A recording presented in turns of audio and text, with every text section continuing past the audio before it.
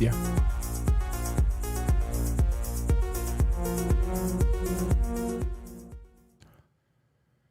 And welcome everybody to day 2 of Turning of the Tide, 9/11 Justice in 2025, a 3-day conference being held in Washington, D.C. to mark the 24th anniversary of September 11th, 2001. And we here at Redacted are honored to be live streaming straight to you on this solemn day, on this 9/11, when we stop to honor and remember the nearly 3,000 people who died that day and the many more who died afterwards.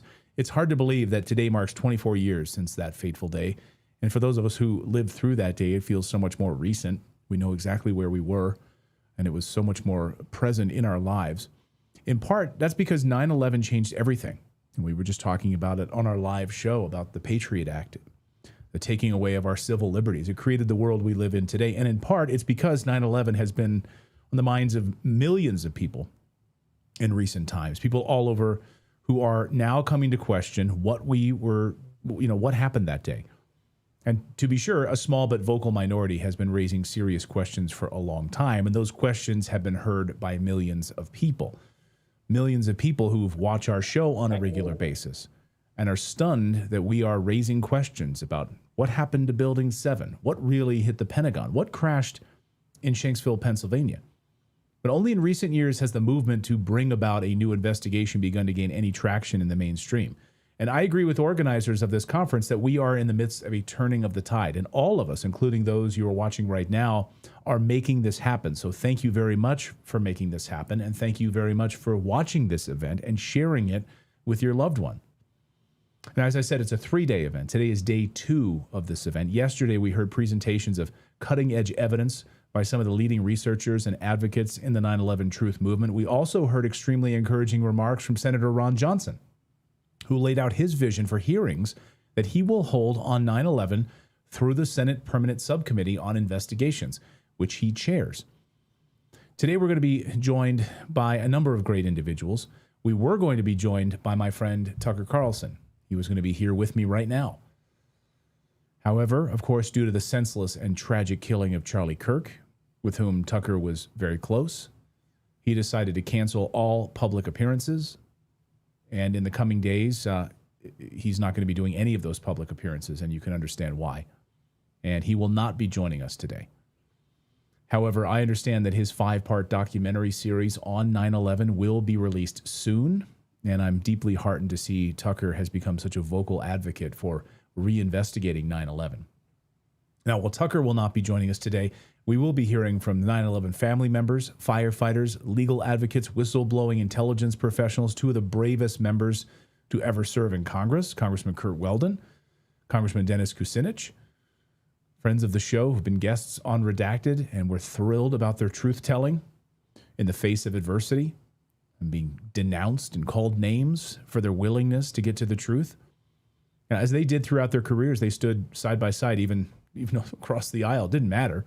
They're coming from opposite sides of the aisle to call for a new investigation because this issue isn't about partisan politics. It's about getting the truth for every American and every person in the world that's been affected by 9/11 and its aftermath. We are all sitting in its aftermath. We're all affected by it. Every time we took off our shoes at the airport, we're affected by it.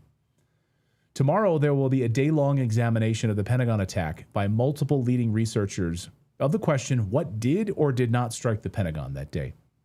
Should be very stimulating and educational, no matter what your view on the Pentagon attack may be. So thank you for tuning in and being a part of Turning of the Tide for Justice and 9/11 Justice. Let's get day 2 of this conference started right now, live from Washington, D.C., and I turn it over.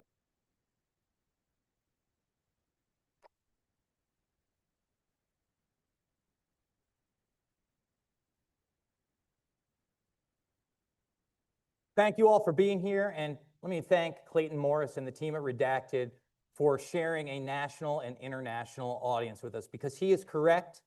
Our entire foreign and domestic policy is still based on that official narrative of 9/11. So before we get started today with some of our great speakers from fire department, law enforcement, congressional and CIA whistleblowers, people that actually challenged the Bush administration during their tenure, like Curt Weldon, like Dennis Kucinich, and like John Kiriakou. Let's have a moment of silence for those that we lost on September 11th.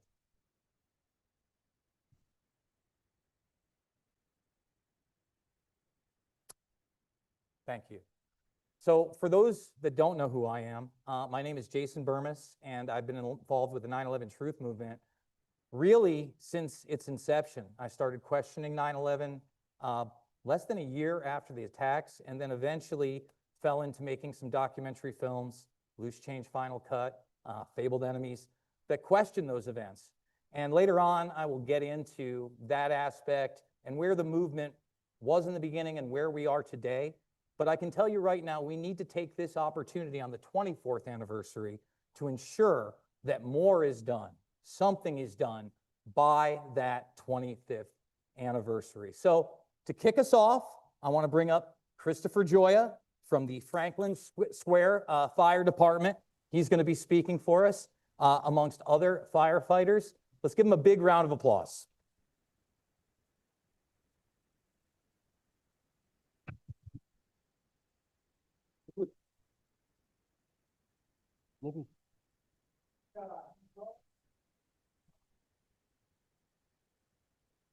Do you need the thing?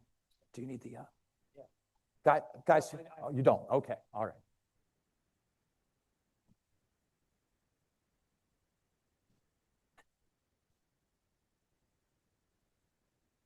"24 years ago, on a beautiful September morning, monstrous evil in the form of murder and high treason descended on America from cloudless blue skies.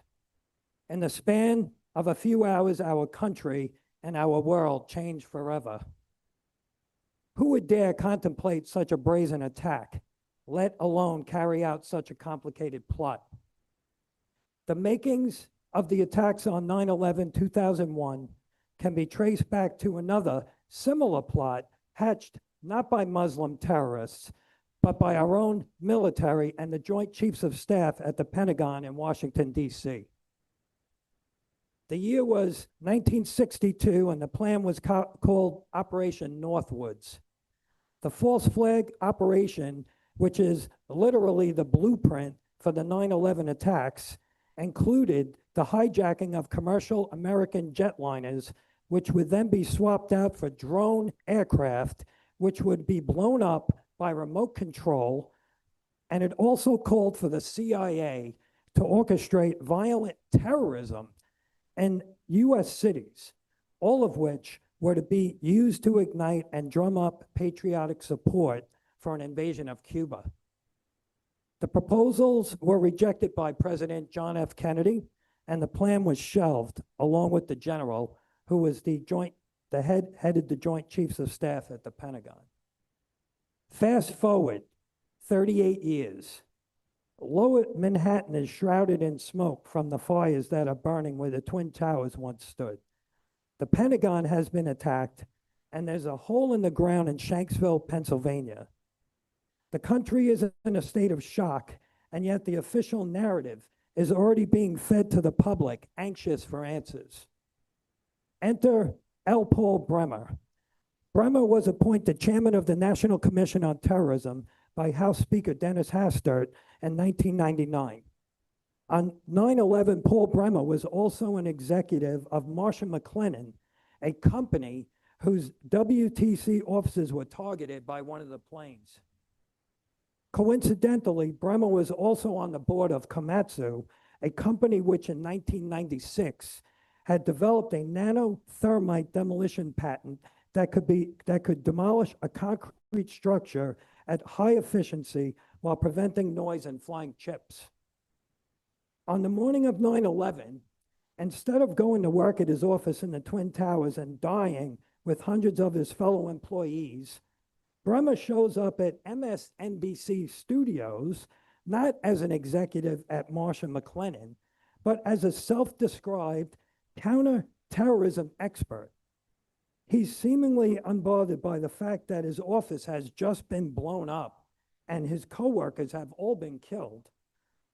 He amazingly gives us the first announcement that the perpetrators were mostly Osama bin Laden, Iraq, or possibly Iran, and told us we needed the most severe military response we could come up with. Commissions to investigate the JFK assassination and the attack on Pearl Harbor were both initiated within 1 week of the event. In contrast, President George Bush stalled for 441 days before starting the 9/11 Commission on November 27th, 2002, and then, only because of the intense pressure from lobbying efforts of a group of 9/11 widows, collectively known as the Jersey Girls. Yet, 5 months prior to this, the Bush administration and the Department of Justice had already moved swiftly to suppress evidence that could be used in discovery proceedings and several lawsuits resulting from the September 11th attacks. In June of 2002, Robert D. McCallum, DOJ Assistant U.S. Attorney for the Civil Division, and James B. Comey, United States Attorney for the Southern District of New York, informed U.S. District Judge Alan Hellerstein in a letter that the Justice Department intends to intervene to control access to all evidence and documents related to the 9/11 attacks. So here it is, 24 years later, our government and the Justice Department and the FBI and our mainstream media think we are still stupid enough to keep believing without question that Osama bin Laden and 19 hijackers carried out the 9/11 attacks. They are not concerned about facts or the truth. The FBI flat out stated it had no evidence linking Osama bin Laden to the attacks, and there was no federal indictment. But that does not matter. Just as it does not matter that Osama bin Laden worked for the CIA in Afghanistan and that the Justice Department released the names of 2 Saudi government embassy officials who aided and abetted 2 of the alleged hijackers, but refused to turn over more information by invoking state secrets. Mainstream media could not be bothered to report on that or to print a picture of President Bush, Vice President Dick Cheney, Secretary of State Condoleezza Rice, and Prince Bandar of Saudi Arabia smoking cigars on the Truman balcony at the White House on September 13th, 2001, while discussing the escape of Saudi nationals and members of Osama bin Laden's family on chartered jets out of the country without first being questioned by the FBI, all of which did take place while Lower Manhattan was still burning, as no other planes were allowed to fly as everything else was grounded.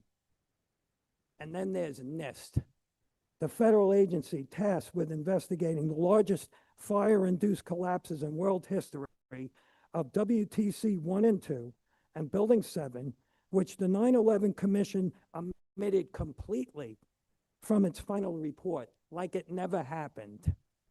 4 years later, in September of 2005, NIST issued a report on the collapse of WTC 1 and 2, stating fire and structural damage from the airstrikes caused a progressive collapse. 7 years later, in November of 2008, NIST issued its report on WTC 7. The building collapsed due to extraordinary once-in-a-lifetime event never seen before or since in high-rise steel frame buildings. Fire was the cause, Shyam Sundar of NIST claimed. Sundar said no evidence of explosives were found, but that NIST did not check for explosives because Sundar said there were no reports of such a sound. But eyewitness testimony from Barry Jennings and others about multiple explosions inside the building proves that Sundar was a bald-faced liar. This is where the whole 9/11 story literally falls apart. NIST ignored NFPA 921. The National Fire Protection Association Guide for Fire and Explosion Investigations, NFPA 921 sets the bar for a scientific-based investigation and analysis of fire and explosion incidents. Referenced in the field, in training, and in court, it is the foremost guide for rendering accurate opinions as to incident origin, cause, responsibility, and prevention. The facts are this: Building 7 was not hit by a plane. There is no jet fuel. It was not a raging inferno. The sprinkler system operated by gravity-fed tanks from floor 21 and above. By the time of its collapse in 5:20 in the afternoon, the fires had mostly burned themselves out. Unbelievably, and most damningly, NIST was forced to admit the entire building experienced total freefall. That is not just not possible without all the load-bearing columns failing at the same time. Maybe in this world, they believe that garbage. But in the real world, fire does not act that way, as any close-up video of Building 7 coming down clearly shows. Maybe that is why NIST really waited 7 years to issue its report. It does not matter. Science does not matter. The facts do not matter. NFPA 921 does not matter. The only thing that matters is protecting the big lie at all costs, except when you totally ignore the facts and distort reality. You really are asking people to believe in a fairy tale, and it's called The Emperor Has No Clothes. Adolf Hitler said the big lie is a major untruth, uttered frequently by leaders as a means of duping and controlling the constituency. The greater the crime perpetrated by the leadership, the less likely it is that the people will ever believe their leaders to be capable of perpetrating such an event. Mainstream news has rendered itself all but useless by perpetuating these lies and abandoning all sense of ethical and investigative reporting on this and other major issues such as the coronavirus, which has resulted in most Americans just tuning them out. According to a recent Gallup poll, 8 out of 10 Americans do not believe the news is accurate and that an agenda is now being imposed on them. How about our celebrity journalists celebrate their own crucial role as defenders of democracy? If they do not want to render themselves useless, they need to swear allegiance to the facts. If they do not, and wherever they lead, and not just to the party line. Or as Senator John Kennedy of Louisiana put it more indelicately, they have to be equal opportunity jackasses. So where do we go from here? 2 groups, the lawyers, 9/11 inquiry, 9/11 inquiry, and architects and engineers for 9/11 truth have been relentless in their quest for justice, and the fight continues. By keeping the public informed with the facts that can be proven, and with the filing of lawsuits to seek legal redress, the fight rages on. That is the single biggest thing that the real perpetrators of 9/11 don't want. That is for 9/11 to wind up in a courtroom with attorneys and subpoenas and before a judge and a jury that would consider all the evidence. It is the cornerstone of the American justice system. And up till now, we've been denied that by a Justice Department that protects the real perpetrators by hiding them behind state secrets. And yet would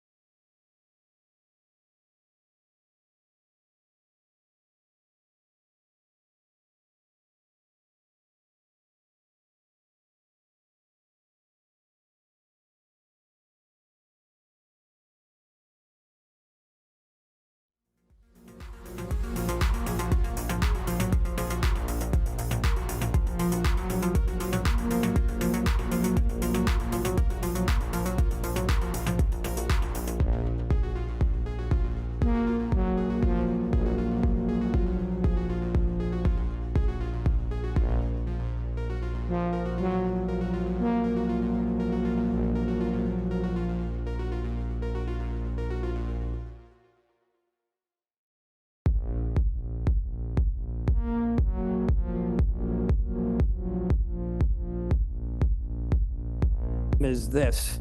Is if our government continues to urinate down the backs of the American people about 9/11 by telling them it is raining, the heavens will fall and justice will be done when the people find out it is not.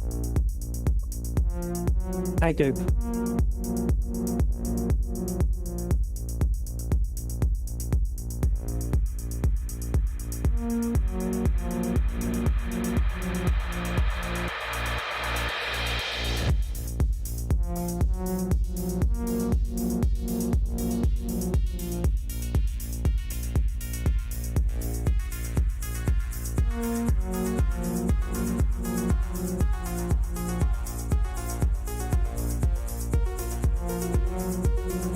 Thank you so much.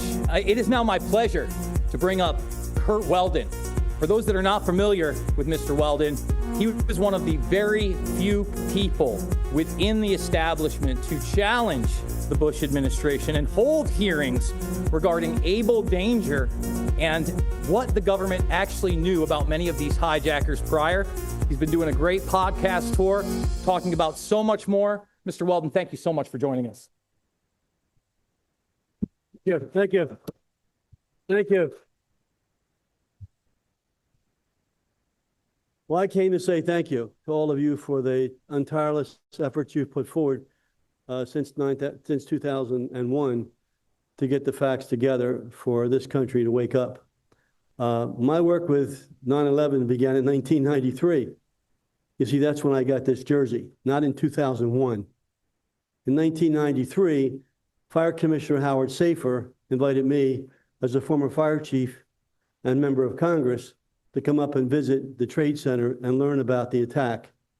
I spent the day at Ground Zero, down in the garage with ATF and the FBI, and I met a young fire officer there who became one of my best friends, Ray Downey.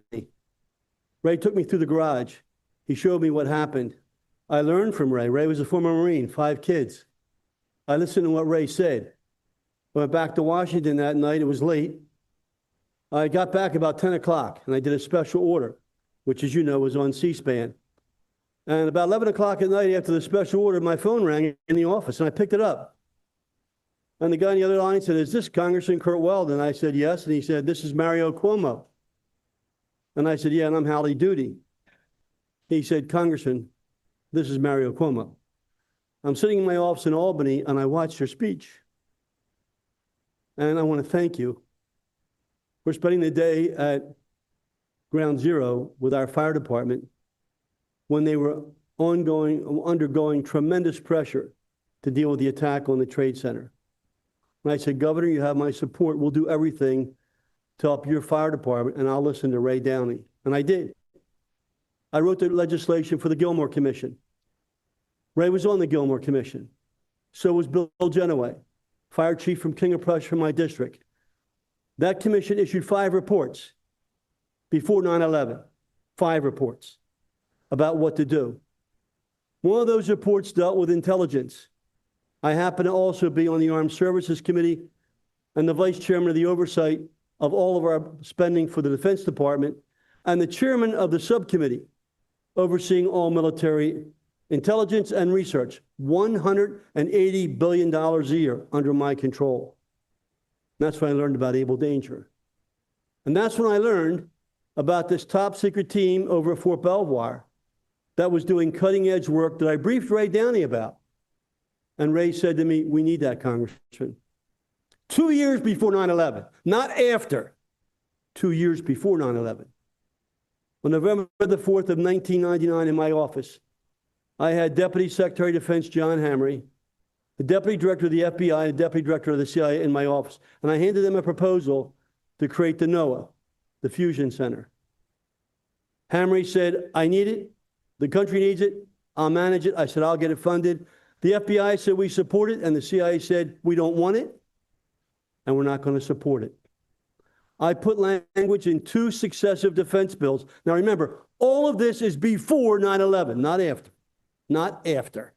We can criticize after all we want. We need to understand before 9/11 what happened.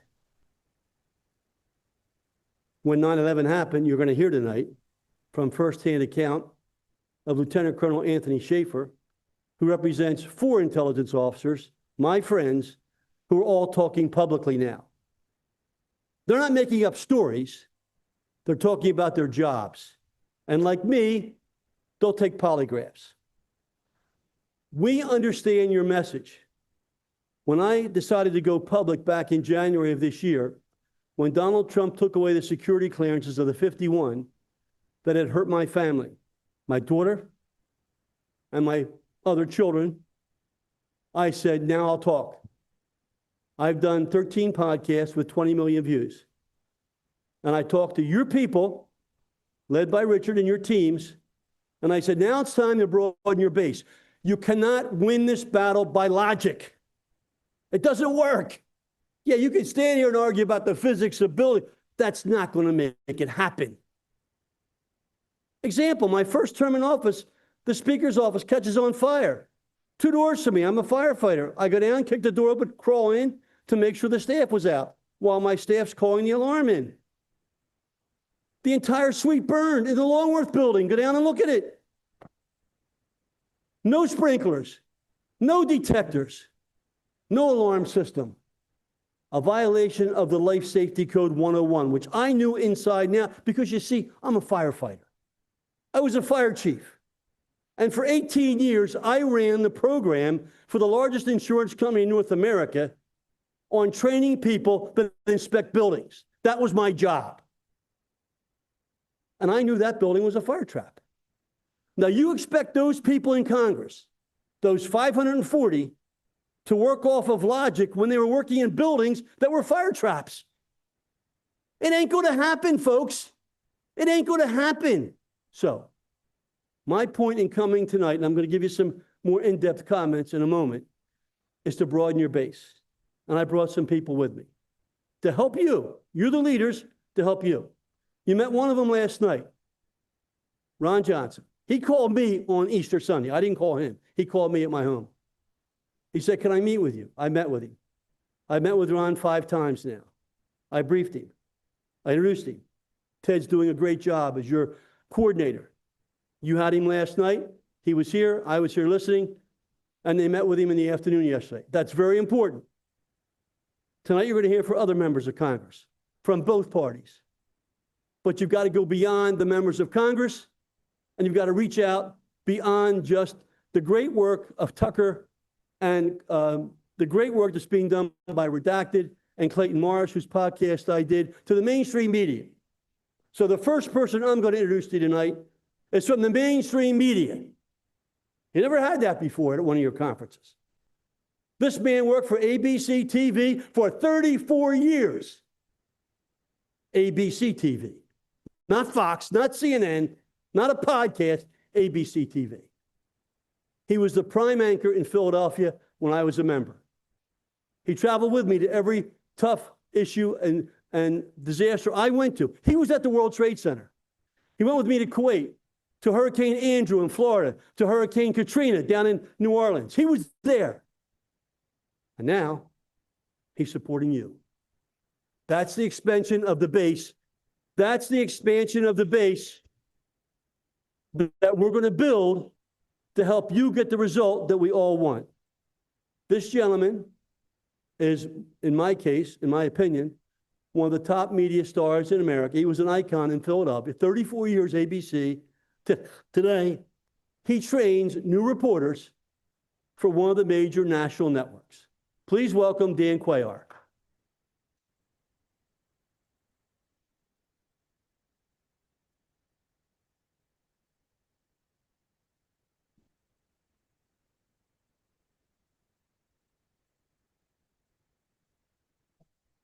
I want to thank you, Curt, for your very generous comments, although you might have embellished a little bit about my background. But I've known Curt for many years because he was my congressman from where I lived in Delaware County, Pennsylvania. And so he would often call me with different story ideas. And it is true, we traveled a lot because he covered a lot of major events that were going on in our country. The wars in Iraq. But first of all, we began with 9/11. I traveled with him to New York after that terrible tragedy, stood there, and I don't need to, you've gone through it, you know what I'm talking about, but just to say this, that I've had a long history with the congressman. He's a great man, a great patriot.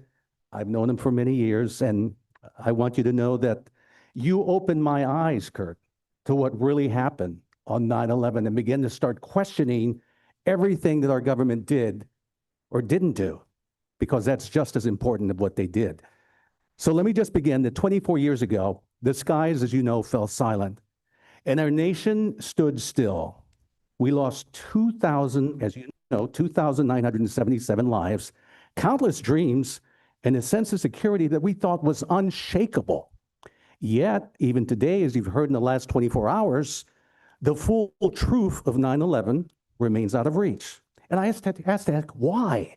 Why is that? What is it that they're keeping from us?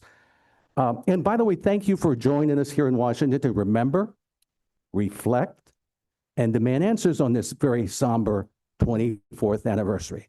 I also want to remind you that long before 9/11, Al-Qaeda had declared war on America. Where's my Richard?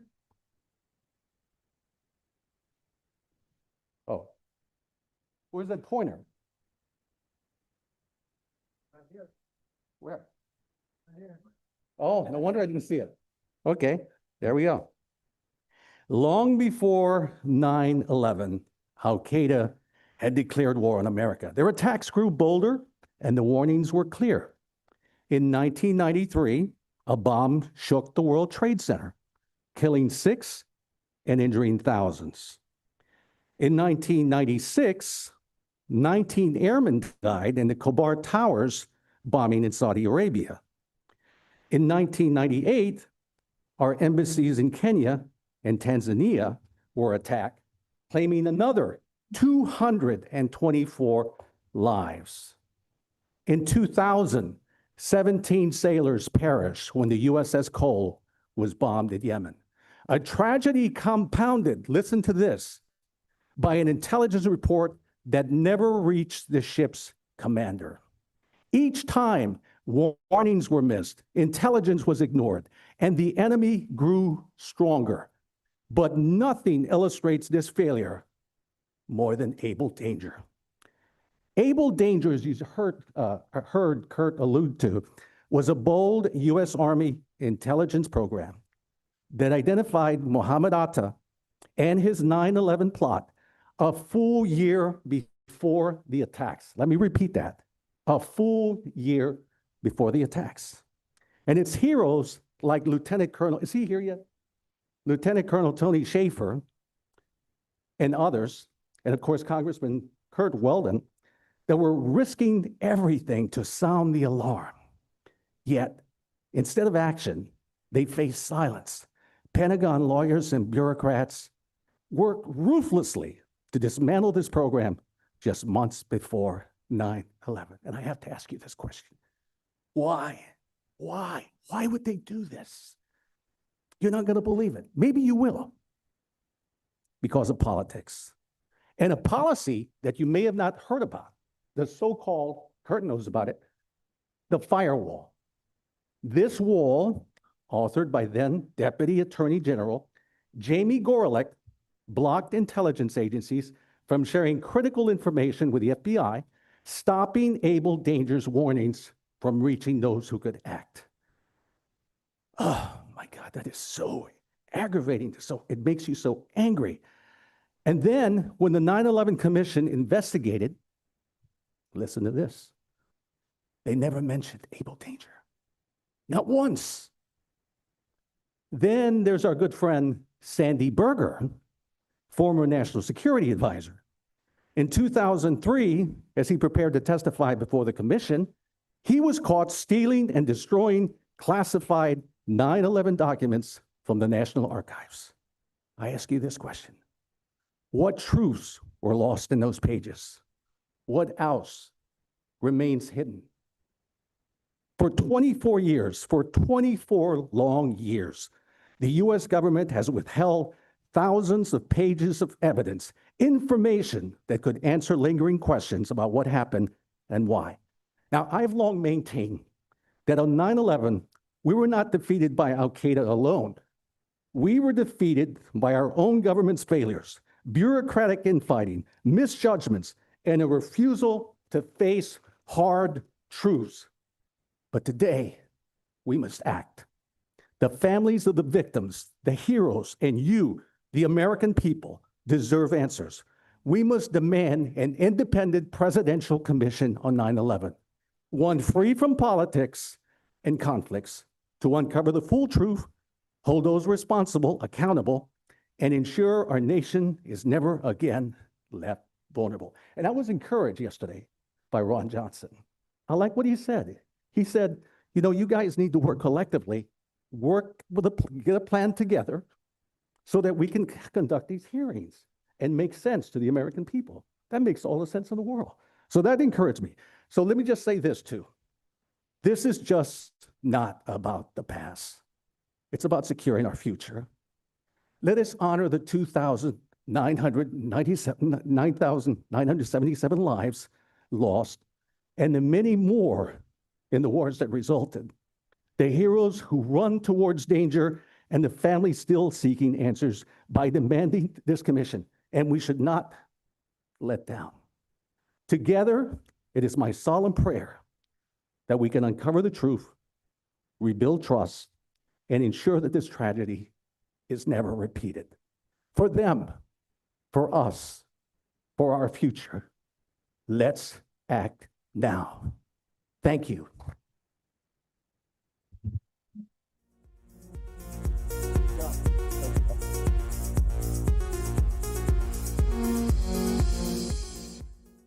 ABC TV runs programs to train the next generation of reporters for the other networks. We're getting there, folks. You got to spread the word. You got to build the base. And that also means you got to build the base in the economic community. We've got to get people from the business community to speak. So I'm now going to introduce Michael Caridi. Michael's from one of the most prominent business families in New York City, one of 11 children. Mike's family specialized in restaurants, food industry, hospitality, very well known, very well respected. I've known Mike for 2 decades. Mike owned a restaurant right near the Trade Center. Now, Mike's not an expert in firefighting. He's not a building expert. We have that here, but you need to expand the base. He's a businessman in New York that felt 9/11 personally with his employees, his family. He loves New York. That's his home city. Mike's a great man. He's also a big financial supporter of someone who happens to be the President of the United States right now. Do you get the message, folks? Mike Caridi. Thank you, Congressman, and thank you for your pursuit of the truth. You never stop. God bless you. So, ladies and gentlemen, today as we gather on the solemn 24th anniversary of September 11th in Washington, D.C., we mourn the tragic loss of Charlie Kirk, a fearless conservative who spoke truth and loved our Lord Jesus Christ. His shooting reminds us of the dangers faced by those who stand for righteousness. We also obviously remember the 2,977 lives that were needlessly lost and the havoc it caused to families and friends forever. As a New York businessman who owned a construction company, security company, and as Curt mentioned, a restaurant with teams across the New York metro area, I stand before you as a survivor of that era, forever marked by 9/11's devastation. That morning, I was in Las Vegas for a conference, waking late around noon Eastern Time. Turning on the hotel TV, I saw the unthinkable towers ablaze, planes crash, and chaos in my city.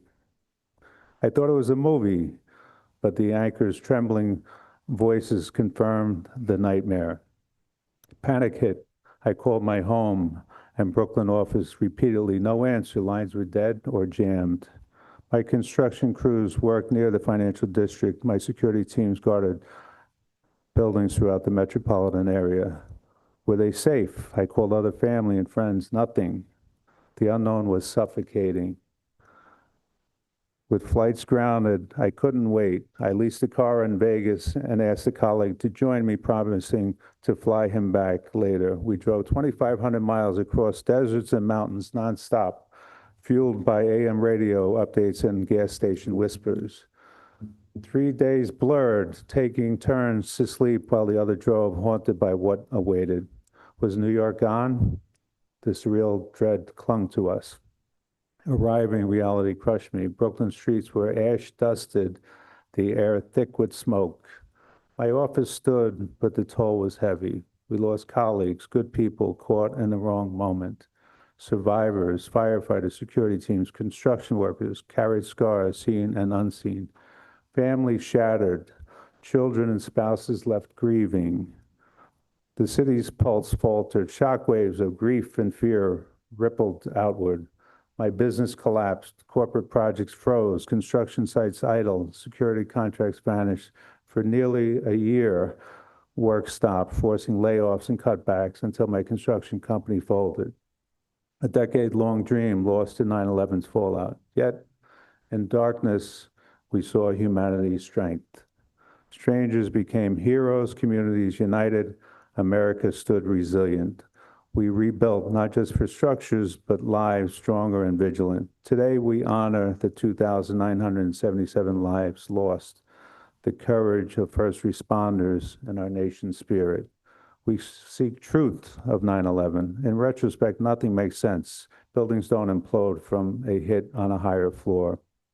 After living through these last 4 years, we must ask, what is our government capable of? Thank you very much.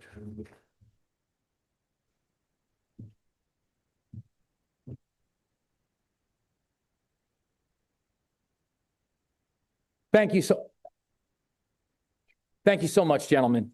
Before we get to our next speaker, just because we mentioned the 93 bombing and Curt was so adamant about what happened prior to 9/11, it is a little known fact that the bomb that went off in the World Trade Center in 1993 was actually constructed by an Egyptian army officer named Ahmed Salam under the supervision of the FBI and our government, and that he actually taped his phone conversations with his FBI handler, John Antisev, where they discuss that very thing. If you'd like to see that, you can see that phone call in my film, Invisible Empire. Now, without further ado, we are going to bring up a family member that has been fighting furiously for the truth about what happened to his brother, Geoff. Matt Campbell is with us. He's also featured in Dylan Avery, my partner, and really the mastermind behind Loose Change, the film The Unspeakable, with Bob McIlvaine, who's going to be joining us virtually afterwards. Come on up here, Matt.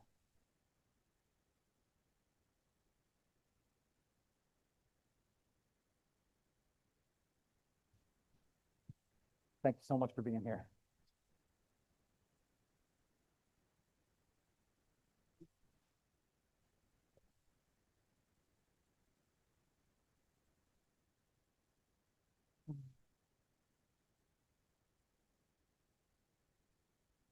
Hello, everyone. Thank you for coming and thank you for watching if you're online. And we don't have presenter view. Yeah, we don't have presenter view on the laptop. Can someone have a look? I don't have presenter view on the PowerPoint again. Yeah. No, it's not on there either. It's not on it. That's what I'm saying. It's not either. If we can do this quickly, fine. If not, I'll go off my slides as a backup. Killing trees, printing them out.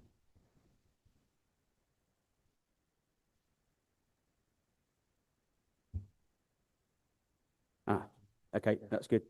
Thank you. Okay, let's start again. Everyone here okay? That's a lot better, isn't it? Right, okay.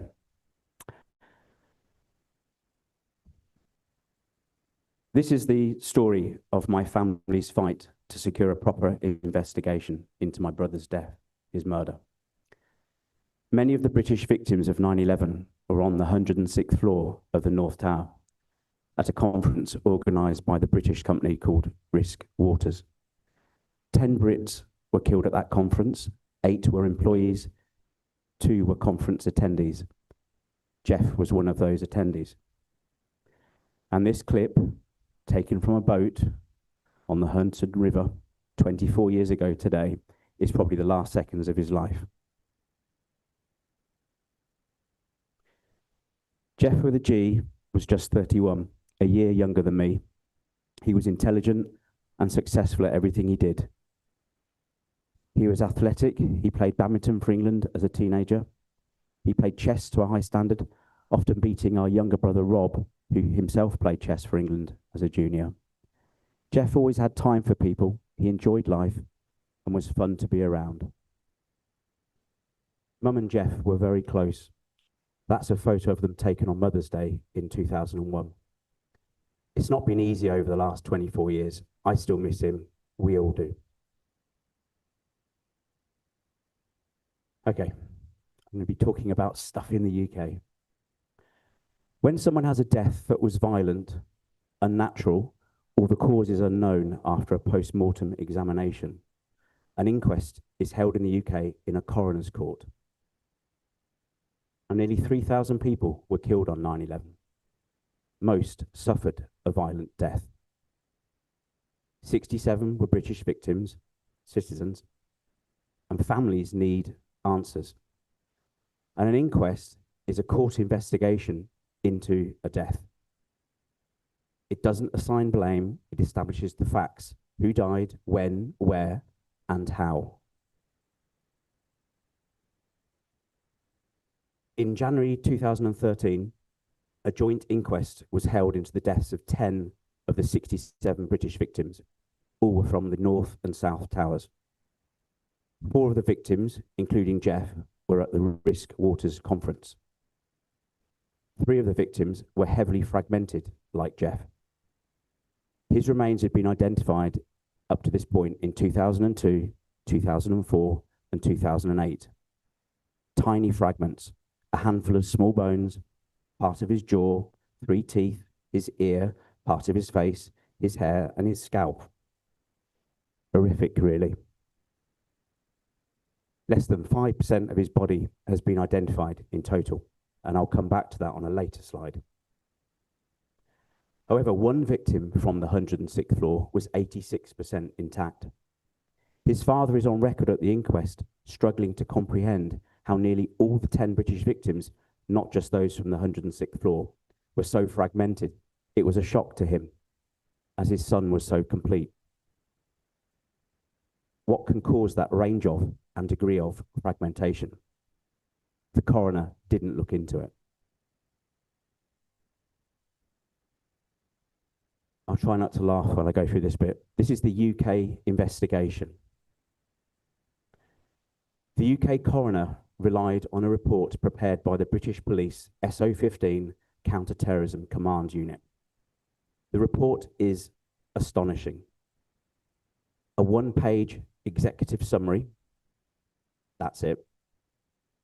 2 pages of nothing more than a timeline of the events of AA11 and UA 175 and the impacts and collapses of the North and South Tower.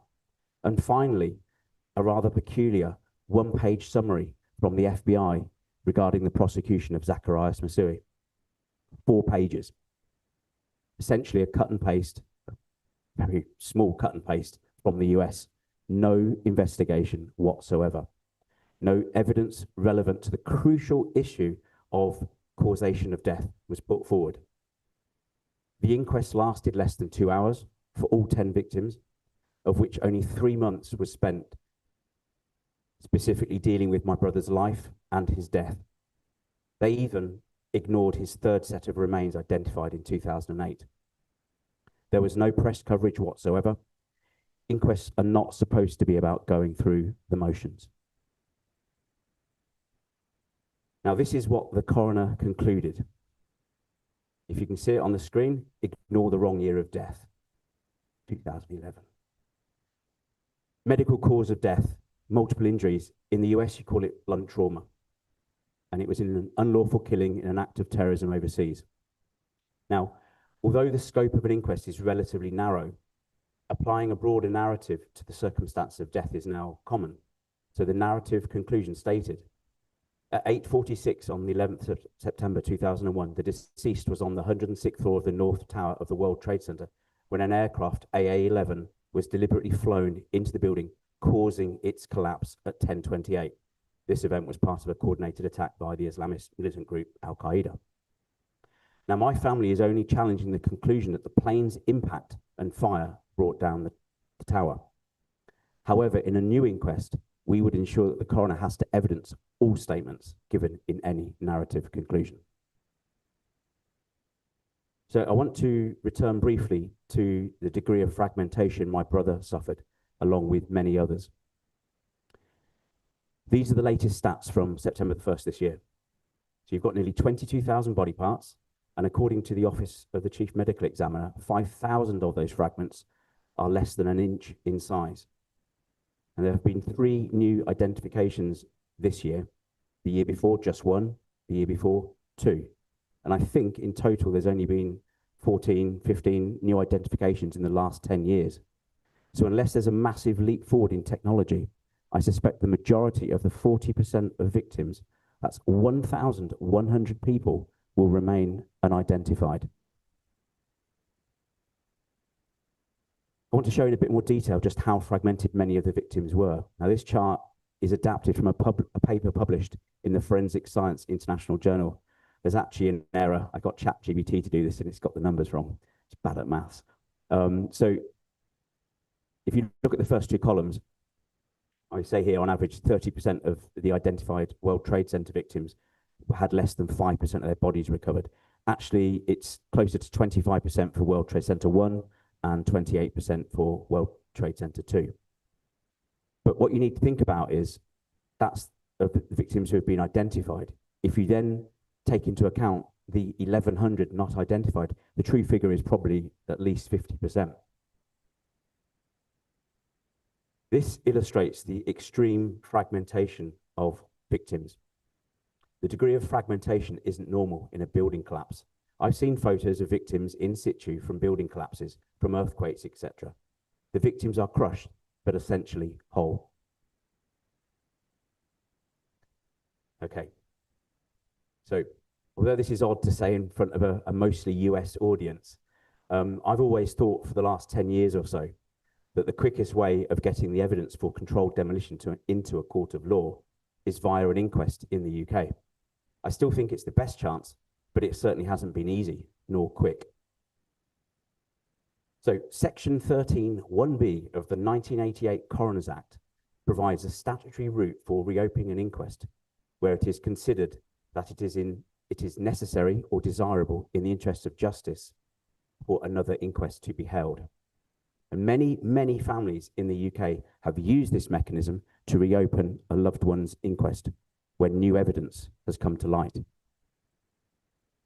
However, the statute does not give the family a direct right to apply to the court. We have to ask permission from the Attorney General. for England and Wales.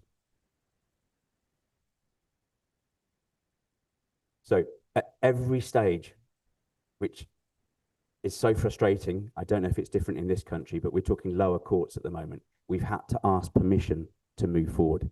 It costs both money and time. And it's a bit of a theme that's developed over the last 4 years. I'll try and briefly summarize what's happened and how a relatively straightforward inquest application has turned into a litigation quagmire. However, each hurdle successfully overcome is taking me closer to justice for Geoff. And so it began. So the definition of lawfare is the strategic use of legal proceedings to intimidate or hinder an opponent. And I've pretty much been at war for the last 4 years.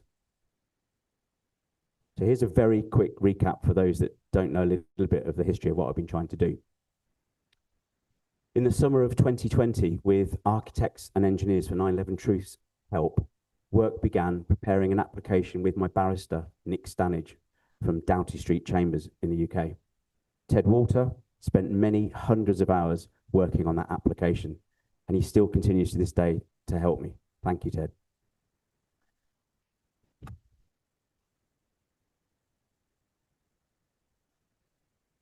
In August 2021, a 2,500-page application was submitted to the Attorney General. The application contained new evidence which had not been put before the coroner at the first inquest. The new evidence was eyewitness and expert testimony, evidence of explosives and incendiaries, analysis of the Twin Towers' downward motion and explosive behavior, seismic evidence of explosions, demonstrable inadequacy of the NIST investigation, as well as supportive signed statements from victim family members in the US. On paper, granting permission to reopen my brother's inquest looked like an easy decision for the AG. We expected an answer within a few months. But no. We waited a very long 22 months for a decision. And in June 2023, we received a terse, almost laughable letter of refusal, which was unreasonable, irrational, and unlawful. I'm using legal terms there. We immediately set about raising funds to challenge the decision in the High Court with what's called a judicial review. And by law, you only have 3 months to do that from when the decision is made. Essentially, you apply, asking for permission, first, of course, to the High Court to assess whether a decision made by an authority is a lawful one. And again, this is a mechanism that's used a lot in the UK. We threatened this legal action of judicial review because their decision was so outrageous.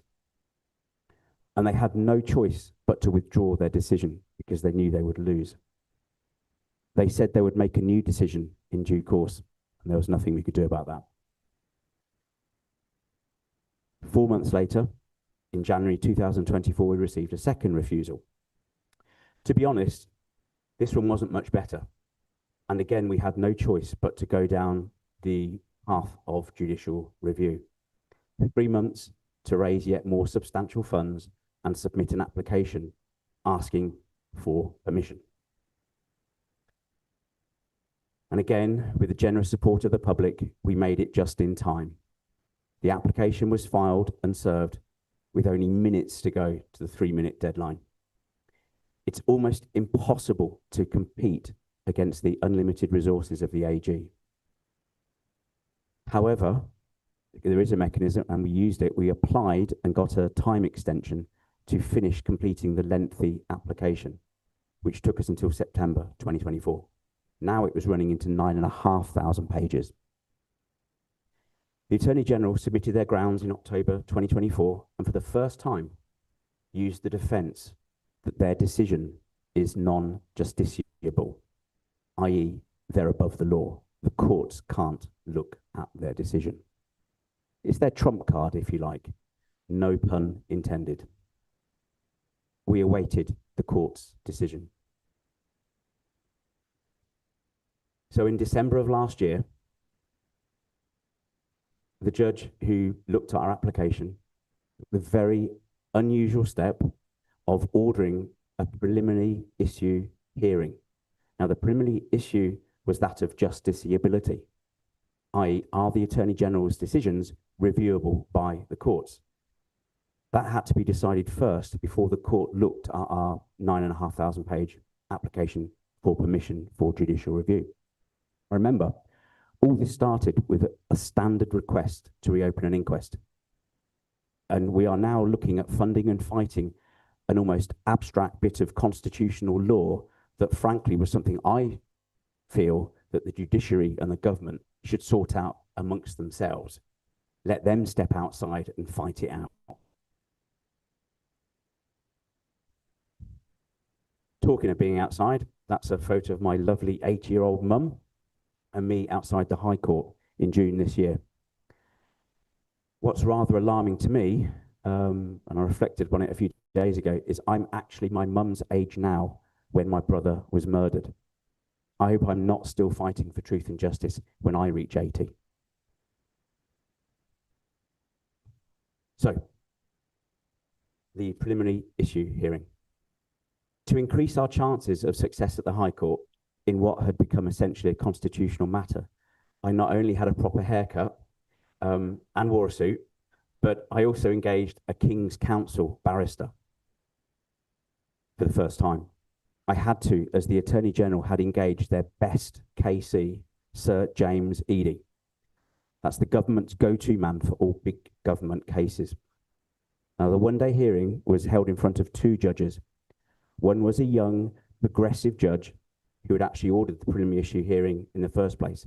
And the older judge was more of a sort of dyed-in-the-wool, old-fashioned sort of guy. It was clear that the younger judge was receptive to our arguments, and the old boy less so, clearly lapping up every word Sir James Eadie said. I won't bore you with the legal minutiae, but we put up a good fight. My KC delivered a healthy mix of self-deprecating humour and the occasional outburst, asking things like, why on earth did it take 22 months for the Attorney General to make that first decision? And then why do they continue to resist the reopening of my brother's inquest, which should have been granted?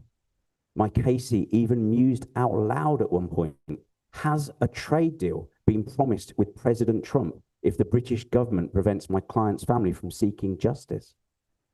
He also sarcastically thanked Sir James Eadie's masterclass in legal gobbledygook, as there was little substance to his arguments, just lots of Latin words.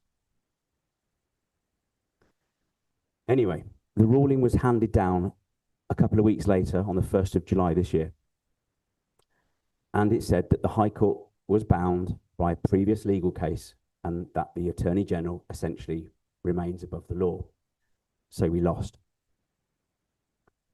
However, although we expected we might have a few grumbling words of support in the ruling, especially from the younger judge, which might have perhaps allowed a foot in the door for a Court of Appeal path, we did not anticipate that the judgment would employ really strong legal language as emphatic as anomalous, and literally spelling it out that the only court that could freshly rule on this issue of justiciability was the Supreme Court.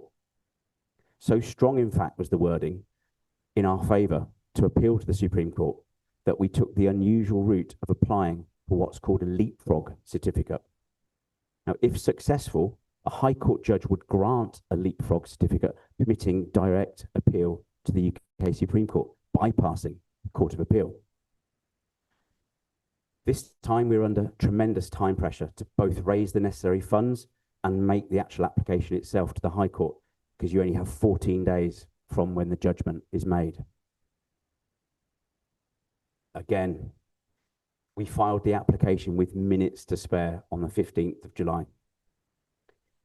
The Attorney General filed an objection, which was completely ignored by the court, because on the 11th of August, we were granted the certificate, and then you have 28 days to raise the funds and do the work to submit what's called a permission to appeal application to the Supreme Court. The deadline for filing was Monday, the 8th of September.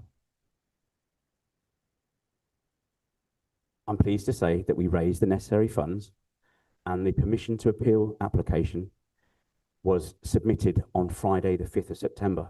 And thank you.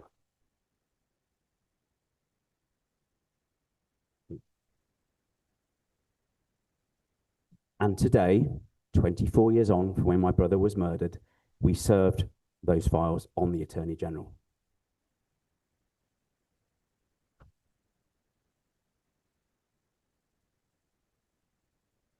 They now have 14 days to respond with their own grounds.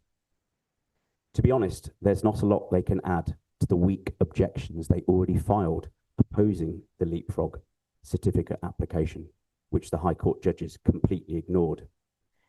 The Attorney General is skating on very thin ice.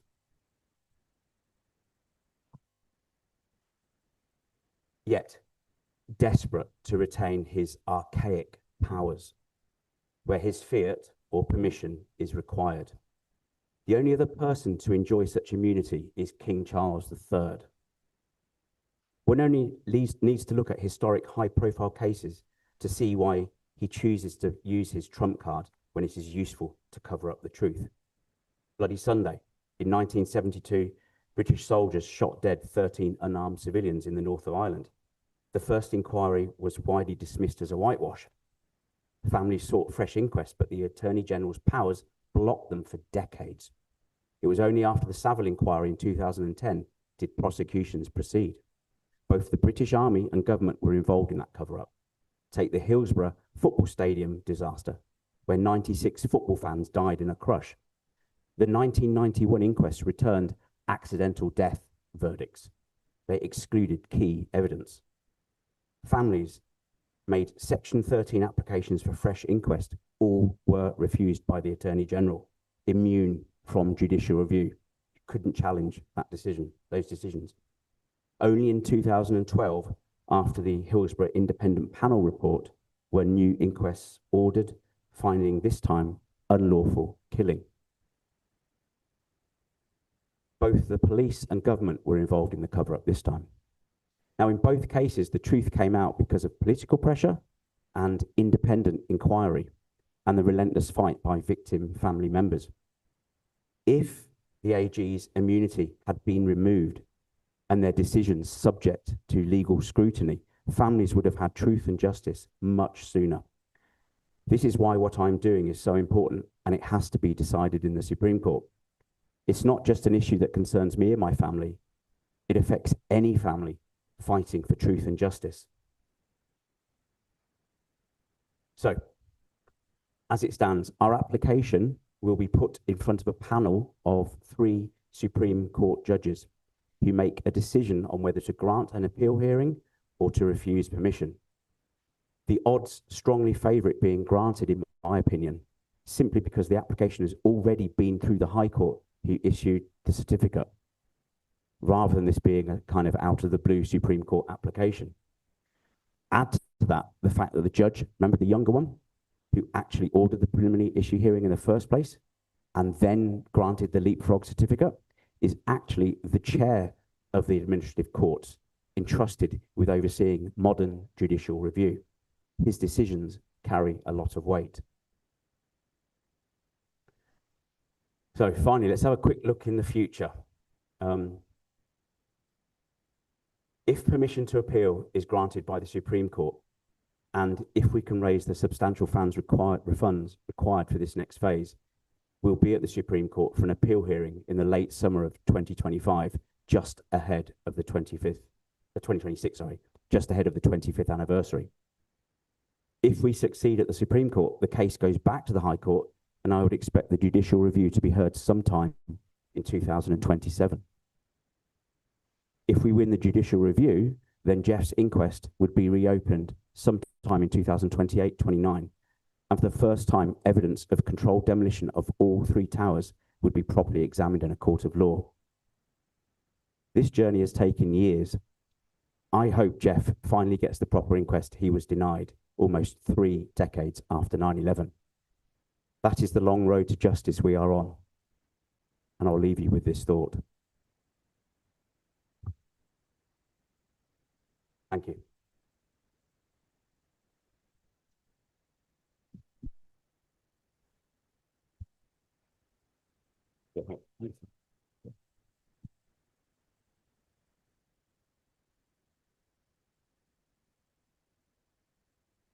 Thank you so much, Matt. Your work is so appreciated.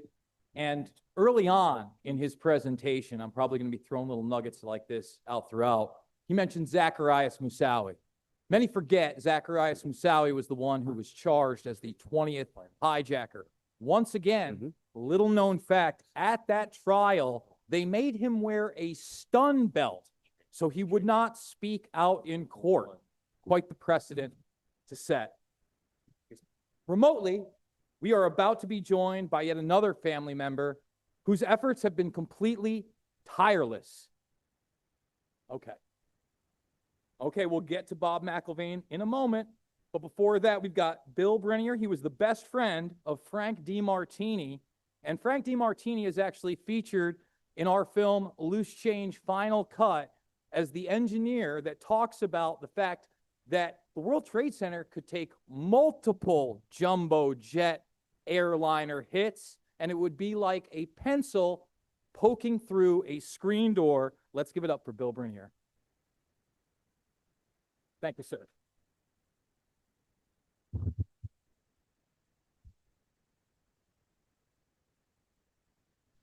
Hello, everyone. And thank you for that introduction. It goes without saying that I'm not here to honor me. I'm here to honor my best friend, fellow I met back in 1971 when he was 18 years old and I was 20.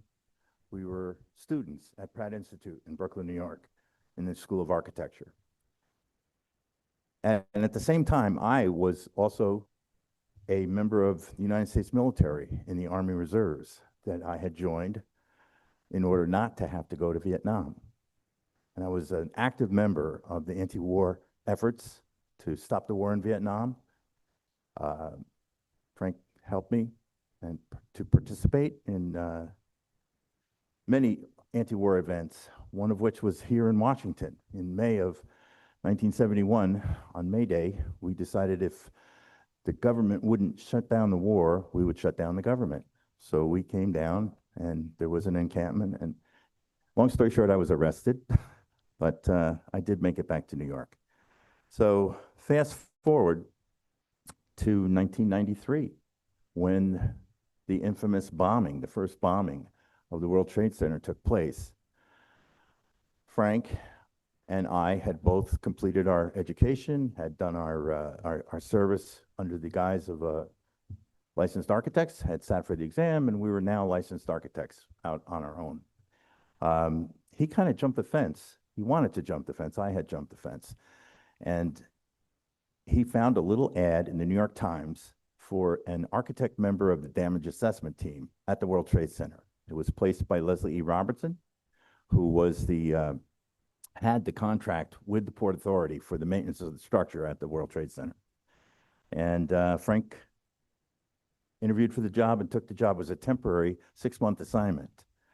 And he got his wife, Nicole, a job there as well. And as time went on, he made an impression on the Port Authority. They're not quick to hire, but they hired Frank as the manager of construction for the World Trade Center. So he suddenly had the entire World Trade Center, all 7 buildings were under his guise in terms of any construction project. So it's a little weird that he was not aware that the buildings were being loaded with explosives. This is, what I think of today is why didn't Frank know? This picture was taken on August the 11th, 1995, when there was a celebration of the 50th anniversary of the end of World War II.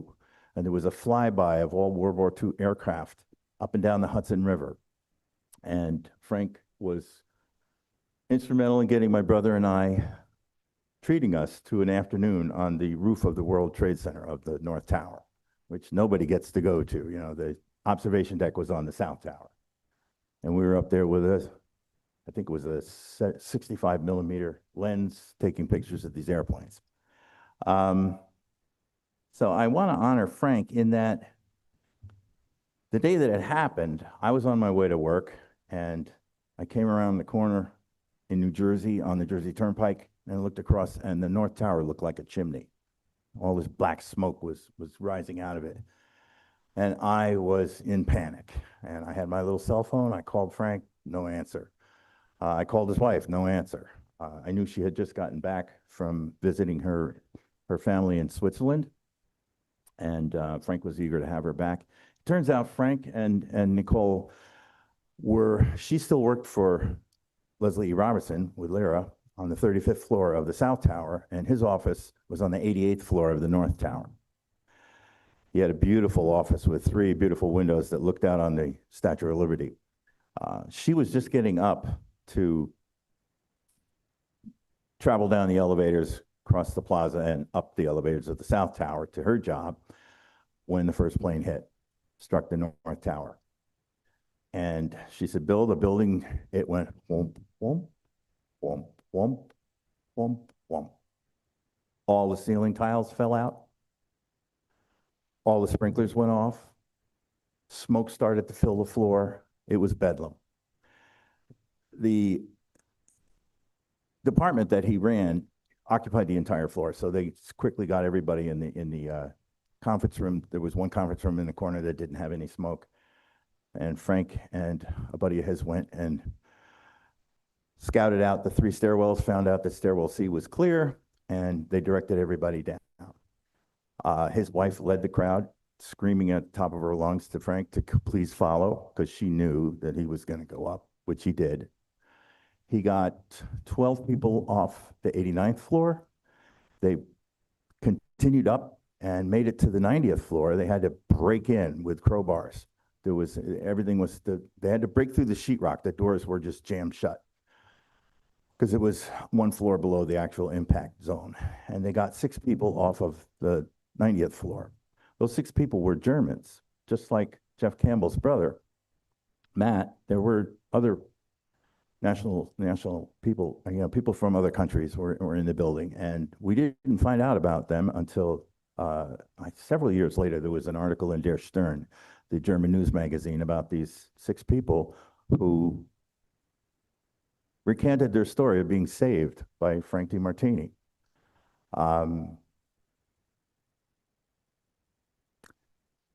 It's always tough for me to talk about Frank, but we don't know where he was when the North Tower came down. We think he was somewhere between the 25th and the 15th floor. And at that point, if you've all looked at these movies, these videos that we're talking about or showing about the incredible explosive power of those buildings blowing up, he was vaporized. That was the saving grace. He didn't. I don't think he felt a thing. So I'd like to,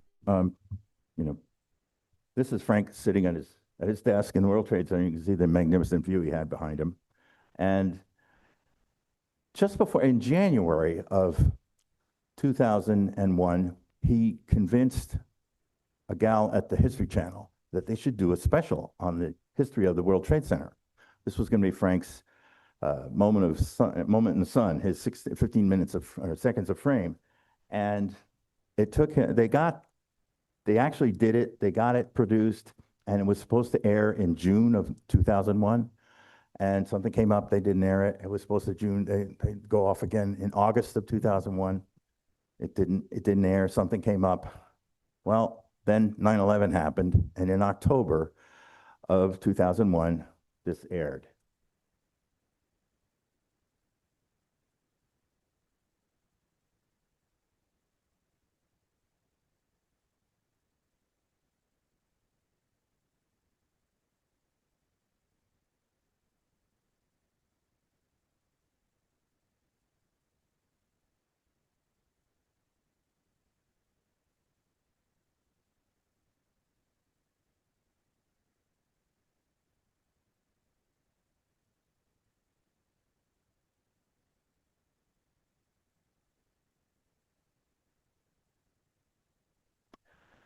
So, I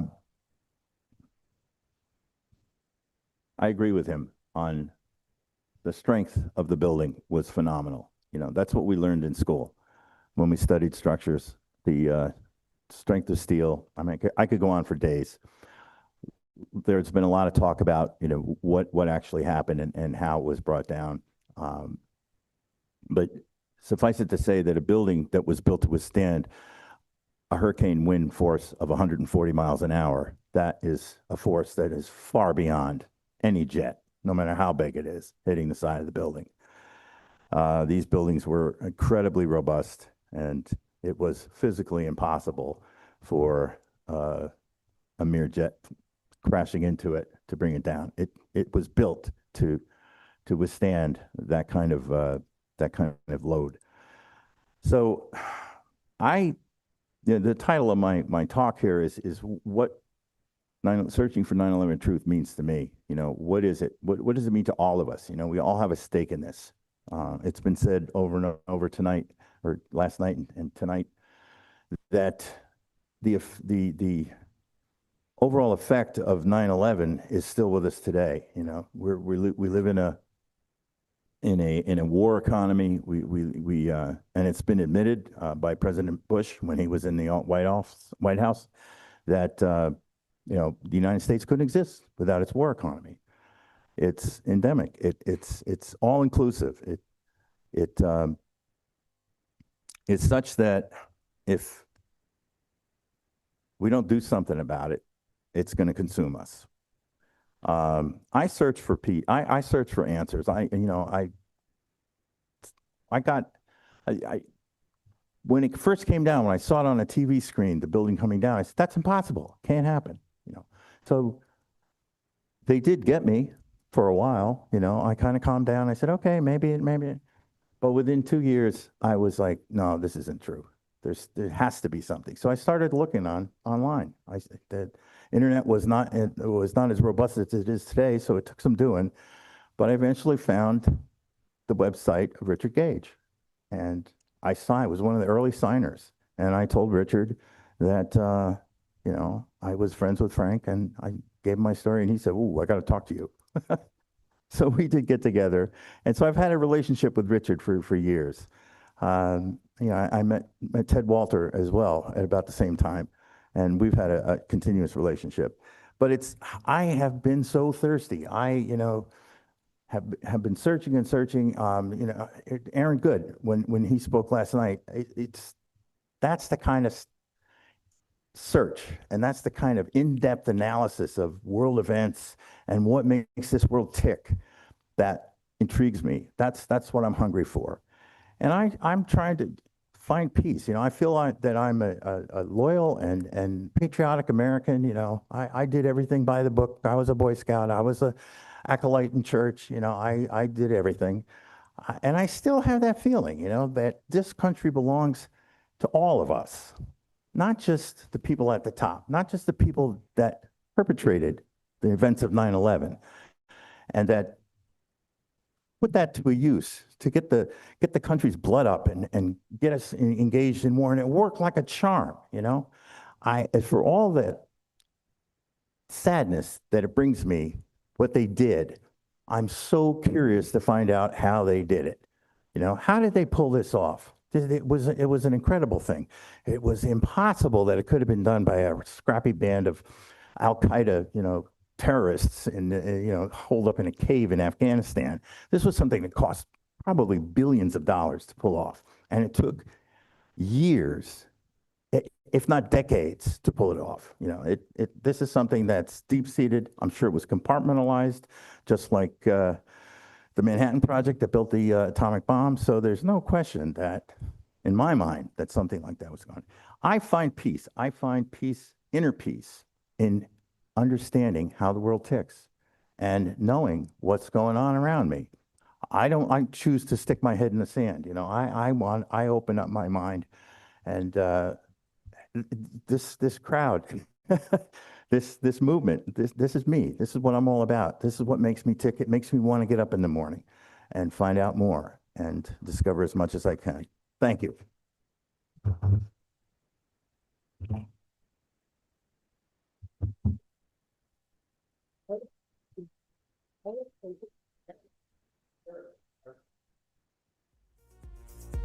Thank you so much. Just a couple of points to be made. The official report of 9/11 says that the attacks were actually carried out for under $500,000, yet they ignore a payment of $100,000 from the head of the Pakistani ISI to Atta just a week before the attack. So you have that. And he also mentioned the vaporization of many of these victims. First and foremost, 60 Minutes actually did a piece on this week, talking about how some of the family members are just receiving the fact that they've recognized the DNA of their husbands, of their sons, of their wives this past year, and that is ongoing. And perhaps that has something to do with what James Bakarsky, the head of FEMA in New York that day, he was there the night before for the tripod drills, telling us that there were degrees of 2,700, let me repeat that, 2,700 degrees Fahrenheit on the site of the World Trade Center. Now, our next guest joins us. His name is Erik Lawyer. He is a firefighter for 9/11 Truth. He's been bringing forward this message for many years. He is retired from the Seattle Fire Department with 25 years of experience in firefighting and emergency services. Let's give it up for Erik Lawyer.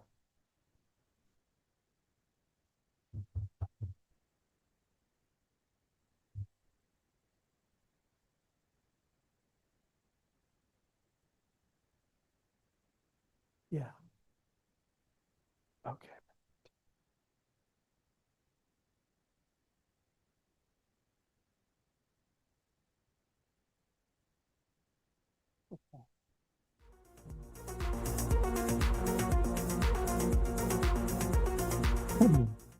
My name is Erik Lawyer, and I'm with Firefighters for 9/11 Truth.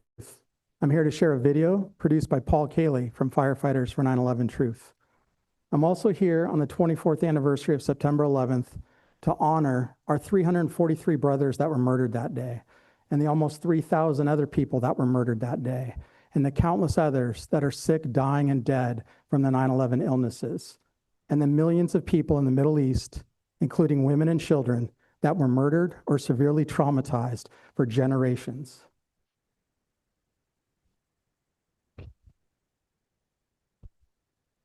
And to our military that have needlessly lost their lives because of the 9/11 lie.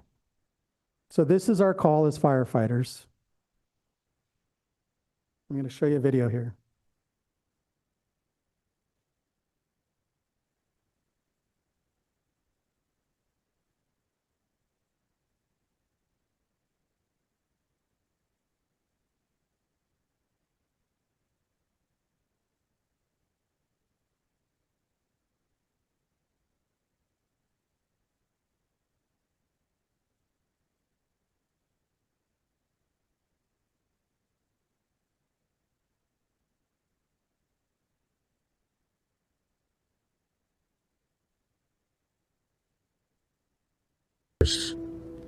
It's for a new investigation. The simple reason is the one done did not follow proper procedures.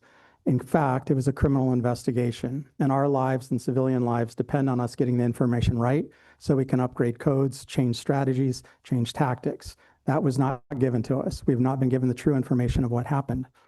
So what was actually done? Well, within days, the evidence will say, we're going to stick to Tower 7. The evidence from Tower 7 was destroyed. It was shipped off, removed from the scene. That could be done, could be excused for rescue and recovery operations.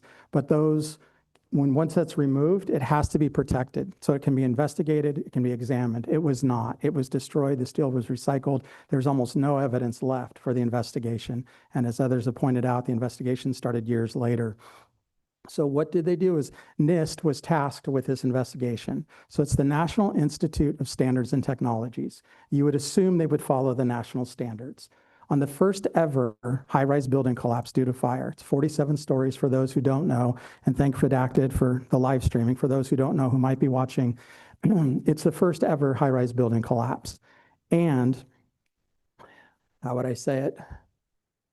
It should have been the most thoroughly investigated, examined building ever, so that we understand how that happened, why it happened, prevent it from happening again. But it was not. So NIST, that was tasked with this investigation, they did not follow the national standards. They came up with excuses. They claimed that there were no witnesses to explosions, no audio recordings, no video recordings. You just saw them. So that's their excuse for not following, for not testing for explosives. Because you also saw in this video other high rises that have burned for hours and they did not collapse, they did not tip over. And you also saw controlled demolitions. Tower 7 matches controlled demolitions precisely. What are controlled demolitions? They're explosives. So the NFPA 921 that Commissioner Gioia mentioned, that's our gold standard for, it's the basics, I'll call it, for fire and explosion investigations. We should go way beyond that on something like this. So the fact that you don't even follow the basics and you look for excuses not to test, that's criminal.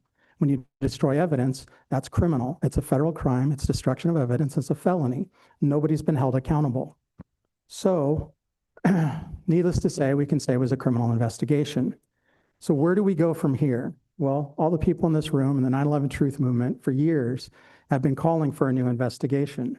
They've been providing the evidence, researching, investigating themselves, and in the last 24 years have an incredible breadth and depth of information of what actually happened. So where do we go? Well, you've probably heard the definition of insanity is doing the same thing over and over, expecting a different result. We didn't get a proper investigation from the federal government.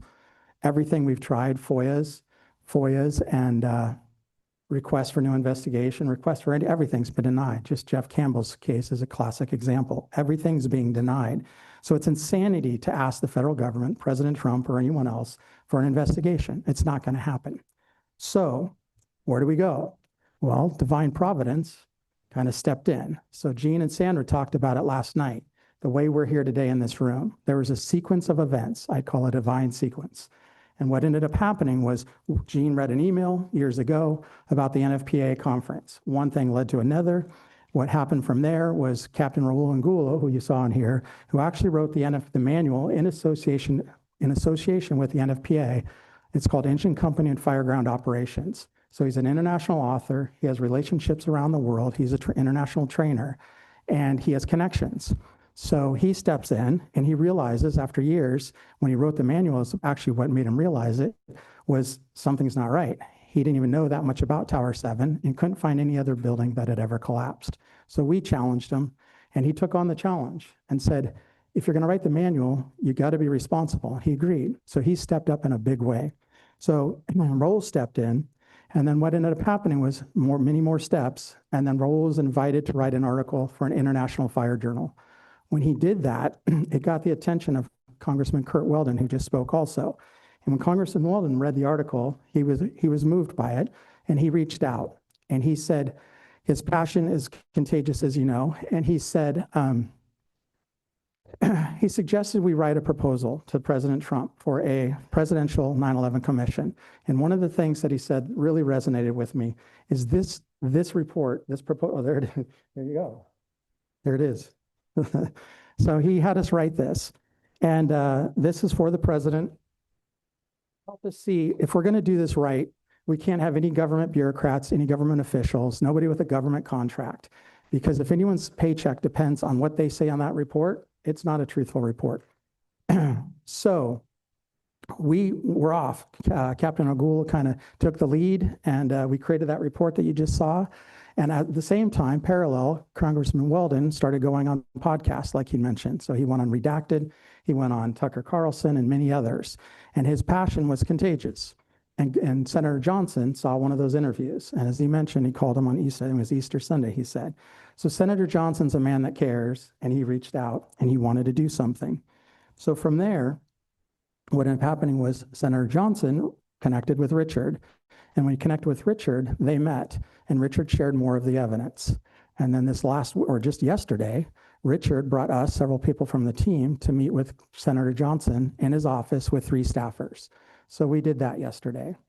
And it was my first time meeting Senator Johnson in person. I've seen his interviews, but I can tell you, this man cares. He has a huge heart, and he's not here to cover anything up. He's here to help us get this out. But he's also a wise man. So he confirmed a lot of things a lot of us know. There are corrupt forces controlling the government. He would be basically unable to bring this into Senate hearings right now. As he pointed out, he has a small staff. They're working on the COVID hearings right now. And he said, if I bring it in with just my staff and myself, you guys have done 20 plus years of research. You've got a huge different team that's worked on different areas. I could never do anything like that. So he says, if I go in there, I'm going to be shot out of there. He said, those corrupt controlling forces will basically stop us in our tracks.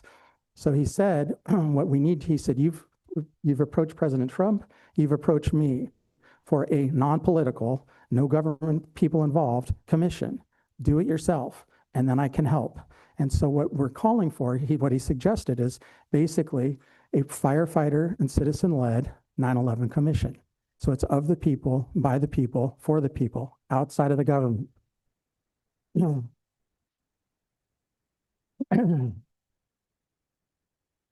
And so he said, when we do that, what we need to do is as I said, he's wise and he's strategic. And he goes, what we do then is we do that, we build the political or the public pressure, the support. When people see this, he goes, we need to make it or put it on a silver platter. It needs to be easy to read, super digestible, and it has to be irrefutable. Cover the whole breadth, like Congressman Weldon's calling in, bring in all the different pieces, not just the building structure, but the intelligence and everything else.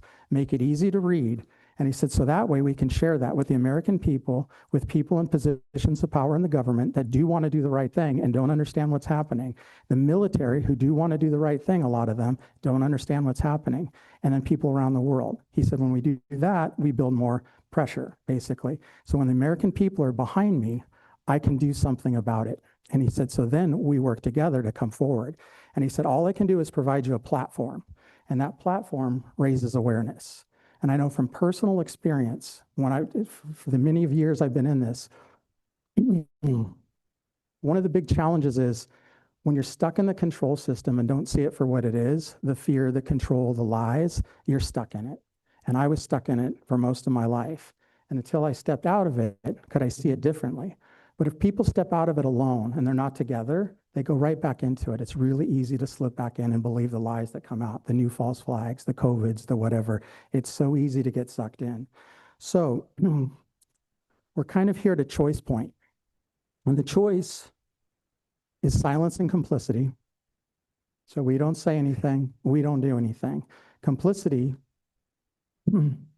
or rise together and face the fear. The consequence of complicity is the world we see today. So when we do nothing, we say nothing, we don't take action, we're going to create more of this. It's actually going to get much worse, in my opinion.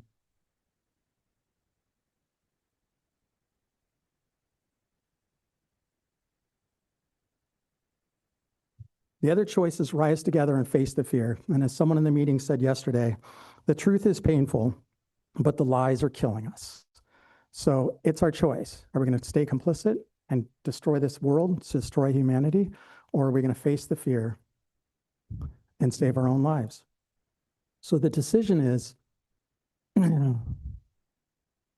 fear and complicity or love in action. So on this 24th anniversary, I'd say let's honor all the fallen by building a better world together. Let's build a better world together by choosing love in action. And let's do it for the 343, for all the fallen, and for humanity. And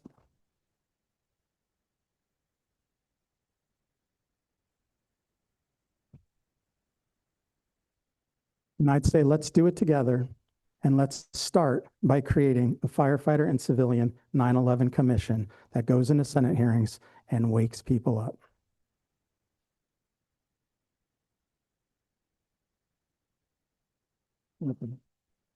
And I'd like to add that it's not just about waking people up, because when we understand how the control system works, and we have enough of us, brothers and sisters along each side, have each other's back, from that place we start feeling safer. When we start feeling safer, we're not in survival mode. So when we're not in survival mode, we can begin creating. And so when we know, we can step above the corruption. So the corrupt system, if we're stuck in it, we're in it. If we can see it for what it is and we rise together, now we can begin seeing new choices, new opportunities. So I'm not saying the answer is anything other than getting enough of us standing alongside, willing to face the fear and the truth together. And from that place, We're going to create something beautiful. I know it in my heart, and just thank you. What's that?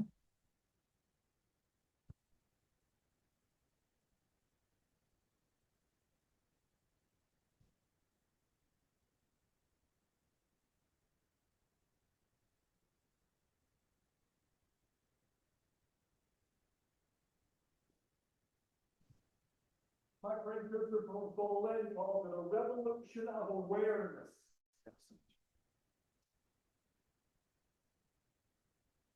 Powerful speech and presentation from Erik Lawyer. For the audience out there online and those who may not know about it here, there is a documentary film just on Seven alone called Seven. It's not the Brad Pitt movie. It is by Dylan Avery, and it's on the Fairbanks, Alaska study. I hope that everybody checks it out, as it is a powerful representation scientifically of how we have been lied to. Now, earlier, I mentioned another film by Dylan, and that would be The Unspeakable. Bob McIlvaine is part of that film, but he's so much more. He's somebody who has fought for over 20 plus years for the truth about what has happened to his son, Bobby. So without further ado, I introduce to you Bob McIlvaine joining us remotely.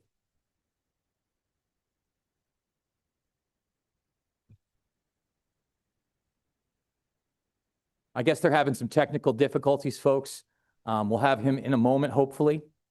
And when we do, I just want to point out how these emotions tend to run high, and they should. This is something that truly has affected every single one of us in this country and beyond because of the narrative lie that has been forced upon us. I don't envy those that actually lost loved ones on that day. And that's why Bob's story, to me, just the fact that he continues to fight the way he does, as tenacious as he does, is an inspiration. So let's go to Bob McIlvaine.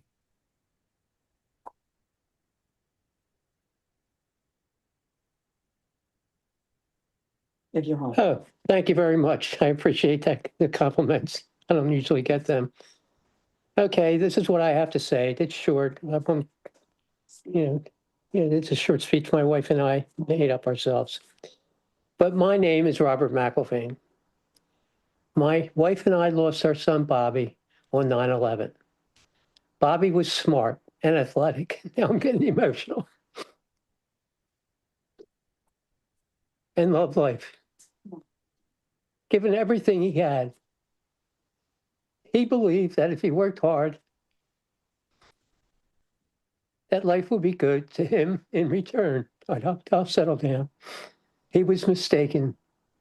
My heart still hurts when I picture the moment he must have realized that life wasn't as beautiful or as fair as he believed it to be. In the years that followed his death, our small family, my wife, Helen, my son, Geoff, and I continue to honor Bobby on 9/11 by attending the ceremonies in New York City. Each of us took a turn saying Bobby's name at the podium. In that moment, we were transformed back to that awful day when our sweet boy died. We each hoped that he would somehow wake up from the painful nightmare. Instead, we continue to face the horrendous truth that he was gone. Now, so many years later, my daughter-in-law, Kelly, and each of our 4 grandchildren also take a turn at saying his name proudly at the podium. And the hurt continues, not only because we lost him, but also because the people of America do not know the full story of his death and the death of others that day. Sadly, the people of our country have moved on, and 9/11 is just something for the history books, like Pearl Harbor or the Civil War. Something to be mentioned briefly in school, never to be questioned. Years ago, a grief counselor explained to my wife and me that events like 9/11 in time lose their importance to everyone but those who were directly involved. I see that now. Americans have moved on. Other events take precedence. So the real truth about Bobby's death remains obscure, and how sad that is. So what is the real truth about that day? Let me start by asking some important questions. First, let's look at the planes. Anyone who gave that day a moment's thought must wonder, how could the two planes that crashed into those doomed skyscrapers be piloted by a couple guys who took a few lessons on a little Cessna? Just plain nonsense. But we saw a nation continue to believe that story. And why?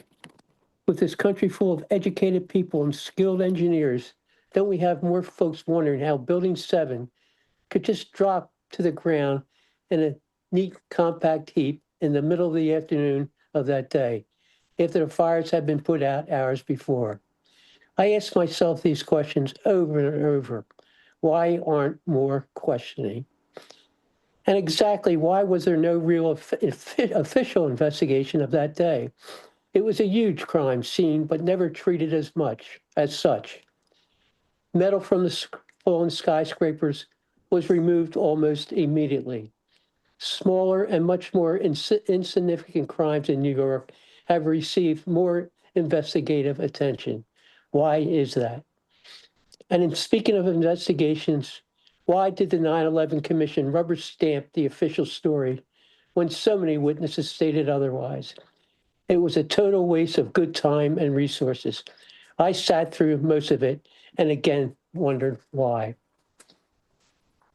Recently, a journalist on MSNBC was speaking about the present administration when she said, why trust them? Why take them at their word? That's exactly what I'm asking about the administration of 2001. Why believe them? In 24 years, there has been no accountability, no truth, and no justice. Over the years, I've been forced to be my own detective, without subpoena power, without discovery, without the ability to question people under oath, without the idea that would be held accountable to the fullest extent of the law if they were found to be lying. It certainly makes it hard to know the full story. Everything I have done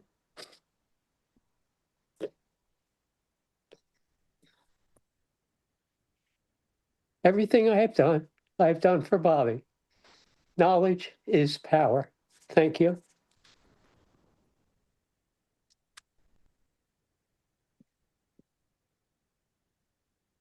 No, you're still going to just stay. Sorry.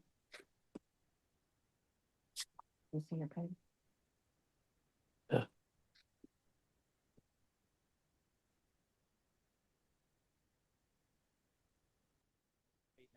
really, since the inception, has been leading that charge with the family members for 9/11 Truth. And you know, he just mentioned the aircraft that day.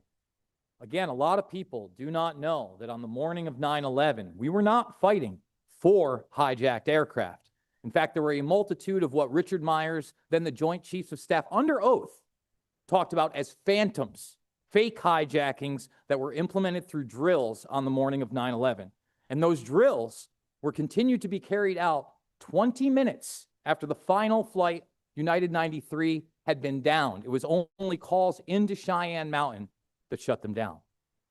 Now, my next guest is someone who has literally been in the fight since its inception. Barbara Honegger served in a number of high-level positions in the federal government, including the White House policy analyst, a special assistant to the Assistant to the President for Domestic Policy, director of the Attorney General's Law Review at the Department of Justice, and for more than a decade was the senior military affairs journalist at the Naval Postgraduate School, the premier Science, Technology, and National Security Affairs Graduate Research University of the Department of Defense. From the day of 9/11 itself, Barbara published 9/11 Truth Exposes on the DoD's own platforms from the inside. Barbara is the chairman of the board of investigative research of the Lawyers Committee of 9/11 Inquiry, and since September 11th, has been a leading author, documentarian, public speaker, and major activist on the events of 9/11, with the emphasis on the Pentagon attack and the anthrax letter attacks, something we haven't even delved into remotely. during these presentations, including presentations and speaking tours in the US, Europe, and Canada. She researched, scripted, and produced the video documentaries Behind the Smoke Curtain, What Happened at the Pentagon, and What Didn't, and Why It Matters. Also, the 9/11 Museum Virtual Walking Tour, which uses actual exhibit items from the 9/11 Museum at Ground Zero itself to prove the official story is false. Barbara is also the visionary for the physically executed The Third Beam Spotlight is false. Oh, I'm sorry. Shown in the, I apologize, shown in the New York City skyline on the 9th anniversary of the attacks, and became an icon for the architects and engineers for 9/11 Truth and the 9/11 Truth movement worldwide. Barbara is also a national whistleblower. Her pioneering book, October Surprise, the first on the deep story, the deep state story, by the way, of the Iran side of the Iran-Contra scandal, subsequently confirmed by formerly classified documents and deathbed confessions of key conspirators, led to an official congressional reinvestigation funded at the level of the 9/11 Commission. Lastly, Ms. Honegger earned a Bachelor's of Arts degree from Stanford University, a Master of Science in Consciousness Studies from the John F. Kennedy University, and a master's level certification in national security decision-making from the Naval War College. She has twice run as a candidate for Congress and for the Central Coast District of California, and most recently is a center of the 9/11 Truth Peace Forum. Everybody, Barbara Honegger.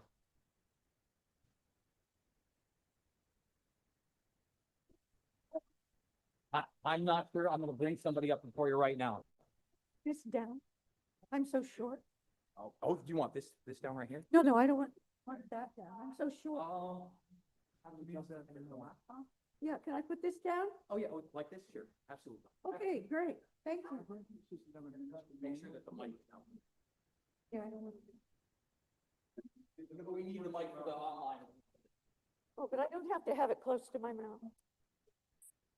Is that okay? Okay. All right, thank you, everybody. Thank you to Redacted.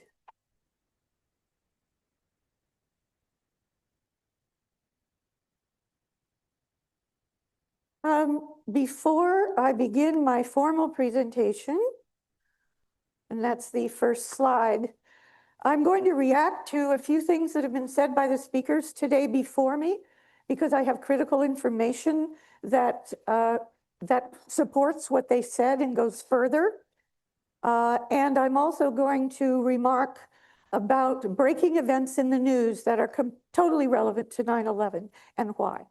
So first, Chris Gioia, this magnificent speaker for 9/11 Truth, firefighter, he mentioned Operations Northwood, that if anyone questions that our government or elements of it and our military and intelligence community, not necessarily with their first and major loyalty to the United States, I should add, could possibly have killed almost 3,000 people and intentionally caused the World Trade Center to come down only about 5 seconds or 5 minutes before or after the radio message that the fires could be put out instantly, that then triggered the controlled demolition that killed 343 American firefighters that had run into the danger. So he mentioned Operation Northwoods.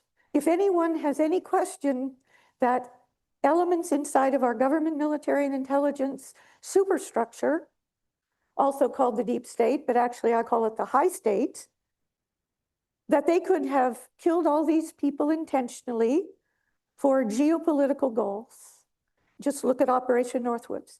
Now there is something about Operation, I'm not going to repeat what Operation Northwoods was, because people will be able to see the video from today, and they will be able to get the details from Chris Gioia's presentation. But many people don't know this about Operation Northwoods. Operation Northwoods was overseen by the chairman of the Joint Chiefs of Staff, and all of the other members of the Joint Chiefs of Staff went along with him. His name was General Lyman Lemnitzer, Air Force General Lyman Lemnitzer. And General Lyman Lemnitzer led the Joint Chiefs of Staff in October of 1961 in a war game exercise that was called Sky Shield 2. You can read about this in the US Air Force's formal and official document, a book about what happened on 9/11 from the perspective of inside the United States Air Force. As much as they're willing to tell you, it's called Air War Over America. I highly recommend you buy it on Amazon and read it for yourself. And you will learn that in October of 1961, that General Lyman Lemnitzer and the Joint Chiefs of Staff had a military exercise in which, in preparation for the exercise, every single commercial and private plane across the entire United States was downed. Now, we are told by the 9/11 Commission that the only time that ever happened was 9/11, and that is not true.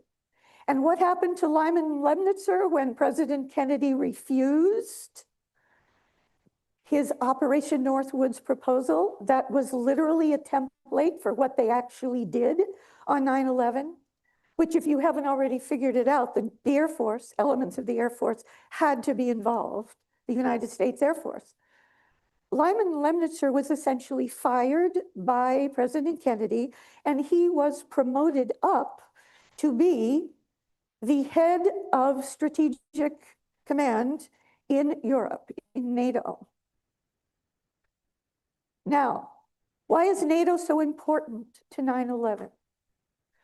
The only time ever to this moment that Article 5 was triggered by NATO, which requires unanimous agreement by a vote of all of its members. Today, there are 32 members. I don't believe there were quite that many members back then, maybe 27, something like that. The only time in history that Article 5, which is the collective defense section of the NATO treaty, was triggered and approved was on 9/11. And so what does that have to do with today? About 48 hours ago, we are told that Russian drones went through Polish airspace, and they had to be shot down by a coalition of United States, Polish, and other NATO members' military jets. And that Poland has triggered not Article 5 yet, but Article 4. And so as we are meeting here today, there is a movement to trigger Article 5. And if Article 5 is agreed to by all 32 members of NATO, it may be that the Cold War, from our point of view, which is very hot in Ukraine, Belarus, and parts of Russia, could go hot. So, as the previous speakers said, 9/11 is not just history. It's what's happening right now. And how many people know that at NATO headquarters in Belgium,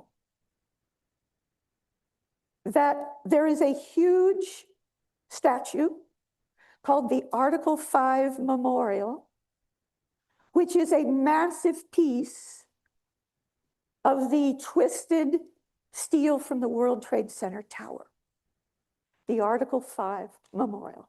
So if you don't believe 9/11 is still relevant, you had better wake up.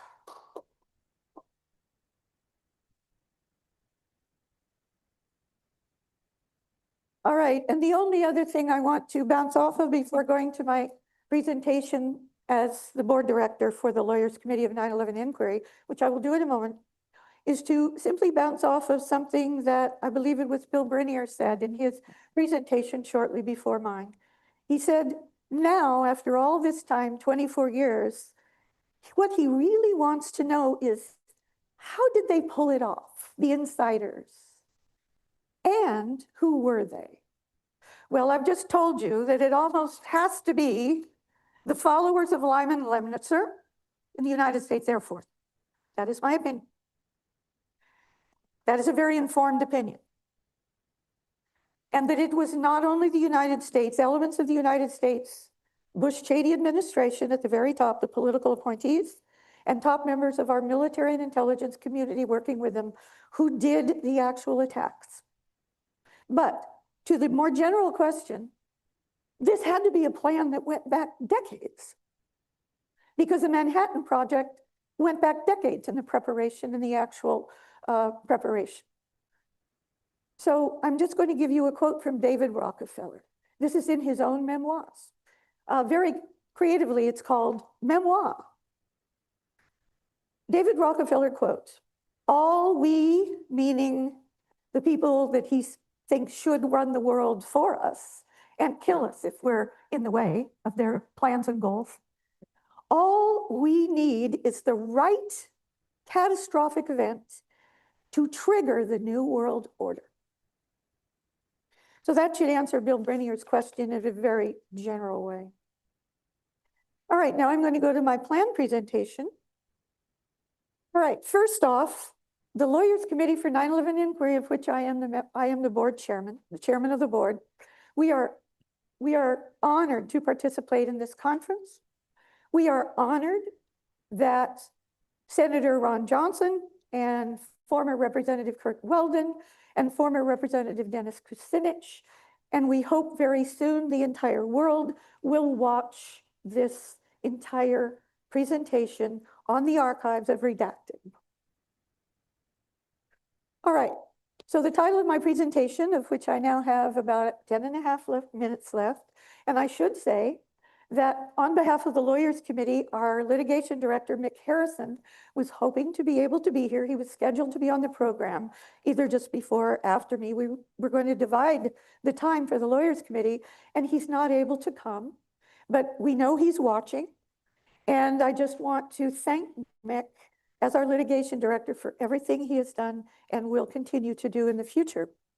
So the title of my presentation, and I'm now covering part of what he would do as well as what I had prepared to do anyway. Making history by officializing the 9/11 facts. And you're going to learn specifically what I mean by officializing the facts. But before I go to the next slide, I want to make very, very explicit that you heard from Matt Campbell, whose brother Geoff died in World Trade Center 1. The essential hell that he has and his family have been put through to try to get justice for his brother and then simply to reopen an inquest with the actual evidence of what happened at World Trade Center 1 on 9/11. And he's still fighting because the courthouse doors in the UK have been blocked to him for literally a decade. The same thing, as you're about to see, has happened here in the United States for every single legal filing and lawsuit that the Lawyers Committee for 9/11 Inquiry has filed. All right, so back in April of 2018, the Lawyers Committee for 9/11 Inquiry, LC for short, L as in Larry, C as in Charlie, for short, LC. The Lawyers Committee for 9/11 Inquiry filed what we call our World Trade Center 1, 2, and 7 grand jury petition. This is at the link that you see. If you go to our Lawyers Committee website, you will be able to read all of our legal filings, all of our legal lawsuit filings, and learn everything that happened when we did that ever since April of 2018. So our World Trade Center grand jury petition, at that link, the grand jury petition has 60 exhibits. They are documents, they are sworn juror affidavits, and they are videos, video testimonies and video evidence from the day of 9/11 itself and after, when we interviewed witnesses, eyewitnesses. And so we filed that in April of 2018. We received, that's the evidentiary index. All of this is on our website, LCFOR 911 Truth. Just go there. All right. So this is from that website page, the grand jury petition. All right. So on November 7th of 2018, so April, about 6 months after we filed the grand jury petition for all of the World Trade Center attacks 1, 2, and 7, we received this official letter from the U.S. Attorney's Office in New York, which is the jurisdiction for anything that happens not only about the World Trade Center attacks 1, 2, and 7, and any of the rest in New York City on 9/11, but any terrorism-related lawsuit or filing must, by law passed by Congress, go to the court, the federal court in Manhattan.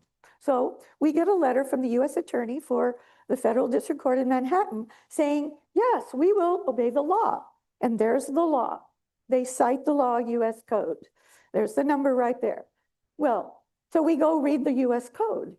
And that U.S. Code says that, yeah, by law, by federal statute, any U.S. attorney who receives credible evidence, which, believe me, ours is and was, receives credible evidence of a federal crime, which obviously all of our 60 evidentiary exhibits prove it was a federal crime, more than one, a whole series of federal crimes, that the U.S. attorney is required to present the evidence to a federal sitting grand jury, a criminal grand jury.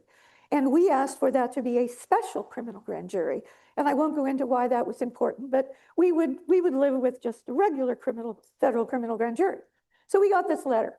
And then we didn't hear anything, and we didn't hear anything, and we didn't hear anything. So our litigation director, Mick Harrison, who wasn't able to be here today, Mick Harrison filed on behalf of the Lawyers Committee Board. We voted that it be filed. We filed a demand that the U.S. Attorney in New York tell us whether he had actually followed that law. Not that he said he was going to back in November of 2018, but had he actually done it? And they refused to tell us. We will not confirm or deny, was basically the answer we got in writing. And so we sued.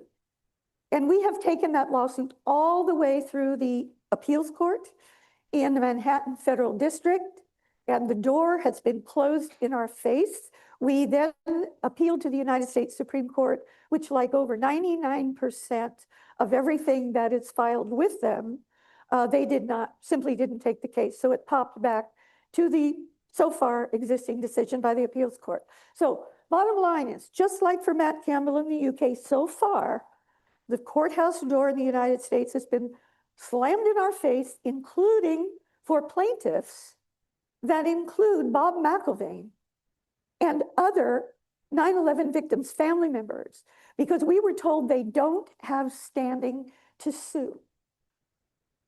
And we're not giving up. So what can we do? Now, this is really the meat of my presentation. The Lawyers Committee has filed many other legal actions on the anthrax attacks, on the FBI investigation, so-called, I put that in quotes because the FBI simply covered up the truth.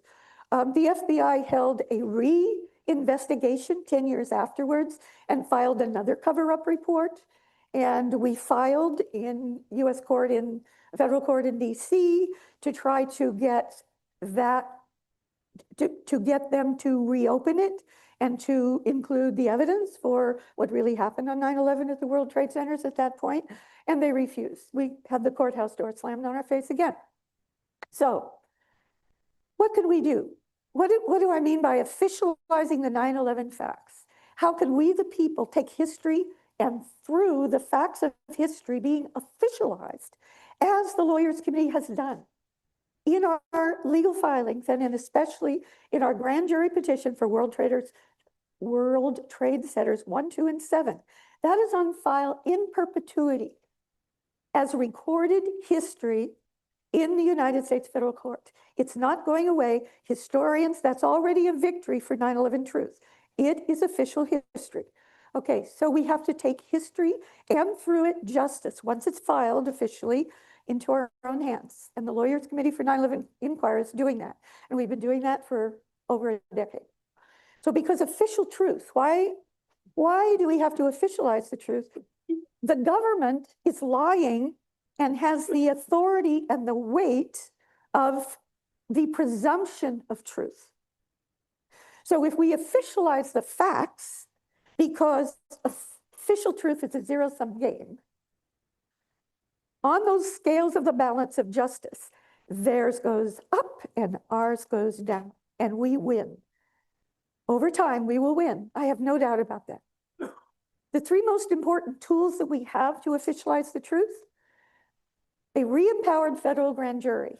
Now, just very briefly, as I mentioned, that USC federal law that the U.S. attorney simply told us he was going to abide by, and we have no reason to believe, because they won't tell us, they won't confirm or deny, if they actually then did obey the law and turn our evidentiary exhibits and grand jury petition for World Trade Center 1, 2, and 7 into a federal grand jury, criminal grand jury in New York. They won't tell us if they did. And so it's worthless. That particular statute, the way it's written now, is worthless. And we need people like Ron Johnson and other courageous people, like I'd like to shout out to Representative Massey. We need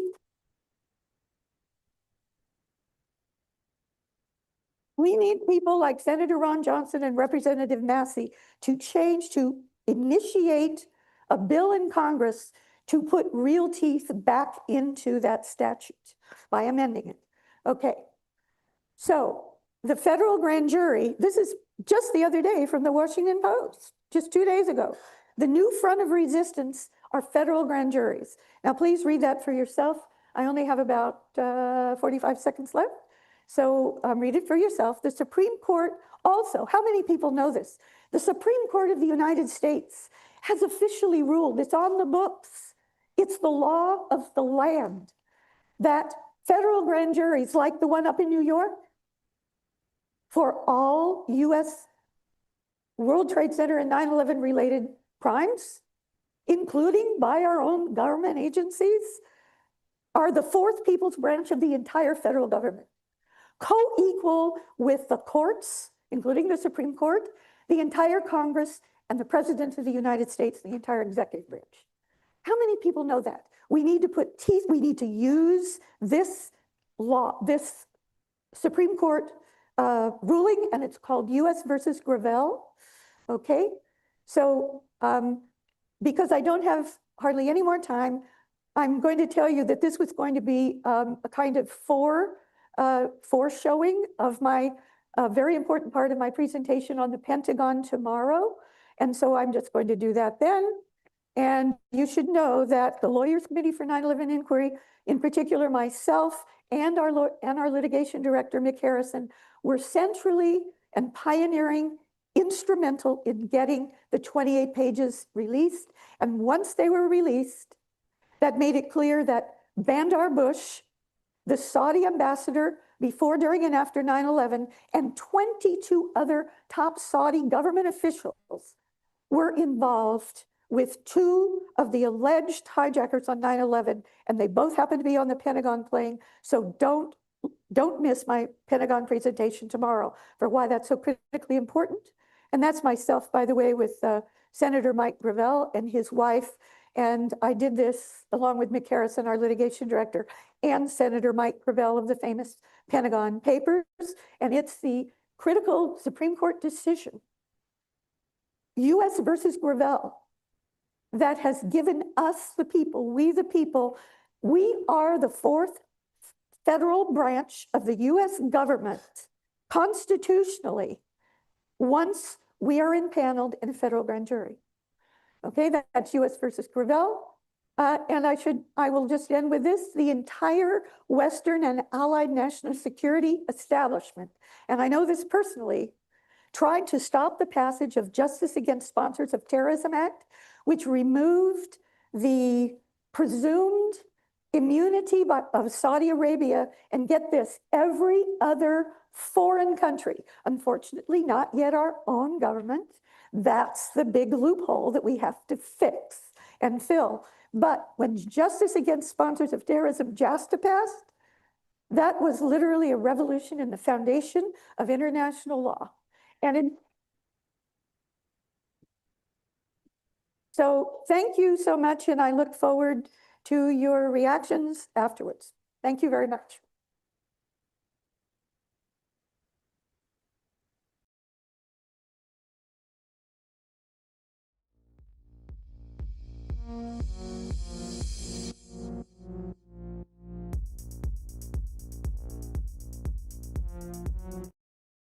Before we take a quick break, I also want to take some time to acknowledge DC 9/11 Truth, people that have really been in this fight, again, for many, many years to get to this point. And again, we're hoping that this 24th anniversary is an acceleration into the 25th anniversary where we can truly get some justice for 9/11. So Candace Clough, Diana Castillo, John O'Malley, and Richard Squares, thank you so much.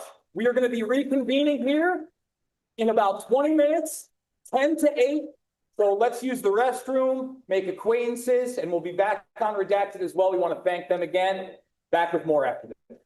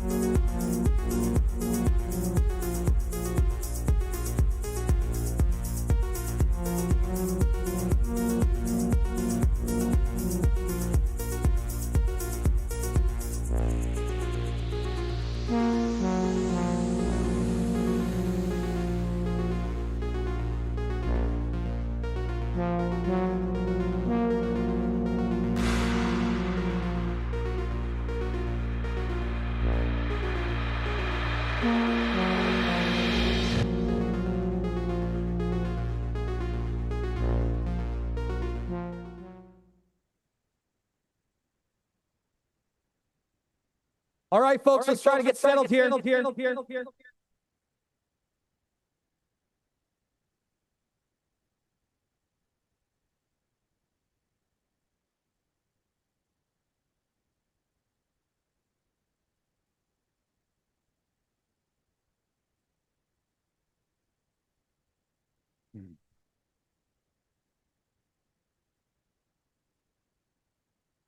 All right, folks. We're going to continue on. We've already had some incredible speakers, but I assure you what is to come is going to be absolutely breathtaking, amazing, and especially pushing this movement more into the mainstream. So hopefully there is accountability. And that's what I'm kind of here to speak about. I'm going to speak about the movement because my journey in 9/11 truth is now 20 plus years old. And my voice on 9/11 is really my documentary films. So if you're looking for facts on 9/11, first and foremost, I hope you go out there and you check out Loose Change Final Cut and then my follow-up film, Fabled Enemies. Fabled Enemies especially because it lays out the international intelligence operation that was 9/11 with role players not only in our country, within our continuity of government program, but Israel, Pakistan, and Saudi Arabia. So if you want to see that film, that is free on my YouTube channel. Just type in Jason Bermas, Bermas. There's a documentary playlist with my other films as well. Now, to get into the subject of where this movement is right now and where it's come from, I want to take you back to the morning of 9/11 for me. You know, I'm a New York guy, but I'm an upstate New York guy. And I had just dropped out of college. You know, I'm a college dropout, beauty school dropout, not the smartest guy, not the most articulate guy. I was working late night in a pizzeria the night before, 4 a.m. So after the second tower went down, all of a sudden my roommate runs up, Long Island guy, a lot of city guys I knew. And he goes, "The towers are gone." I go, "What are you talking about? The towers are gone?" He goes, "The Twin Towers are gone." Now, this is a place, as a child, I'd been in the building several times. I'd gone on school trips there. My great aunt lived down in Brooklyn, so we would periodically go into Manhattan. And I remember as a child, when you would look up at the World Trade Center, you'd almost get vertigo because they would come in on themselves. They were so massive. So the idea that these twin towers had come down was just insurmountable to me. So I got up, I went downstairs, and by then there were more videos of the towers coming down than the planes going into the buildings because it was so fresh. And immediately, I think explosives. But through what happened with the media over the next several weeks, months, and years, it was very convincing that it was these Islamic terrorists. A lot of people forget that television ended on 9/11. Every single major network went to 24-hour news. You know, VH1 was 24-hour news. MTV was 24-hour news. In fact, that day, after I had taken a shit, my neighbor was outside. And I'll never forget it. He goes, "The towers." And he goes, "Fucking bin Laden." And I just stopped. And I go, "Wait a minute." I go, "How do you know it was Osama bin Laden?" And he goes, "Well, everybody's saying it on the news. And that's what terrorists do." And I go, "Wait, wasn't it a crazy white guy that did Oklahoma City?" And I know we could get into Oklahoma City all day. But at the time, I just used that as, well, what is going on here? So on the way up to the Iraq War, okay, I was pretty accepting of the Afghanistan conflict. But when they started talking about Iraq, I started questioning more. And as I started questioning more, there were other things that didn't quite make sense to me about that day. And we're talking about a year after the attack. The original documentary by the Naudet brothers had just aired. And there were questions in my mind why the lobby was blown out. This is a lobby I'd been in. The glass in the lobby is this thick. there's 10 stories below the World Trade Center, and the lobby looks like it was hit by something. So that triggered something in my brain. But what really sent me over the top was that I had actually gone back to my old high school, where by this time, friends of mine had actually become teachers there. Very small school. This is a middle/high school. I graduated with 54 kids. We're talking about 12-year-olds. So I went there for a men's night basketball game, and we're just playing ball, having a good time. And I go into my old locker room where I used to suit up for soccer and basketball. And in the urinal was Osama bin Laden's face. And it said Operation Enduring Freedom on it. I'm literally pissing on bin Laden. And I think to myself, what is this? There are 12-year-olds in this school. I am a child of the Cold War era, the tail end. Believe it or not, I'm 46 years young, on the tail of 50, and we were still doing the duck and cover drills. I was never pissing on Gorbachev. That wasn't a thing. So I looked at that, and immediately my brain said, you know what? I need to find out what happened that day. I need to make sure that my government has not lied to me yet again, because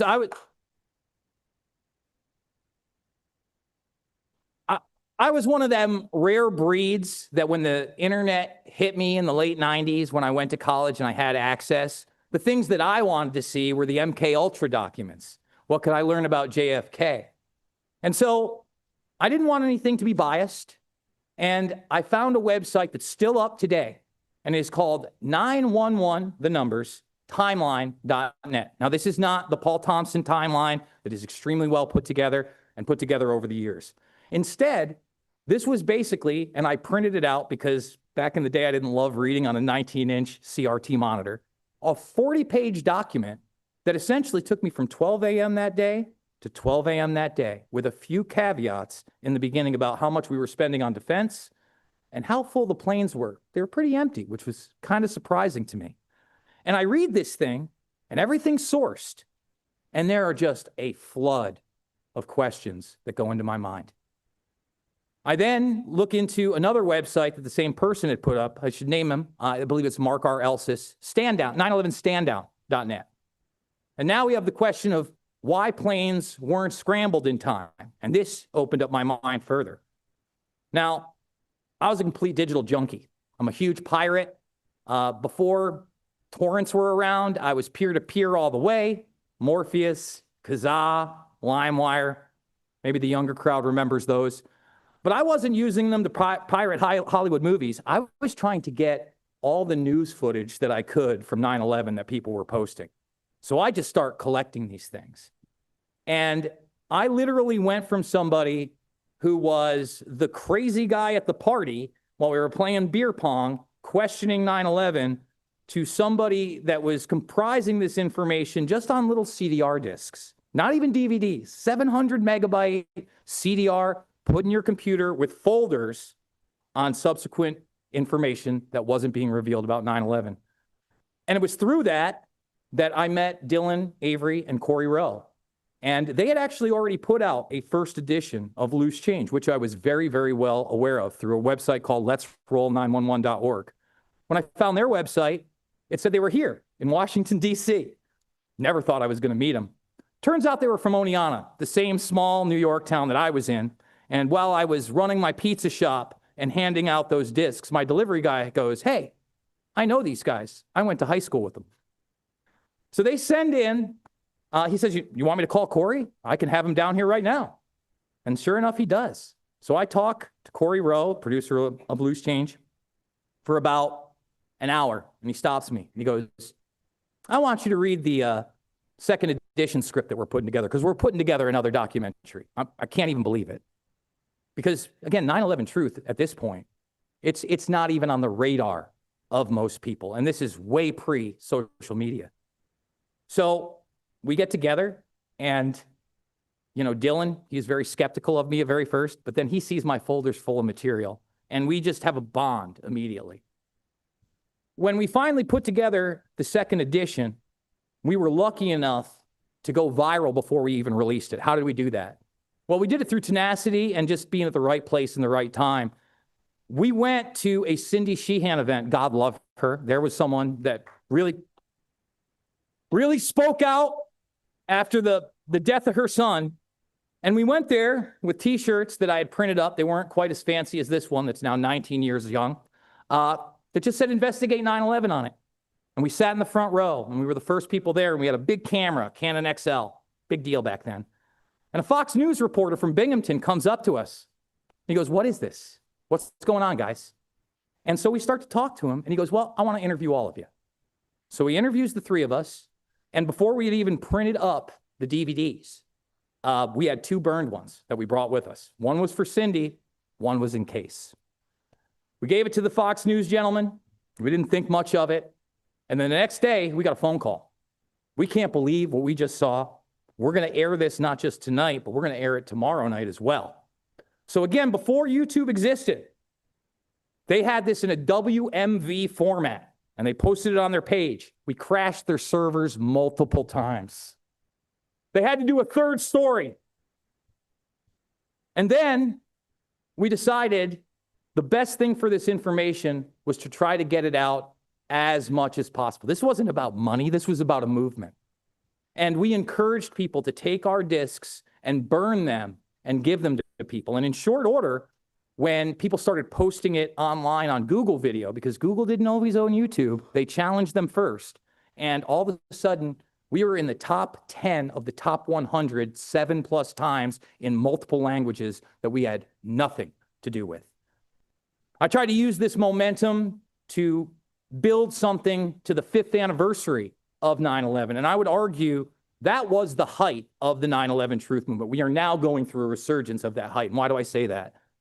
Because I was able to get 10,000, it wasn't me, it was many of you as well, 10,000 people down to New York City with these T-shirts demanding 9/11 truth. What did the media do? They didn't cover it. They stayed away from ground zero that day.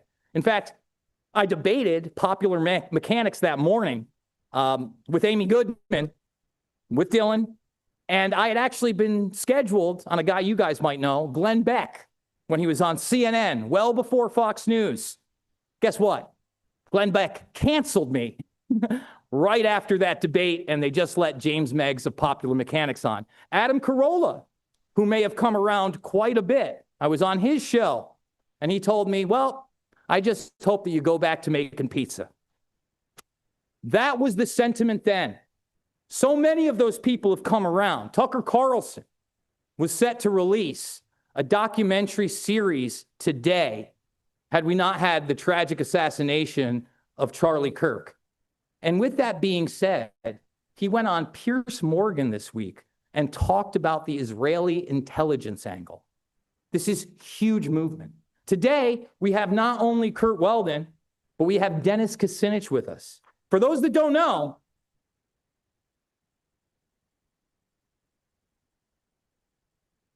Dennis Kucinich ran for president in 2008 alongside Mike Gravel, who was also for 9/11 truth at the moment. But Kucinich, he took it many steps further. He put 30+ articles of impeachment on the Bush administration, the last 3 having to do with 9/11. So in closing, before I announce our next speaker here, I just want to say, I'm going to do everything in my power over the next year to try to bring some type of accountability to the monstrous act that was September 11th, because right now, post-COVID 1984 nightmare, more people than ever are open to the truth, and I hope you join me on that journey and we can make that change.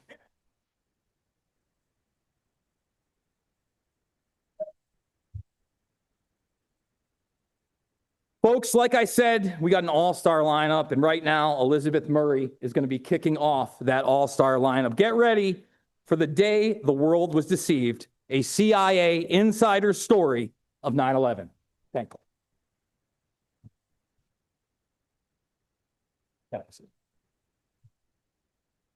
Thank you very much, Jason. Yes. I don't see the number of minutes here. Okay. Can everyone hear me? A little louder, okay. As Jason said, my name is Elizabeth Murray. I was a CIA political and military analyst for 27 years. After that, I retired and immediately went into the peace movement. I went into nuclear resistance at the Ground Zero Center for Nonviolent Action. And that's all I've done is work on peace. And I'm also active on the Gaza issue and a number of other issues. I also want to say that I'm so honored to be among this distinguished audience and very distinguished speakers. So thank you all for coming. It's really a pleasure to be among you. On September the 11th, 2001, I was inside CIA headquarters at Langley, Virginia. I happened to be on a rotational assignment to the National Intelligence Officer for warning on the second floor. And I was called over that morning to look at the television, and I was there when the second plane, or apparently a second plane, hit one of the World Trade Center towers.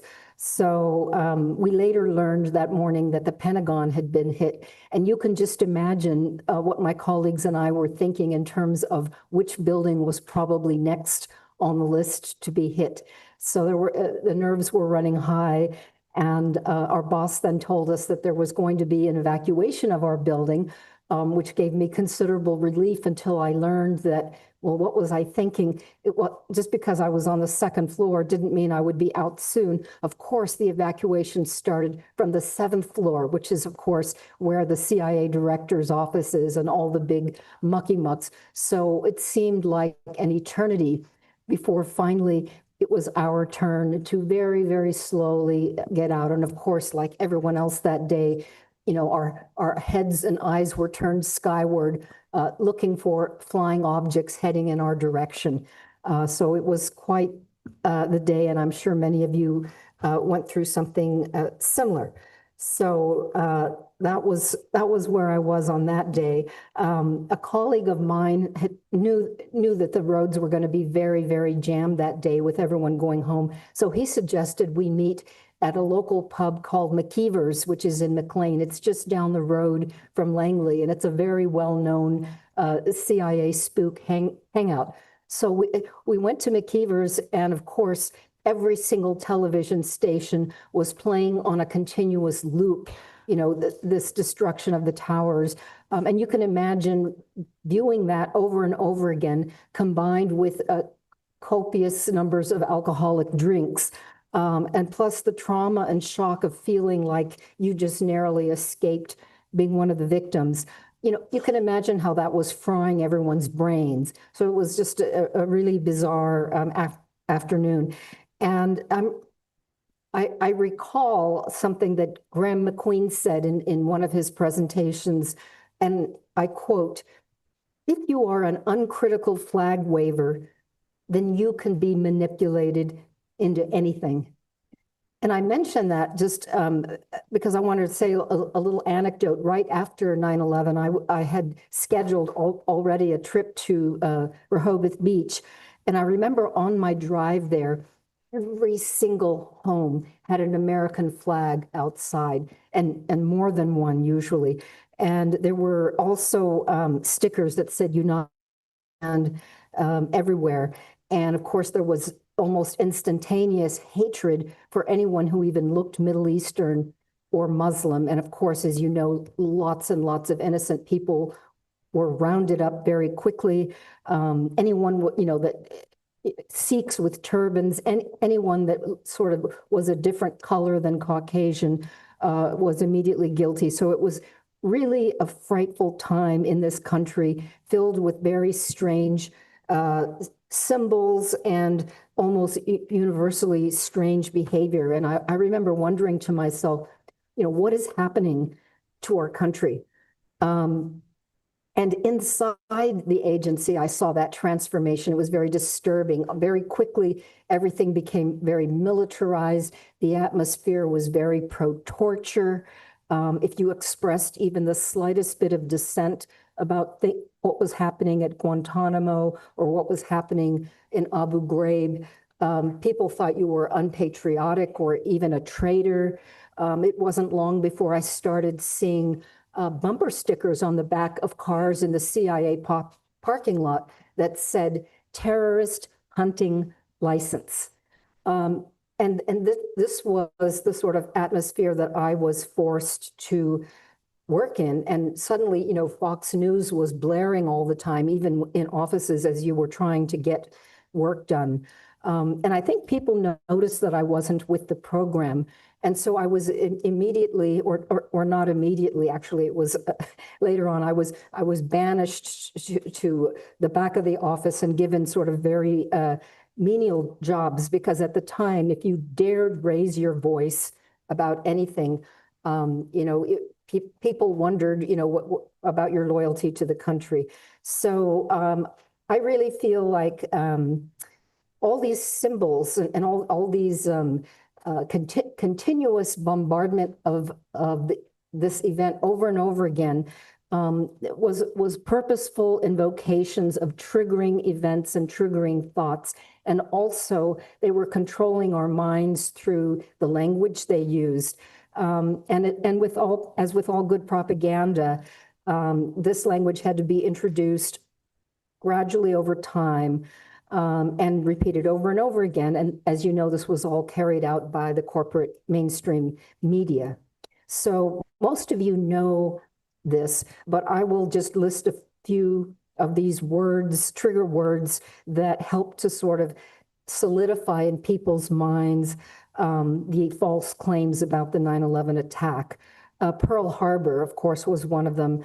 And as pointed out by David Ray Griffin and others, the term was used in September 2000 in the Project for the New American Century report, Rebuilding America's Defenses.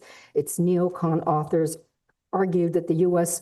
would not be able to attack Iraq, Afghanistan, Syria, Lebanon, Libya, Iran, Somalia, Sudan, etc., absent some catastrophic and catalyzing event like a new Pearl Harbor. Coincidentally or not, the film Pearl Harbor, made with Pentagon assistance, was released on May 25, 2001, and was a box office hit. It was in theaters throughout the summer. The thought of an attack on Pearl Harbor, not a surprise to the US government, but presented as such back in the day, was in the air, despite the fact that the 60th anniversary of that attack was not until December 7th, 2001, a more likely release date. But once the September 11th attacks occurred, the Pearl Harbor comparison was plucked out of the social atmosphere and used innumerable times. Even George W. Bush was reported to have had the time to allegedly use it in his diary that night. And the word homeland, the strange un-American term homeland, another World War II word associated with Nazi Germany, was also used many times by the neocon authors of Rebuilding America's Defenses. I doubt any average American used this term before 9/11.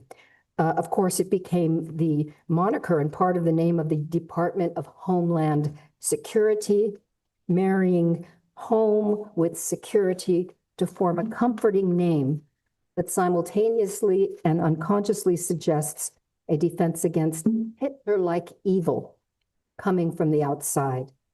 Not coincidentally, Hitler introduced the word homeland into Nazi propaganda vernacular at the 1934 Nuremberg rally.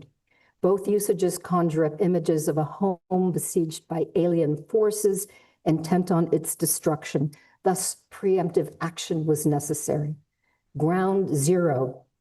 This is a third World War II, the Good War term, first used at 11:55 a.m. on September 11th by Mark Walsh, AKA the Harley guy, because he was wearing a Harley-Davidson t-shirt, in an interview on the street by Fox News reporter Rick Leventhal, who was identified as a freelancer.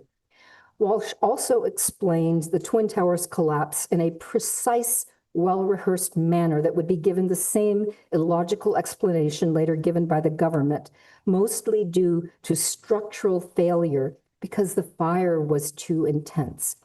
Ground zero, a nuclear bomb term first used by US scientists to refer to the spot where they exploded the first nuclear bomb in New Mexico in 1945, became another trigger word adopted by the media that suggested that a nuclear attack had occurred or might in the future if the US didn't take action.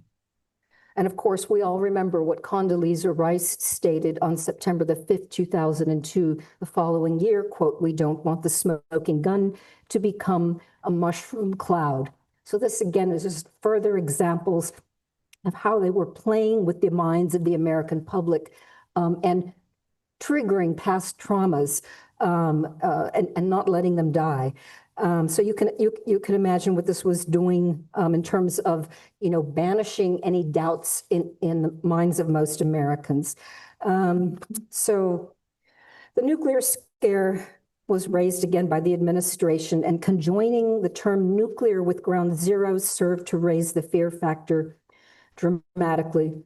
Ironically, the project to develop the nuclear bomb was called the Manhattan Project and headquartered at 270 Broadway in New York, just a few short blocks north of the World Trade Center. The unthinkable. This is another nuclear term whose usage as a linguistic mind control and propaganda is analyzed by Graham McQueen in the penultimate chapter of the 2001 Anthrax Deception. He notes the patterned use of this term before and after September 11th, while stating that the pattern may not signify a grand plan. It deserves investigation and contemplation. He then presents a convincing case that the use of this term couldn't be accidental.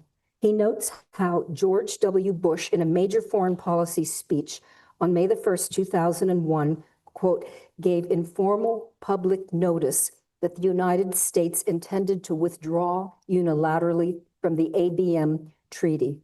Bush said the US must be willing to rethink the unthinkable. This was necessary because of terrorism and rogue states with weapons of mass destruction. The project for the New American Century paper also had argued that the US withdraw from the ABM treaty. Right. So once the September 11th attacks occurred, Bush rethought the unthinkable and officially gave formal notice on December 13th to withdraw the United States from the ABM treaty. Graham McQueen specifies the many times different media used the term unthinkable in October 2001 in reference to the anthrax attacks. He explicates its usage in one of the anthrax letters, the unthinkable. He explains how the media that used the term so often were at the time unaware of its usage in the anthrax letter, since that letter's content had not yet been revealed, and how the letter writer had mailed the letter before the media started using the word. He makes a rock-solid case showing the US government's complicity in the anthrax attacks, and therefore in those of September 11th.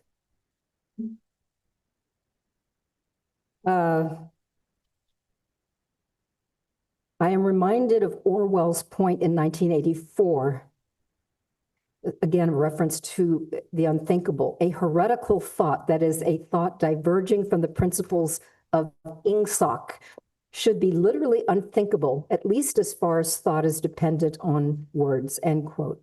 And then just the term 9/11. This is a key term because, we all know what number we dial for emergencies, 911.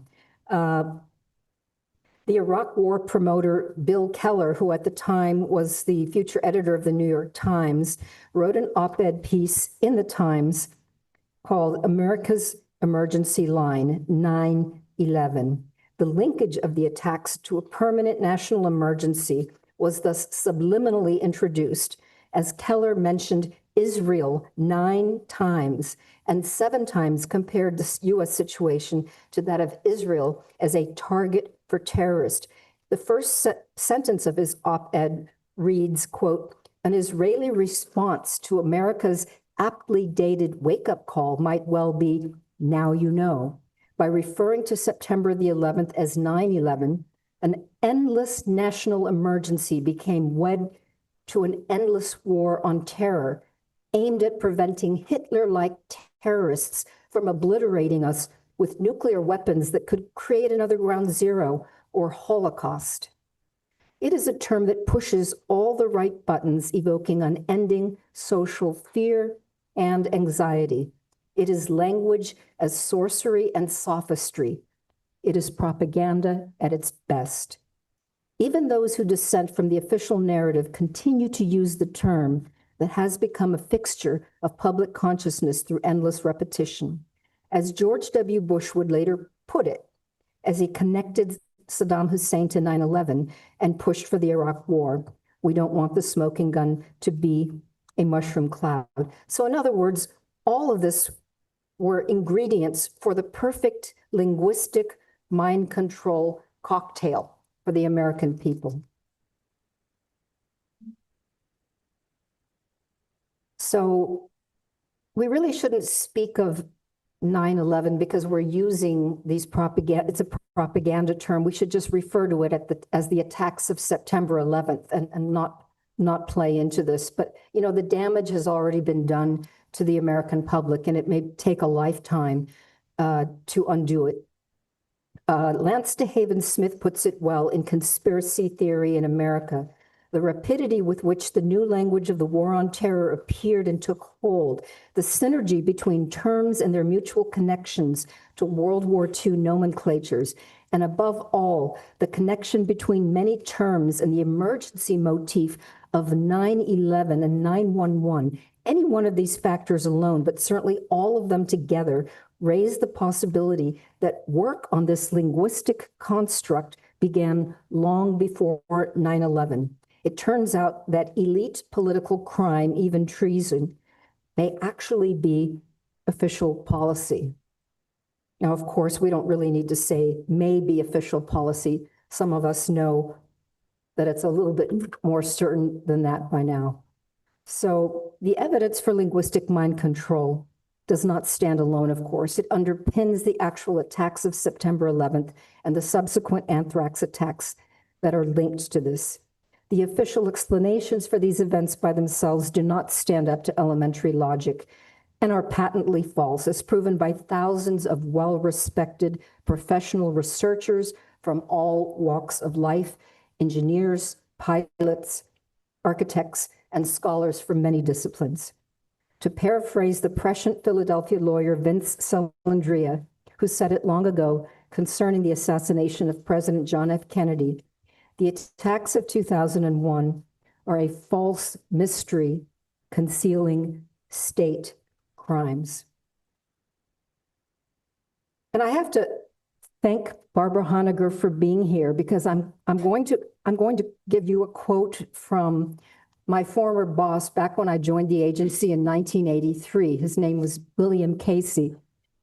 And he famously said, "We'll know our disinformation campaign is complete when everything the American public believes is false." And the source of that quote, the primary person in the room source, is Barbara Honegger. Thank you, Barbara. That is how we know, thanks to Barbara Honegger, that that quote is true. So if the director, the late director of the CIA actually says openly, or maybe not so openly, that he wants there to be a disinformation campaign to fool the American people and pull the rug over our eyes, then it's not a secret anymore, is it? So, and I also just want to make a comment after that, saying that I have 11 minutes left, so I actually have a chance to tell you another anecdote, but I want to conclude this section by giving you my personal opinion about 9/11 truth. It's my belief that if we can open our nation's eyes to the truth about 9/11, then the lies behind the assassinations of President John F. Kennedy, his brother Robert F. Kennedy, Martin Luther King, and Malcolm X will have been exposed, as the same forces were behind those assassinations as well. So that's why this is so important.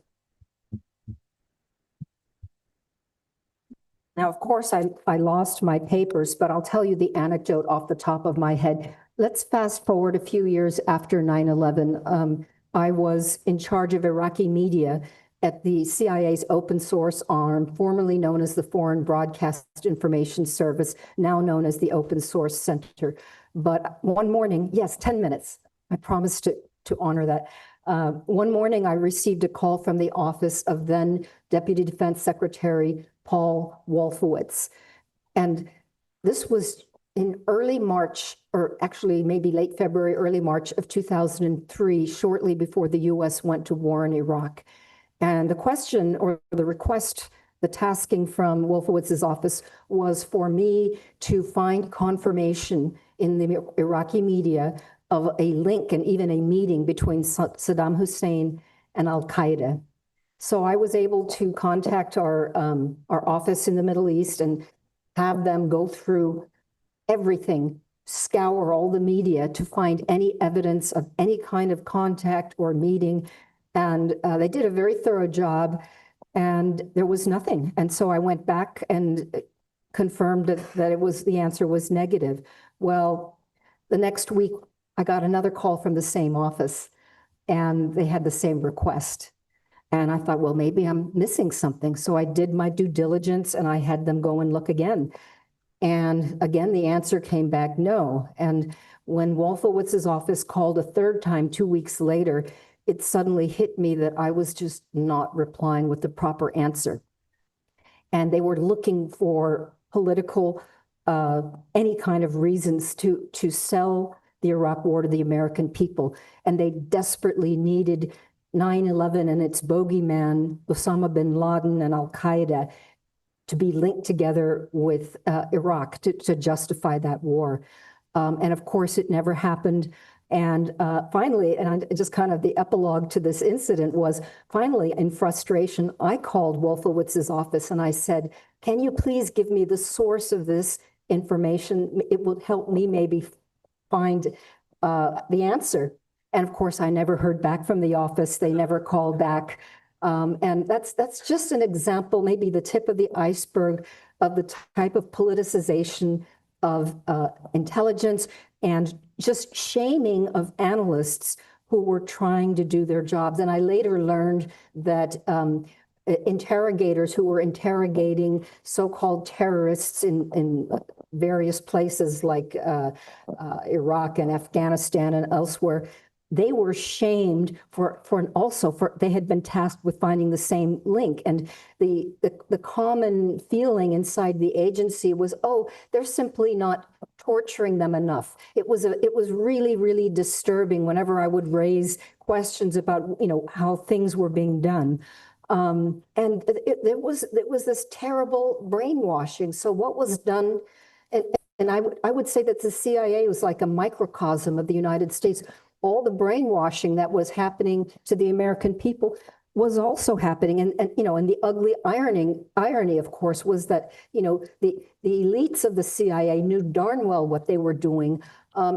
And so I appreciate all the work that everyone here is doing. And there should really be a lot of righteous anger for what our government did to us. Thank you very much.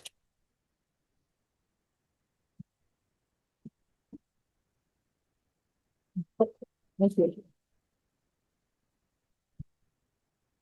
Thank you so much. Yet another powerful speech. I just want to add two caveats to what she talked about. She mentioned the Manhattan Project, and I often argue that it is that method of compartmentalization and consolidation of information that has led to the black operations that are being carried out in this country. And for those that don't know, that project actually started via the S1 committee at a little place called the Bohemian Grove. She also mentioned Deutschland Security, aka Homeland Security. For those that don't know, the second director of Homeland Security was a gentleman by the name of Michael Chertoff, who is still with us, who was heavily invested in the body scanner technology that would be implemented under Homeland Security. And prior to that, he was one of the top guys at the FBI that led the prosecution against Zacarias Moussaoui, that 20th hijacker I had mentioned earlier. What he didn't want was whistleblowers within the FBI like Robert Wright and Barry Carmody to tell their story. In fact, he said he didn't want to hear any conspiracy theories. That being said, we are going to get to the man, the myth, the legend, somebody who's spent the last couple days with us, Curt Weldon. He is a former US Congressman out of Pennsylvania and the driving force that brought the Able Danger hearings into the public eye. This is one I have really been looking forward to. He is going to show you the actual charts that Able Danger identified many of these quote unquote hijackers prior, tried to go to the FBI and was completely stopped. Mr. Curt Weldon, thank you so much, sir.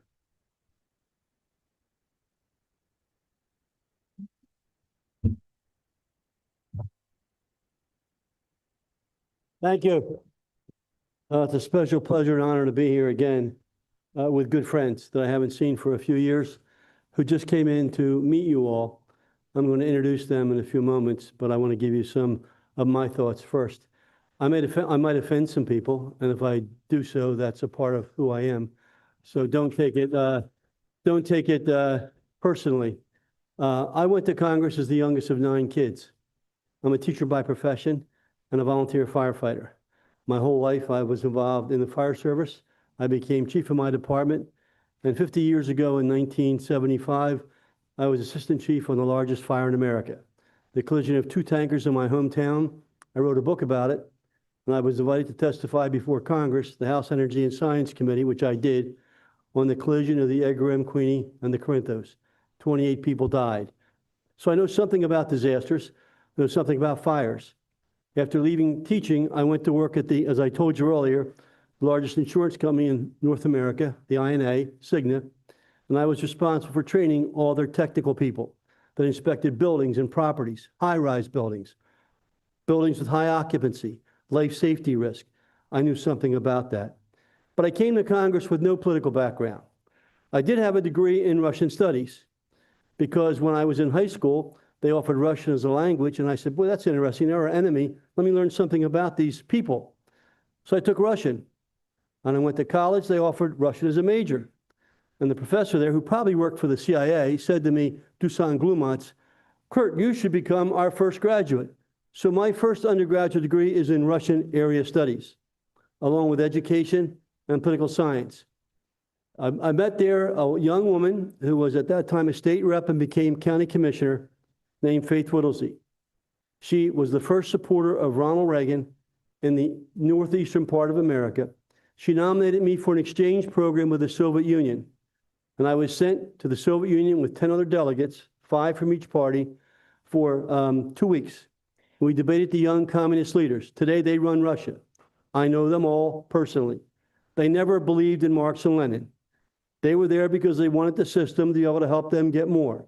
I brought them to America, and I debated them here.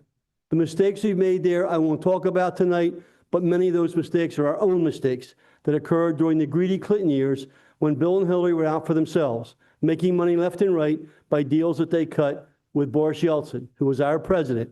If you want to read something, get a copy of Time magazine, 1996 edition. The front page cover is Yeltsin's photograph.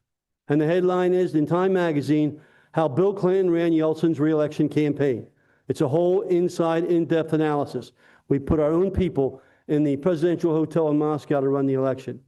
But my focus in Congress really, besides the Armed Services Committee, was in protecting people from dying in war.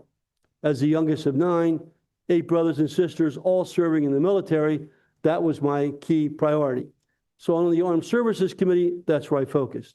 All the problem areas. That's where I worked with Dennis.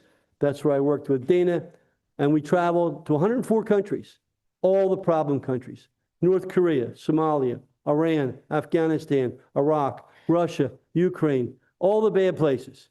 Not to go there and shop, to go there and see if we could find a way to work together to build coalitions.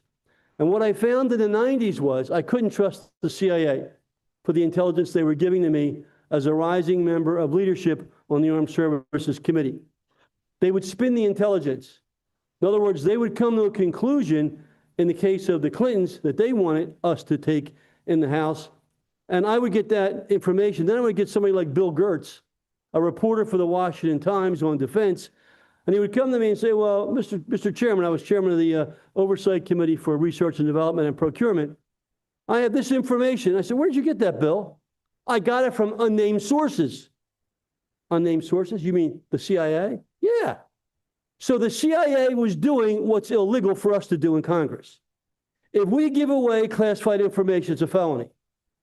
The CIA has entire teams that do that to manipulate the Congress. If you want to watch a video that made me sick to my stomach that I just saw for the first time 1 month ago, I'll send it to you.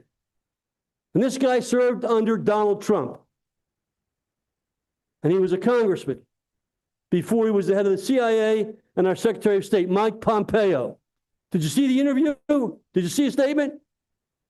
Did you see it? Mike Pompeo sitting in front of a group of men, laying back in his chair saying, you know, I went to one of the academies. In the academy, we had this procedure, this policy. We don't lie, steal or cheat. And anyone who does, we have to report them. But when I was CIA director, we lied, we cheated, we stole, and we had courses how to do that. Listen to it. That was Mike Pompeo, the head of our CIA, telling a group of people, laughing about it. That's not the CIA that I agreed to support in Congress. That's not the kind of organization. And I worked with good members of the agency to do good things. And I work with them all. Jim Woolsey, I work with all the Porter Goss, who was a congressman with us, all the members of the agency that wanted to do things to help our military and help us achieve peace, I was supportive of. But I became jaundiced by the information I was being fed. And so I had to find a way to get better intelligence. There was a group in Washington called the Cockroaches. The Cockroaches was a group of intelligence officers who worked for the NSA, the DIA, the CIA, the FBI, but they met socially. They would go to dinner, maybe once a week, once every couple weeks. They would have drinks, talk. They were all committed patriots, but they loved the country. And my staff was involved with the Cockroaches. So I went to a couple of their dinners. And I said, you guys are doing great work. Thank you. They trusted me. So they started feeding me raw information in the 90s. Information back when China was taking our technology. And that information came to me, and I was able to use it as a member of the Cox Commission to look at how China was getting this technology. And I wasn't getting that information from the CIA informal hearings. So I began to rely more and more on this informer intel group. And I got to understand then that our services were standing up what were called information dominant centers, as we saw the evolution of IT come out and the whole threat of cyber attacks. The Army, Navy, Air Force each had their own program. The Army's program was based at Fort Belvoir, about 20 minutes from here. So I would go down there and I would visit them to see the kind of work they were doing. I did not ask to get right into the program. I could have. I had all the top clearances on the committee, but I didn't ask for that. I didn't need that. I wanted to see what they were doing because I had been at the World Trade Center in '93. Remember, I got the jacket there from my friend Ray Downey. And Ray told me one of the big problems was we didn't have good intelligence. And Ray was a Marine, had been a Marine. So I'm looking at this capability of the Army's Information Dominance Center at Fort Belvoir, and I said, you know, that's really impressive. I went back again. I met them. They were very responsive to me, and I had a couple of chances to test them. One was a trip I took with 11 members of Congress over to, with the State Department support, to meet with a Russian delegation to work out a positive solution to bring Milosevic out of office. When I found out the State Department was going to support me for this trip, and it involved 10 members, Dennis, you were on the trip, and so was Bernie Sanders, and so were 5 Republicans and 3 other Democrats. I called the director of the CIA, George Tenet. I said, the Russians are going to bring a Serb with me. Can you tell me something about this person that we're going to meet? He said, yeah, Congressman, give me till the end of the week. You're leaving Saturday or Friday, I'll get it for you. I hung up the phone and I called the Army's Information Dominance Center. one of the 5 that are now talking publicly. You're going to hear one tonight. I said, can you give me a profile of a Serbian family? Anything you want, Congressman. I said, this is off the record. This is not from the committee, it's for me. Can you give me a profile of this Serbian family that the Russians are bringing with them in our meeting?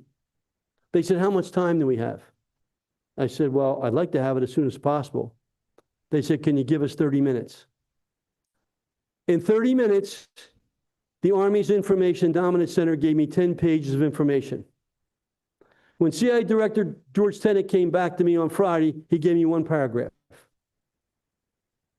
I briefed the 10 members of Congress on the way over to Vienna to meet the Russians. But I realized we had a problem. We solved the solution, and we eventually got Milosevic out of office on the terms we negotiated on behalf and supported by the administration. But I then said to the intelligence people, we need this capability. So working with the intel folks down at Fort Belvoir and my friends from the Cockroaches Association, I said, help me plan an intelligence capability that's cutting edge to help prevent what happened to my friend Ray Downey at the 93 attack. And they did. That program was called the NOAH, N-O-A-H, National Operation and Analysis Hub, policymaker and warfighters tool to deal with emerging transnational terrorist threats. I called John Hamre on the phone, Deputy Secretary of Defense. Today he runs CSIS. I said, John, you got to go down to Fort Belvoir. You have to see what they're doing down there. Okay, Mr. Chairman, I'll go. He went down to Fort Belvoir, met with him. He called me, he said, you're right, this is cutting edge. I said, we need this, John. He said, I agree with you. I said, I don't want another 9/11. I don't want another attack like 93 where we could have lost more lives. He said, I agree, and I'll manage it. Can you get it funded? I said, no problem. I'm the chairman of the Oversight Committee on all defense R&D. That's $180 billion a year. The committee will do whatever I want. Yes, I'll get it funded. He said, you have to convince the 33 classified agencies of the federal government to support this, but especially the CIA and the FBI. They're the big behemoths. So I suggest you convene a meeting in your office. So in my office on November the 4th of 1999, I had Dr. John Hamre, the Deputy Secretary of Defense under Clinton, myself, the Deputy Director of the FBI, Deputy Director of the CIA, I have all the names, and I handed them the proposal. And I said, we need this, I'll get it funded. John said, I'll manage it. And the FBI said, we love it. And the CIA said, we don't want it, and we don't need it. That was 2 years before 9/11. I put language in 2 successive defense bills. You can check it, public record. Mandating a fusion center. This is not after 9/11, it's before 9/11. The CIA blocked it in each of the bills, never got through. 9/11 happens. I'm in my office in the Rayburn building, and my cell phone starts ringing, among all the other chaos. 4 specific calls in particular that I took. One was from the guy you're going to hear from, Lieutenant Colonel Tony Shaffer. The second was from Dr. Eileen Pricer, Career Air Force Intelligence. The third was Navy, Annapolis grad, Navy Commander Scott Philpott. And the fourth was the leader of the Land Information Warfare Assessment Center, Eric Kleinsmith. And they all had the same story, separately. We've got to see you right away, Mr. Chairman. I said, we're under attack. We have to see you now. They came to my office, one at a time.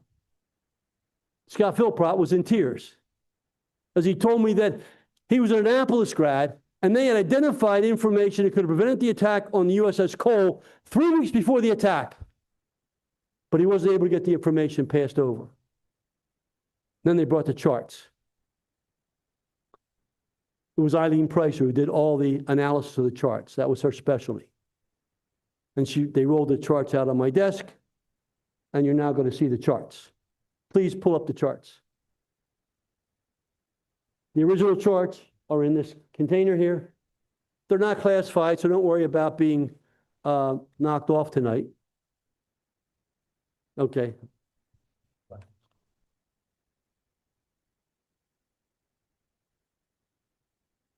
What do I have to do? I just want the charts. Make it easy. There we go, there they are. Okay, they're hard to see. Look at these charts. They had identified 2 years before 9/11 every cell of Al-Qaeda in the world by name and by face. There it is. 2 years before 9/11. And the second chart was a link analysis chart. The first chart was identifying all the cells.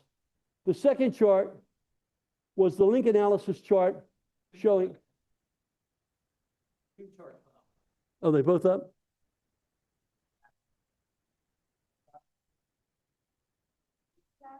There you go. One more time and then one more. Try it again.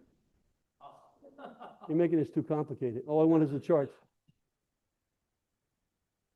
Well, somebody said greenback button. Okay. So the two charts, they look like they were the same chart to me. One chart is the link analysis. The other is the actual showing of the all the able danger cells of the Al-Qaeda cells. The point is that our Army, the able danger team wasn't really Army. The chairman of our Joint Chiefs of Staff, Hugh Shelton, created a program after the 93 attack. Remember the jacket? Ray Downey. One of the pilots, by the way, was my constituent.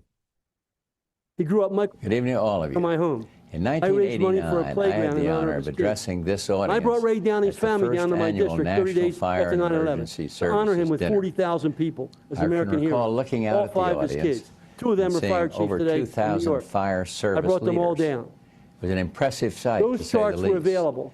And now, as It's the same President of the chart. United It's a States, I different chart. naturally assumed that the audience was there to hear me Right. speak.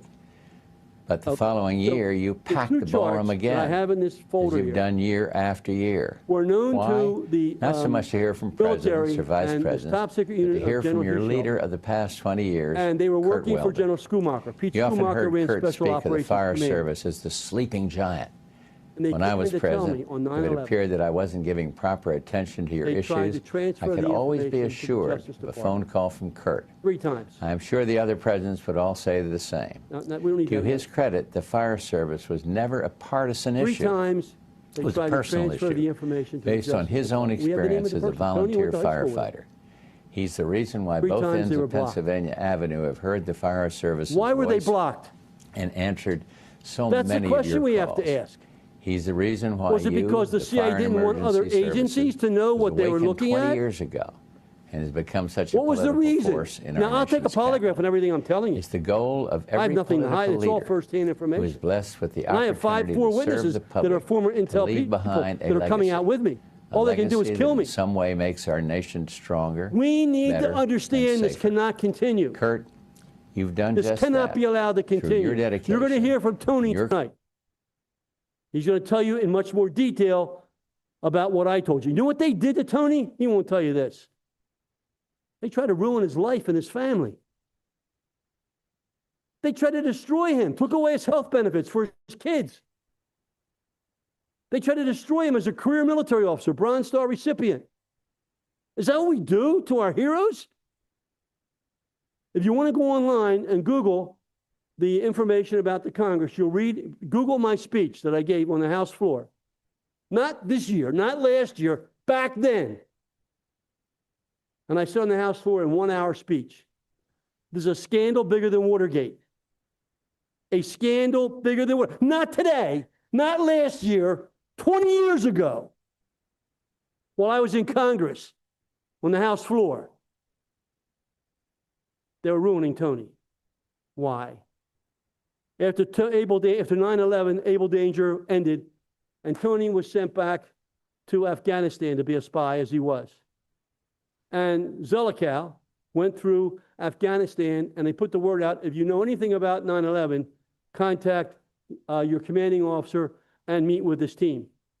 Tony did that. He met with Zelikow. He said, I've got firsthand information. I was part of a special top secret unit, only 20 people involved. Zelikow said, I've got to see you when you get back. It's really urgent. Tony gets back to America. They took away his security clearances. They shut down his office. They locked his files and tried to destroy his life. I defended him on the House floor. Did other members defend him? Not really.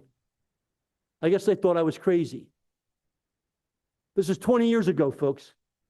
This is not last year. It's not 5 years ago. It's when it happened. Tony then continued to serve in the Army Reserve. He went to his commanding officer. He wrote his book. Here's his book, Operation Dark Heart. He went to his commanding officer and said, as protocol requires, will you check my information? I don't want to get in trouble. Commanding officer said, it's okay, Tony, you can publish it. Publisher starts. The deep state found out. You know what they did? They used your taxpayer money. And they bought all 10,000 copies of the first edition with your tax money. Then they said to Tony, you can publish the redacted version. So I had Tony on a podcast a year ago when I first started talking. I said, Tony, you have the redacted version? Yeah. This one? And the original version? Yep, here. What was so sensitive that they didn't want you to talk about? What secrets were you giving up? He said, Congressman, they didn't want Zelikow name mentioned in my book. This is traitorous activity, folks. Zelikow is not a protected asset for our country. He's a scumbag that ran the 9/11 Commission and made it a lie.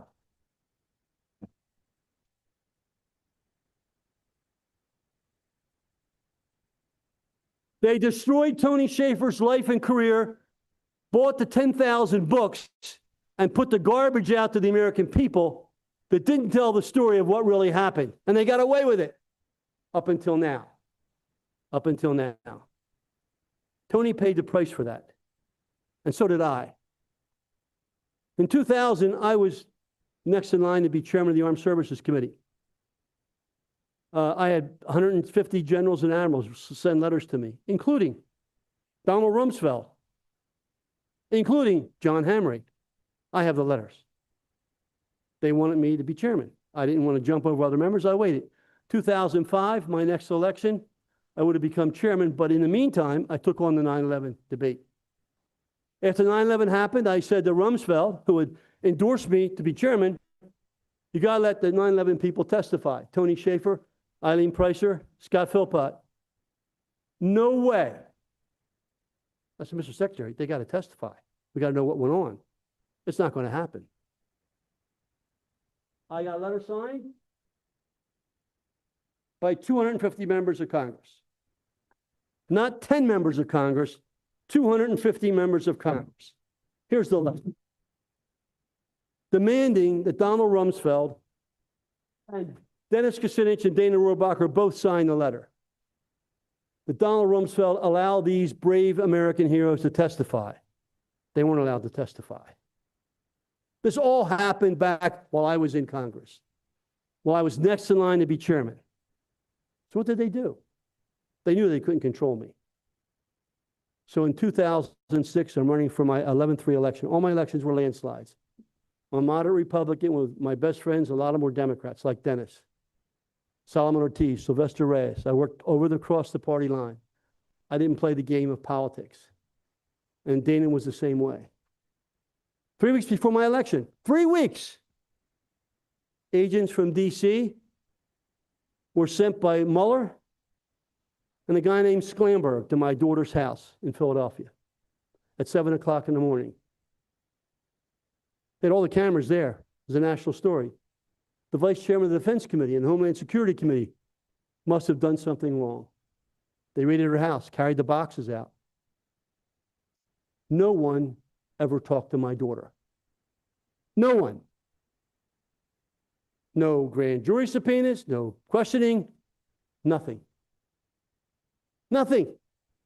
And at the same time they raided my daughter's house, they raided a lawyer from my district, a Democrat, and the agents that went to his office in Philadelphia with the helicopters overhead and the dogs. This is long before Donald Trump now.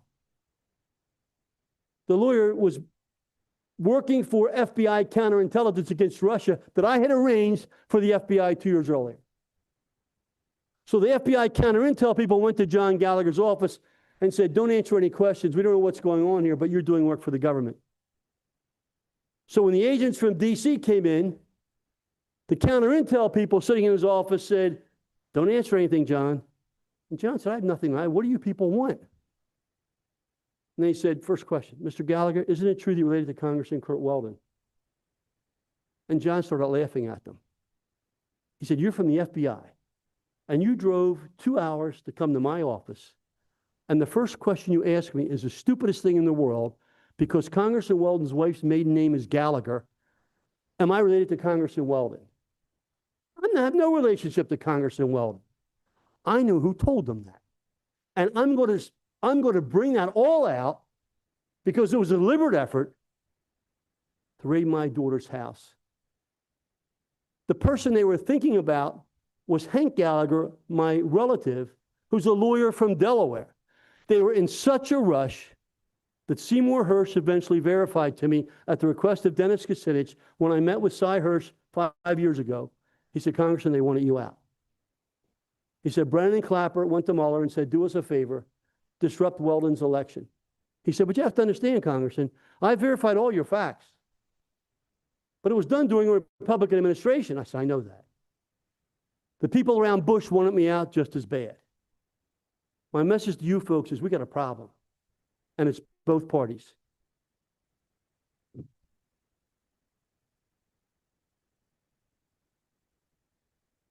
I lost that election that year, and nothing I could do.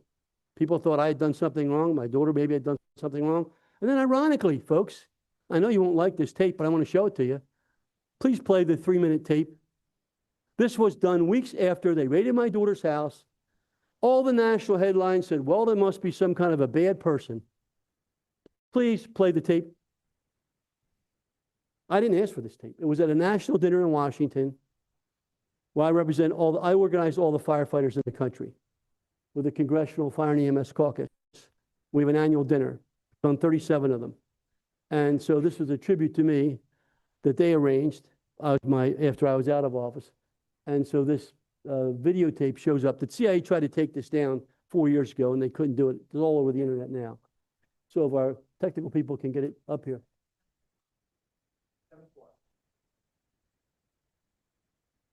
This was done by George H.W. Bush, former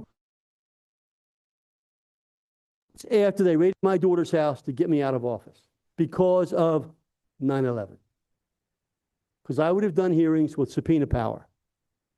So everything you're talking about now, 20 years ago, would have been in hearings. 20 years ago. So this video played, and I wasn't aware it was even done. And, you know, there are senators and House members there, 2,000 people. It was in the Washington Hilton. And I've never seen George Bush do a video tribute like this for any other member of Congress, which takes away any CIA or media person who says, oh, you listen to Weldon, he's a crazy person. Well, you ask them to show you who else George Bush made this kind of a tape about after they left office. And we can ever get it running up here. We hope. So the point is, folks, the 9/11 story is a very personal one for me. I know it's been hidden. I said publicly many times, the 9/11 Commission was a fraud. Not the commissioners. They weren't privy to the facts. That was controlled by Zelikow and Gorelick and a staffer named Dieter Snell. They controlled everything. They wouldn't even let me testify. Here I am, the firefighter leader of the whole country. I'm the chairman of the fire caucus. Every organization in the country, not just a few, the fire chiefs, the union, volunteers, all of them. I won all their awards. I've been to all 50 states, and they wouldn't even, and I was at the World Trade Center in '93. I was at the World Trade Center at 9/11, and they wouldn't let me testify. Why? Because they knew what I would ask. They had to get me out as vice chairman of the committee. The point is now, you want to tell the truth, and so do I. And when I talked to your folks in January, when I decided to go public, I said, but you've got to build a bigger base than what you have. And I got to be a little honest with you. Now, you've made a big case about the Alaska study. If you've really done your homework, why aren't the 2 senators from Alaska supporting the University of Alaska study? Tell me. I mean, tell me. Firefighters, where are the Alaska firefighters? Why aren't they going to the University of Alaska and supporting them? If you're not going to do that work, you're not going to win. It's not about rhetoric. It's not about paper. It's about motivating. When I couldn't get, after the Berma building attack in Oklahoma, here's George Bush. Let's listen to him. Come on, George, talk.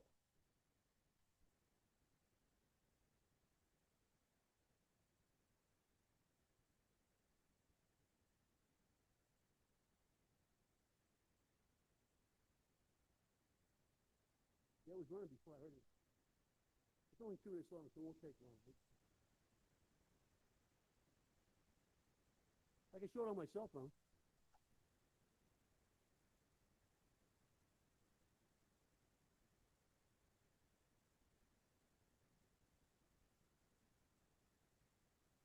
So the point is, that what I said to the groups. Good evening to all of you. In 1989, I had the honor of addressing this audience at the first annual National Fire and Emergency Services Dinner. I can recall looking out at the audience and seeing over 2,000 fire service leaders. It was an impressive sight, to say the least. And now, as President of the United States, I naturally assumed that the audience was there to hear me speak. But the following year, you packed the ballroom again, as you've done year after year. Why? Not so much to hear from presidents or vice presidents, but to hear from your leader of the past 20 years, Curt Weldon. You often heard Curt speak of the fire service as the sleeping giant. When I was president, if it appeared that I wasn't giving proper attention to your issues, I could always be assured of a phone call from Curt. I am sure the other presidents would all say the same. To his credit, the fire service was never a partisan issue. It was a personal issue, based on his own experience as a volunteer firefighter. He's the reason why both ends of Pennsylvania Avenue have heard the fire service's voice and answered so many of your calls. He's the reason why you, the Fire and Emergency Services, was awakened 20 years ago and has become such a political force in our nation's capital. It's the goal of every political leader who is blessed with the opportunity to serve the public to leave behind a legacy that in some way makes our nation stronger, better, and safer. Curt, you've done just that through your dedication and your commitment to our nation's 1 million first responders. So on behalf of Barbara and myself, thank you for your 20 years of incredible service to this great nation, and best wishes as you begin a new chapter in your life. Thank you, and may God bless America.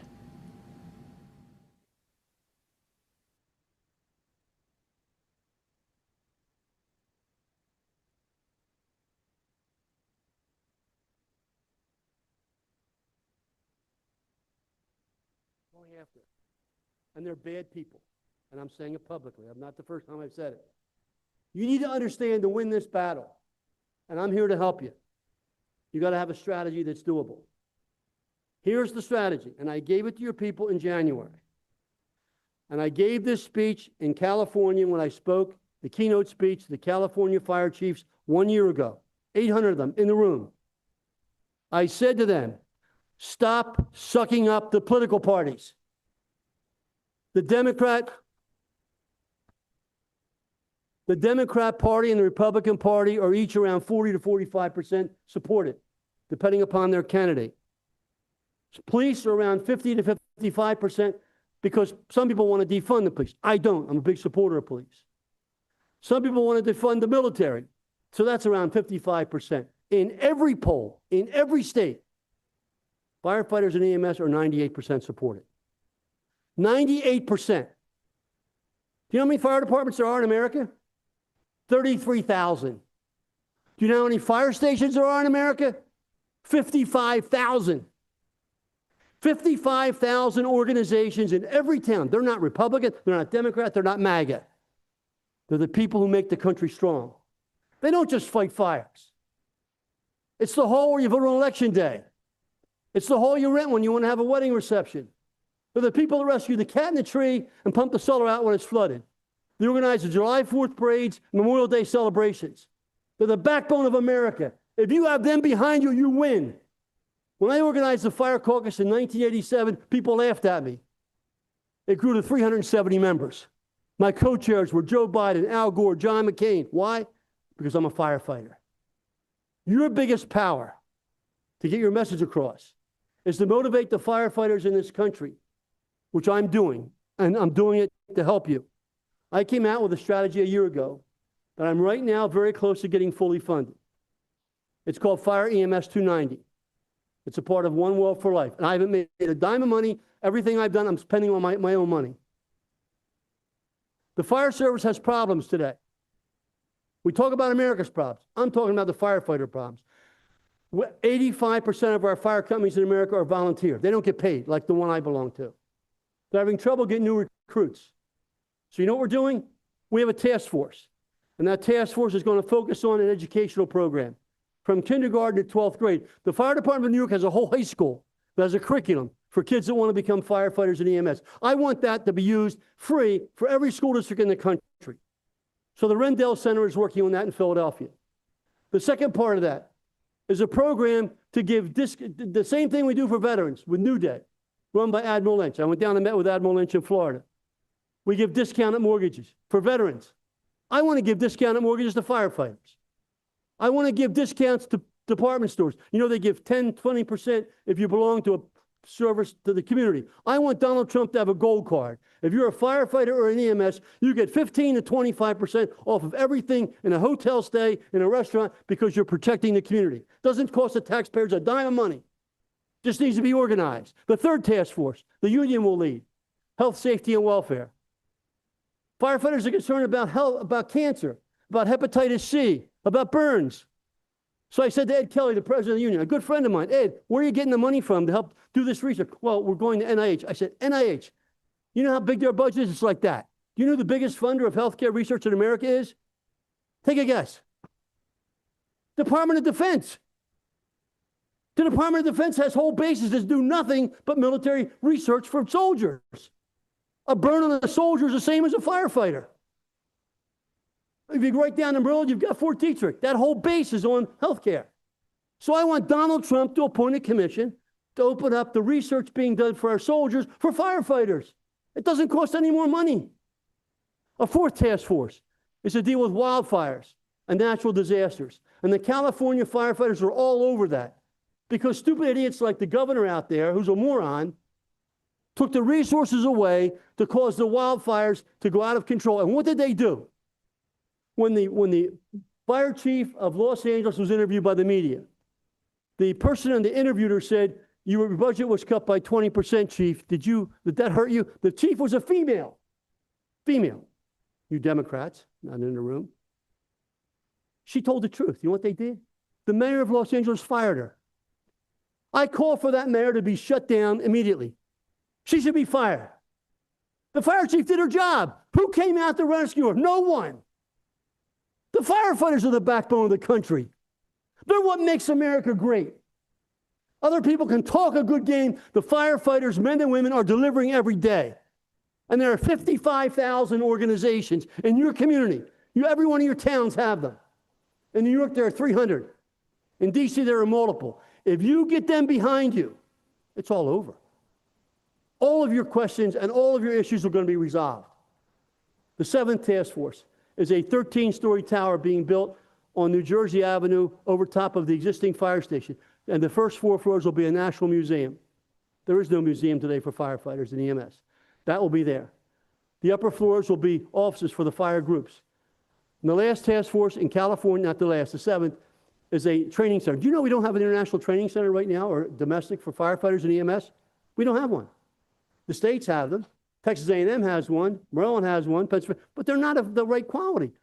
I have an investor that's donated 120,000 acres in California, and I've got the funding for it, not government money. We're going to build a state-of-the-art training and not just a training center, but a center to use AI to simulate building collapses, to simulate tidal waves, floods. It's about time we give our first responders the tools they need. But for you and for Donald Trump politically, he's going to love this, which is why I'm pitching it to him, but I want him to do the task force that you all want, which is 9/11. There's one more. And this came from my visit the last 2 weeks to the New York Fire Department. I was up there with my friend, the deputy chief. Very emotional day. The deputy chief of New York for rescue today is Joe Downey. His dad was Ray. He hosted me for lunch with all his firefighter buddies at rescue headquarters on Manhattan Island or on Roosevelt Island. You know what he did? He brought his 25-year-old son with him. His 25-year-old son, Joe Jr., is a firefighter. Joe Jr. was 4 years old when his father brought him down to my district 1 month after 9/11. And so there I was standing with Joe Jr., the chief of rescue for all of New York, and his son, or Joe Sr., Joe Jr., as we shared lunch together. They proposed that we have an EMS task force. What I'm saying to you is the solution to what you want to do is not just about the technology, not just about all the great work you're doing, the legal work, the healthcare work, the architects and engineers who've done a fantastic job. You've got to build a base of the people who make America move. When I couldn't get the Congress to come up with an interoperable communication system after the Murrah building attack in Oklahoma City, and Chief Marsh came in to testify, or the first 9/11 attack at 93, I went to my staff, I said, why don't we have one communication system for emergency service, interoperable? Because some are on high band, some are on low band, some are digital, some are out. And they said, oh, you can't do that. Why? Because the big communication networks are blocking frequency spectrum for first responders. I said, you're kidding me. So you know what I did, folks? Take this message. I put the subtle word out. Hey, friends in the fire service, can you bring me 20 or 30 fire trucks to Washington on a Wednesday when we're in session? Wednesday afternoon? We're in session. My staff comes and said, Curt, you won't believe this. There are 300 fire trucks at RFK Stadium. 300 fire trucks pulled into RFK Stadium in the parking lot. I grabbed Steny Hoyer off the floor. Steny's a good friend of mine. I was co-chair. And this is the way Steny answered me. He said, you crazy bastard, Weldon, what are you doing now?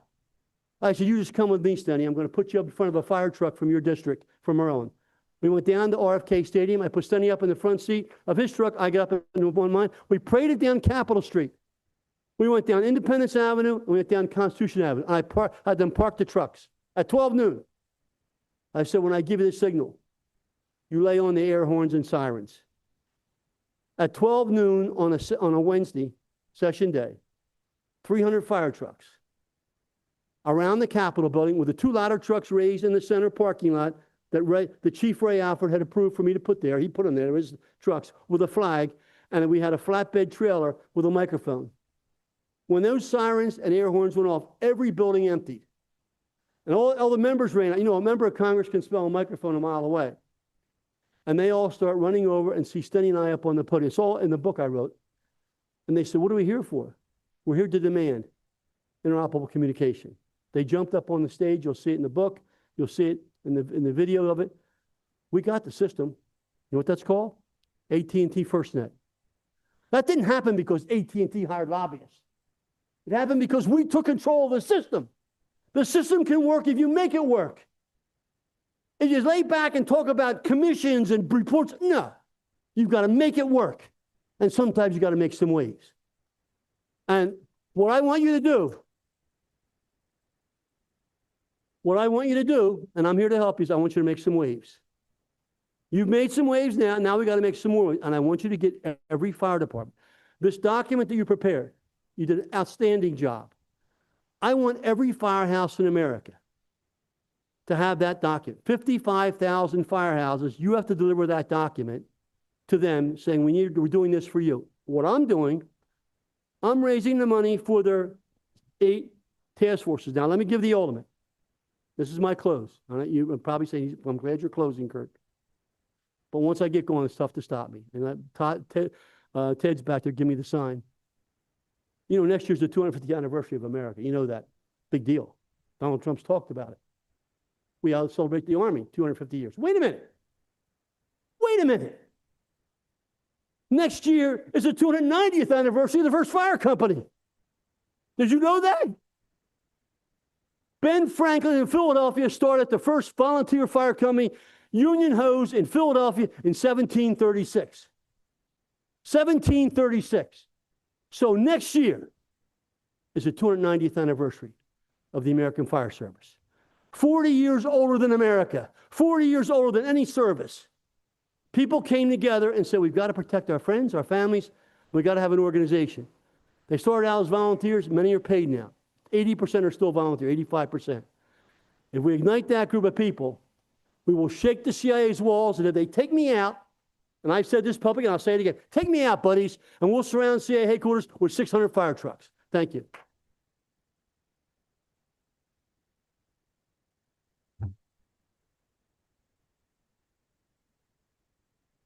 Thank you once again for amazing.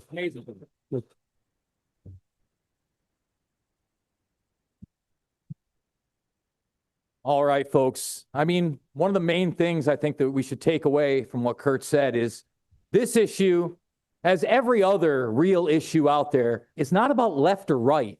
It is always about right and wrong.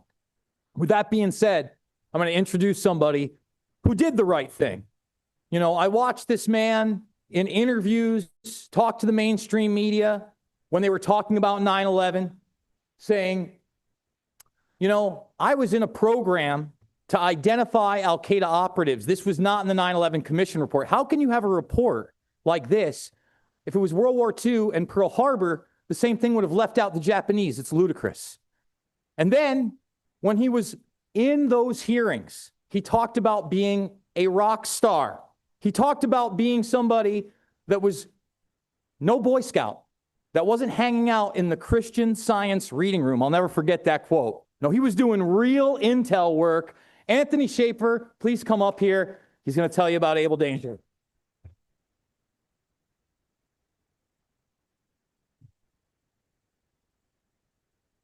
And I'm still no Boy Scout. Right, so I'm going to be way briefer than Curt. I can't, it's tough to follow Curt. I see Dana and my friend Crazy Dennis over there. Hey, Dennis. We're friends, I can say that. So Curt laid out a very compelling framework for the issues we face as a community. I've come to this not as an activist, but as a witness, and an inadvertent witness too, I might add. When Curt talks about me showing up, I was just told to go over and tell him what happened and tell the truth. That was my orders, like, oh, okay, it's pretty easy. And next thing you know, I'm an undisclosed source. And next thing you know, I'm being interviewed, and one thing led to another. So much of what Curt talks about are people here like me who just want the truth. There's no other agenda. And I, as Jason was saying, I had a good job doing spy stuff. As a matter of fact, my Bond moment's still in the International Spy Museum. You can go over and see it. I had no desire to leave. So a couple things to frame my little speech. So does anyone know? Now, some of you have studied this issue and studied Able Danger. Can anyone tell you what my job was on Able Danger? Can anyone tell me what my job was on Able Danger? They can't tell. You know why? Because it's never been disclosed. It's still secret. All this time later, my two primary tasks are still above top secret. So wouldn't we all agree maybe it's time we declassified that? Maybe there's things that relate to why they shut us down right before 9/11 in those two elements of my job? Maybe. So this whole thing about data mining, while important, is not the issue. Able Danger was an operation designed by Hugh Shelton to go kill Al-Qaeda before 9/11. That's it. I'm not going to put a nice happy face on it. As my friend Catherine Herridge says, no happy faces here. And there's no happy faces here. And my job, my oath of office, required me to go do hard things to protect you and them and the people who fight fires. Those people who ran into those buildings on 9/11 should never have had to run into those buildings on 9/11 had we done our job. And I felt great regret to this day for every anniversary because we failed. And let me tell you something. We were designed to fail. They were never going to let us be successful. And that's part of what we have to look at. Part of the task here, and I talked to Richard earlier tonight about this, and Jason and Ted, this is a triage. This is a wide range of issues that we all face. Curt went through the majority of issues relating to first responders. You're going to hear from Dennis tonight on some very compelling things that are highly important. Our job is not, we're not going to get to the truth tonight. We're not. We'd love to, but we don't have that time. What we need to do is we have to triage the things we can get to immediately. Richard's made me, he's converted me. Hallelujah. I used to be a skeptic, but I've come a long way.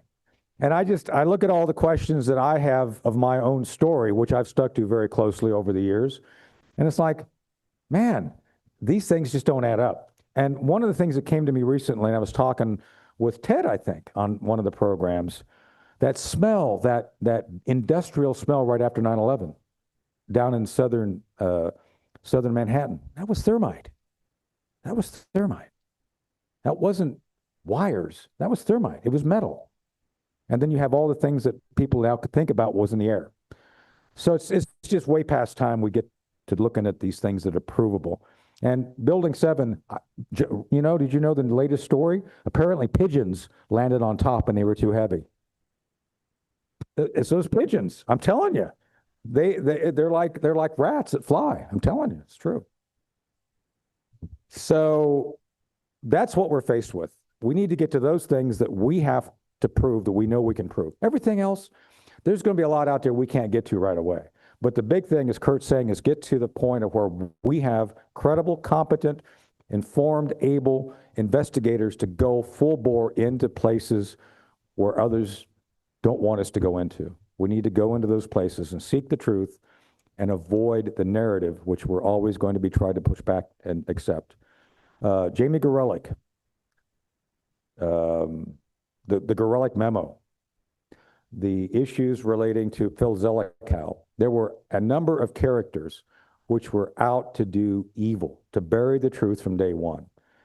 And I'm one that feels if we start looking at prosecutions, I think they should be up there on that list of folks that we should be looking at, because to this day, no one has been held accountable for 9/11, not a single person, not with all the people who died, not one. I got fired because I dared go forward and talk about what I was told to talk about. And that's the issue, is that, and by the way, Curt's been very gracious. I went on to do other things. I'm a county commissioner in North Carolina right now. I got elected. Who'd have thought? I know, it's like, okay, we'll see. And so, but I think that we all recognize the reason we're all here. This burns in our hearts. Some of us, it burns for different reasons. We all have a passion for this. My passion is because I failed, and it haunts me. Every time I see the faces of the men who ran into that building, I recognize the failure that I was left with after working 2 years. We worked from 99 to 2000 on this project, on Able Danger. And I'm not going to go through, I don't have time to go through everything that was in the project.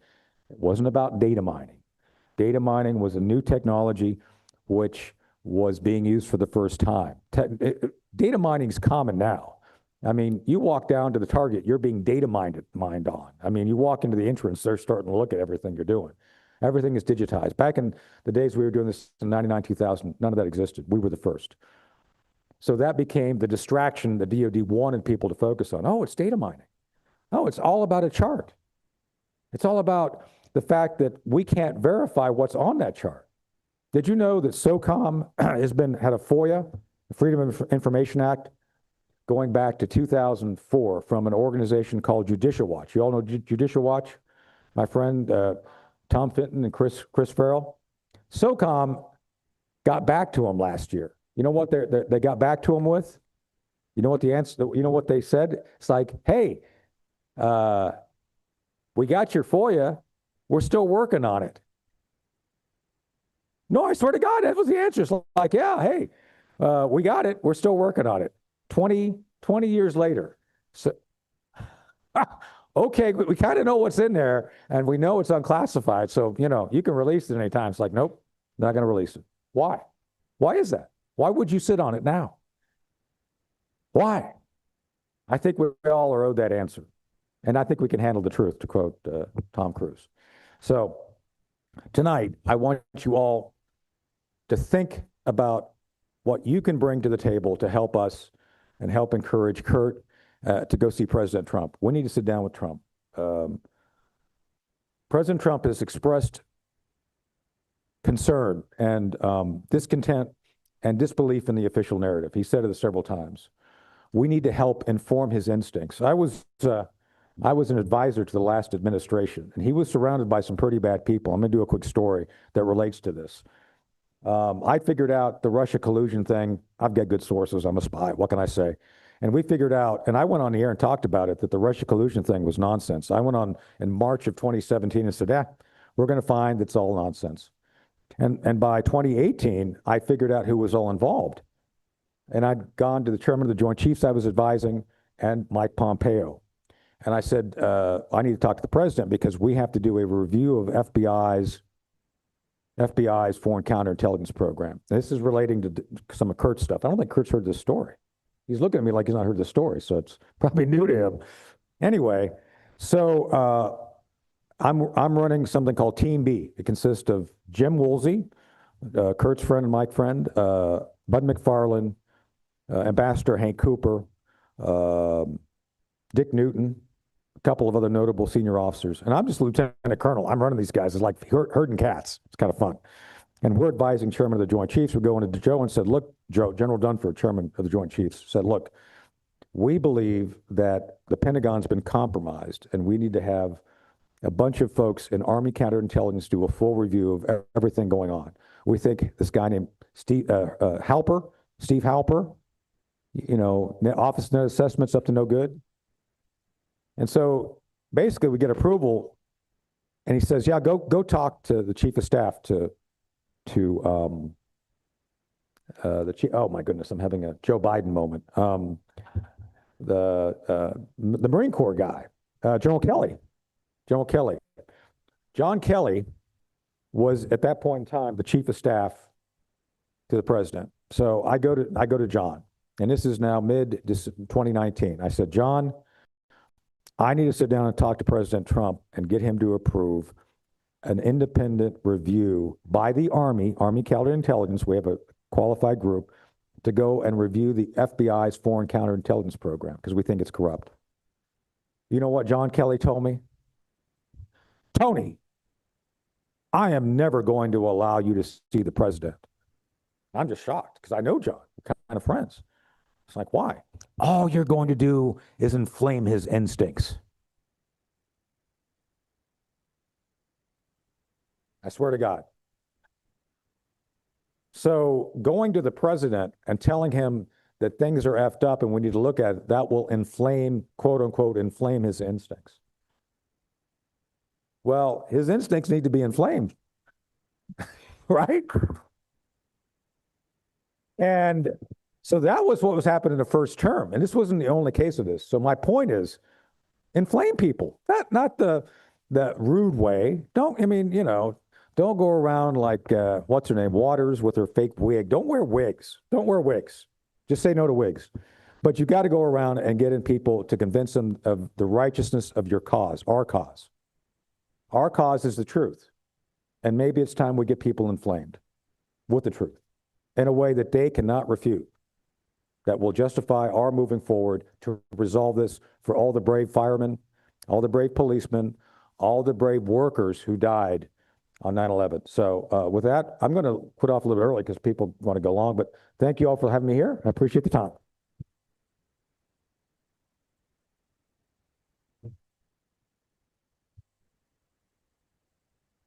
Thank you very much, Tony. Yes, sir. We're going to save the best for last. In Congress, you try to work with both sides, and back when we were in, we did that. It wasn't like, and there's some agencies that want members fighting like they are, just so you know that. This is not all the members, they're put up to it. But the people you're going to meet together came down here to meet you. One's a Democrat, one's a Republican. They constantly work to try to avoid war and protect our troops. Dennis traveled around the world on his own and with me. He'll talk about some of those experiences. And he's also going to bring up Dana, who was a top speechwriter for Ronald Reagan. In case you never knew it, Dana was the top speechwriter for President Reagan. Came to Congress, And Dana was on the cutting edge of work in Afghanistan. Back before, when Afghanistan was a very unstable place, it was Dana's staffer, with the help of Dana, who put me in touch with him, Al Santoli, that allowed us to go over to meet with King Zahir Shah, living in exile, to convince him to go back to Afghanistan before we sent one American troop into Afghanistan to protect our troops. So these are two great Americans who never got credit for that part of what I saw them do. So Dennis, I'm going to turn it over to you.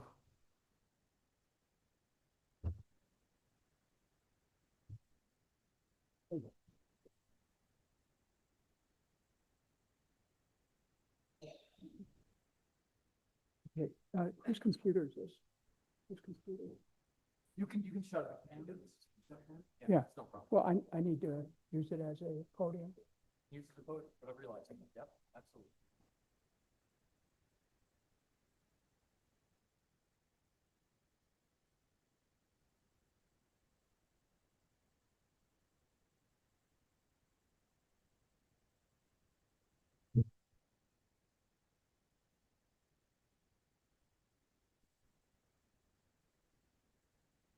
Great, thanks a lot. That's helpful.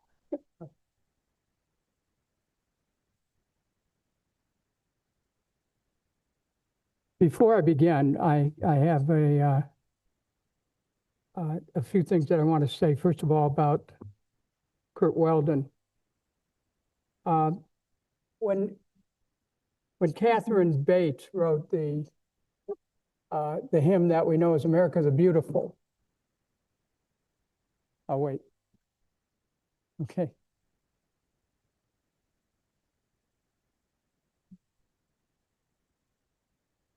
We good?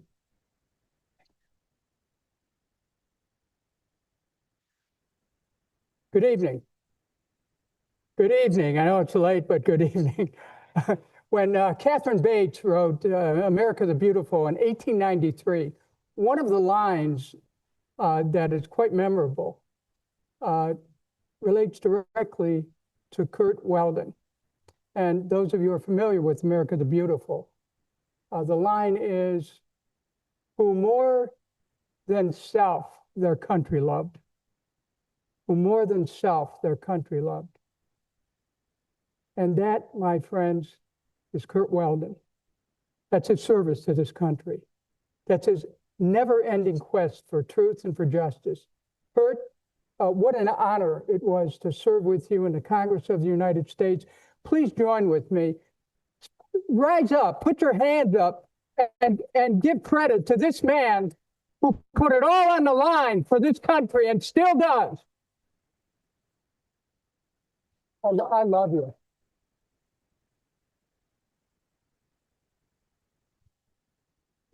I was privileged to serve in the Congress with Curt Weldon and to travel with him many times in the cause of peace worldwide. There's another individual I was privileged to serve with. I'm going to introduce him. He's going to speak briefly. But I just want to say that Congressman Dana Rohrabacher, who's here with his wife, Rhonda, Congressman Dana Rohrabacher was a senior member of the House Foreign Affairs Committee and longtime confidant of the Afghan freedom fighters. And he was tipped off before 9/11 by a senior government official on a fact-finding trip to Qatar. Dana tried to warn everyone about the pending attack, including Condi Rice, who agreed to meet with him, but not until 9/11. No one in our government paid attention to his warnings, but he at that time was like Paul Revere. He was warning about what was coming. And Dana, what an honor it was to serve with you in the Congress. Your 30 years in the House of Representatives stands as a testament to public service. And I would like all of you to join me in welcoming Congressman Dana Rohrabacher.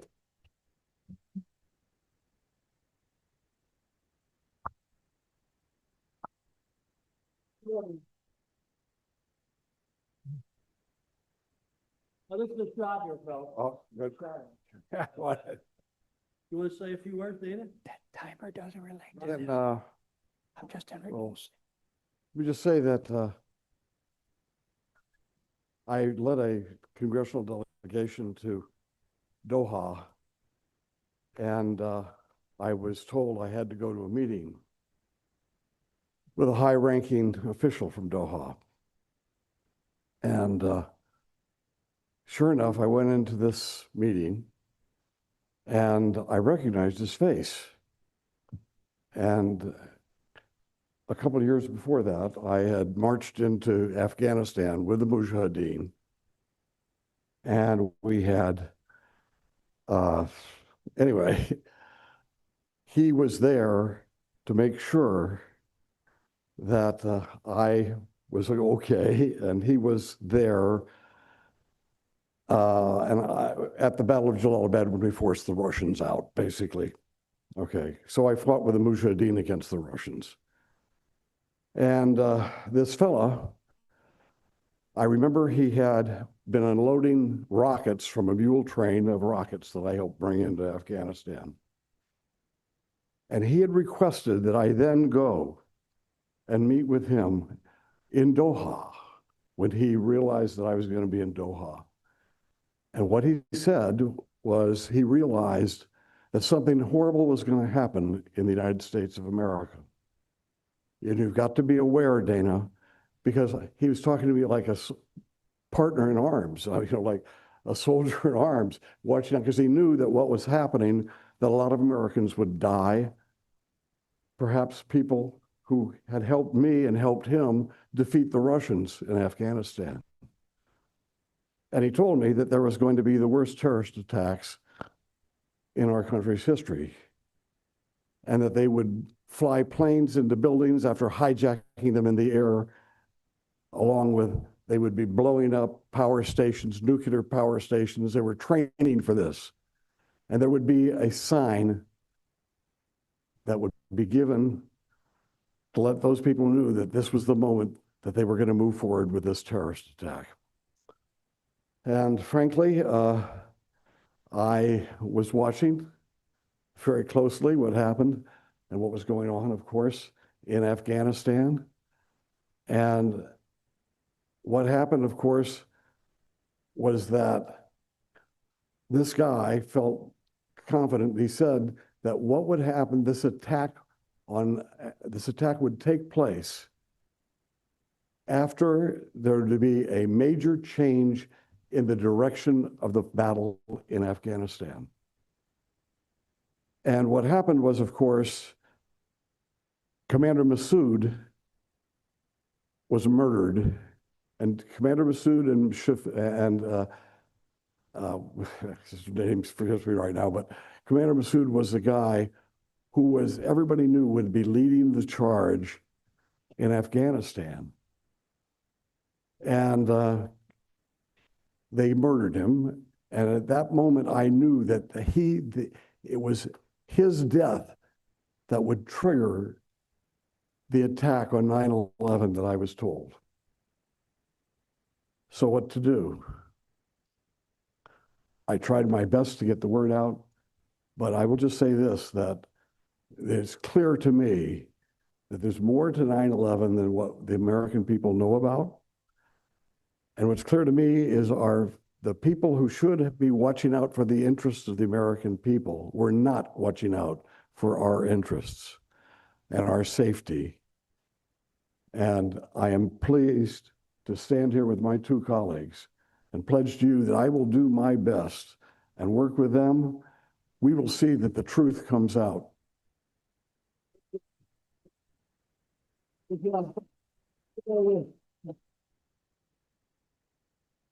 Congressman Dana Rohrabacher, 30 years, dedication to this country. Thank you, Dana.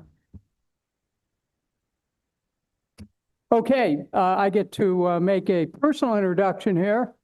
After my experience in Congress, most of which was spent fighting wars, it was, I will tell you, a very tough time going through that for year after year after year. And one person who helped me make it through it is here tonight. I want to introduce the one and only Elizabeth Kucinich, my wife. She's hiding in the corner there. Elizabeth, you want to stand up, please, so people can see you? Thank you. Thank you, Elizabeth. And thank you. Before I begin, remarks I'd actually prepared for this occasion, because this is the first time since 9/11 that I've actually kind of created a synthesis that I wanted to share with what I think is a group that's emerging as one of the most formidable groups for truth in this country.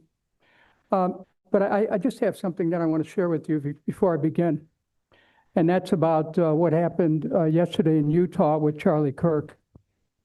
I didn't know Charlie, but I will say this, that mass violence, which we're talking about here tonight, mass violence impels and creates personal violence, which in turn creates mass violence.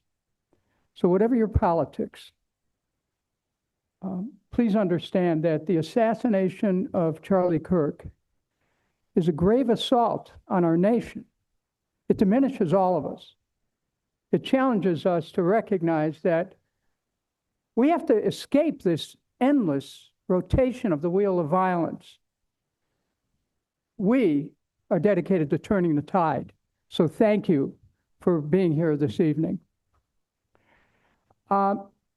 It's actually exhausting just to listen and to remember and hear the testimony of everyone who's been here, who's in the last yesterday, today, and I can anticipate tomorrow. For those of us who have been through it in the last 20-some years, it's hard to listen to. It stirs up some deep emotions. And I just have to say, Curt and to Richard Gage, you know, how much I appreciate being here. But it's not without a lot of emotion hearing this. It all comes back, Curt, Dana. It all comes back. And so this is the first time that I've really spoken about it and put it together since then. And I hope that, that as I make this presentation, you'll see that the point of view that I'm offering fits neatly with the work of turning the tide, Richard, the work that you've been doing since that day. So it's been well established that Israel and the U.S. are partners. What is not understood is the square dance-like sequence, the deadly do-si-do back and forth of that partnership involving 9/11. The U.S. and Israel aligned in prevarication, determinedly, wrongly associating the motive, the intent, and the execution of the attacks, wrongly associating it with Saddam Hussein in Iraq. Immediately after 9/11, Netanyahu, who was in America on that day, was asked by the BBC what the attack meant for U.S.-Israeli relations. It's very good, he said. It's very good. Then he caught himself. Well, not very good. It will generate immediate sympathy. On September 12th, in a CNN interview, Mr. Netanyahu said, quote, "It's not just bin Laden, it's not just a network, it's also the states that harbor and support them, Iraq, Iran, the Taliban, and Afghanistan." A few days later, on September 16th, 2001, Vice President Cheney appeared on NBC News' Meet the Press, and he claimed, "We also have evidence that Saddam Hussein's been harboring terrorists, including Al-Qaeda." On the first anniversary of 9/11, on the evening of September 11, 2002, President Bush, with New York's Ellis Island as a backdrop, gave a speech which set the stage for conflating Iraq with 9/11. The next day, September 12, 2002, in Washington, D.C., Benjamin Netanyahu appeared before the Congressional Committee, of which I was a member, and with the unmistakable intent of influencing Congress to vote to go to war against Iraq because of 9/11, he said, "Do you believe that action can be taken against Saddam only after he builds nuclear bombs and using them? And do various critics, especially overseas, believe a clear connection between Saddam and 9/11 must be established before we have a right to prevent the next 9/11? He was making the connection, false, between Iraq and 9/11. He said, he continued, the most compelling case for preemption against Saddam's regime, I believe, was not the president's powerful words, but the savage action of the terrorists themselves on September 11th. He went on to say, there's no question whatsoever that Saddam is seeking, is working, is advancing towards the development of nuclear weapons. No question whatsoever. If you take out Saddam, I guarantee you, he told Congress, I guarantee it, that will have enormous positive reverberations on the region. After 9/11, the United States must act preemptively against terrorist regimes, said Netanyahu. Now, in this congressional hearing, I had a chance to ask Mr. Netanyahu some questions. And one question I asked was this, Mr. Netanyahu, what other countries would you have us bomb? He answered, Iran, Libya. A few weeks later, on October 2nd, 2002, as the leader of the effort against the war, I began personally distributing on the floor of the House of Representatives a detailed memo. I put it in the hands of hundreds of members. The memo was frank and clear, and it stated that based on all credible and available information, Iraq had nothing to do with 9/11, with al-Qaeda's role, that Iraq had neither the intention nor the capability of attacking the U.S., that there was no credible evidence that Iraq was either possessing or was about to use weapons of mass destruction, and that America was about to enter a bloody abyss based on misinformation, disinformation, and outright lies.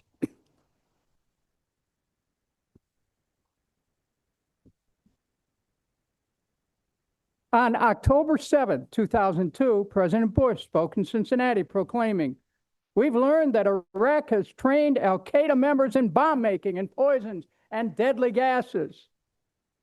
On October 10, 2002, the House of Representatives, swept up in an endless stream of government chest-thumping, patriotic retribution, parroting media war talk, voted 296 to 133 to wage war against Iraq.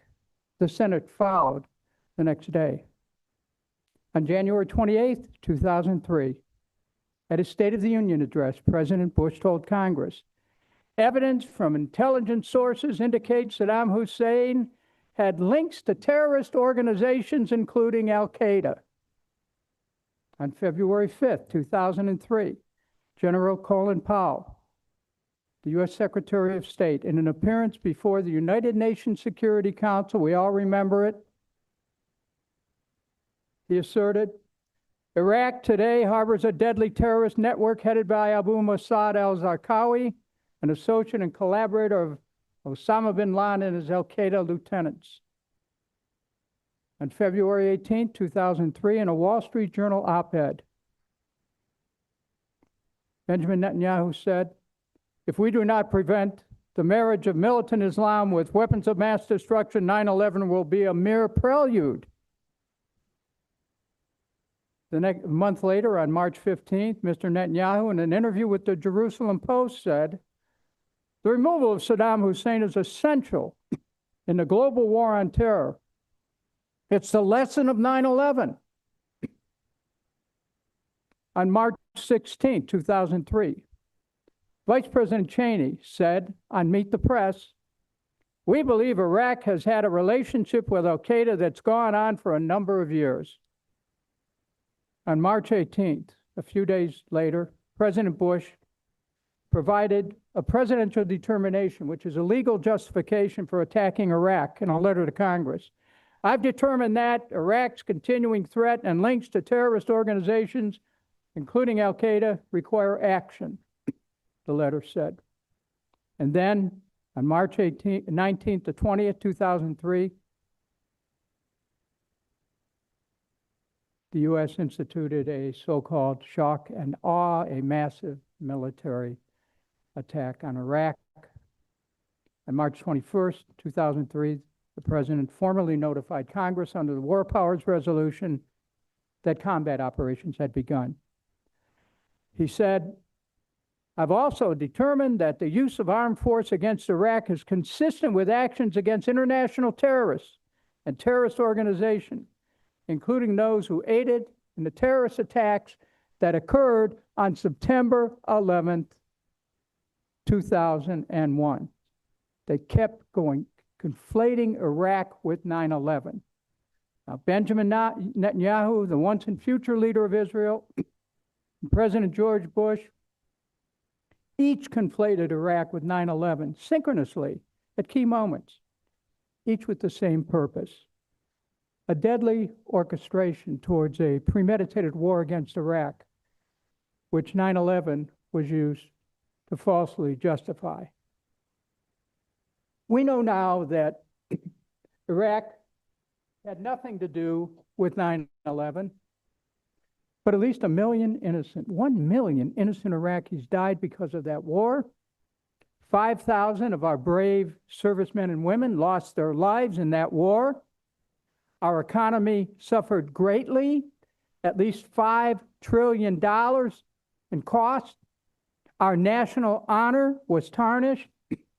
And as Colonel Shaffer mentioned a moment ago, no one has ever been held to account.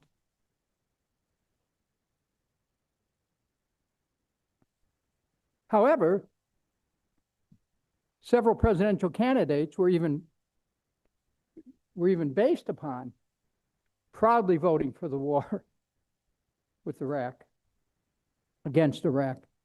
So the United States was misled into a war based on lies about 9/11.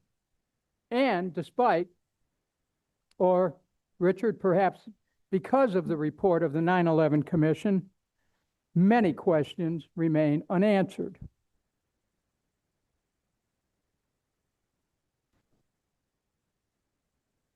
After 9/11, for the next, after we went to war, for the next 8 years, I gave over 300 presentations in Congress, pointing out over and over and over the lies, the loss of life, the cost, calling not just for the end of the war, but for new direction in U.S.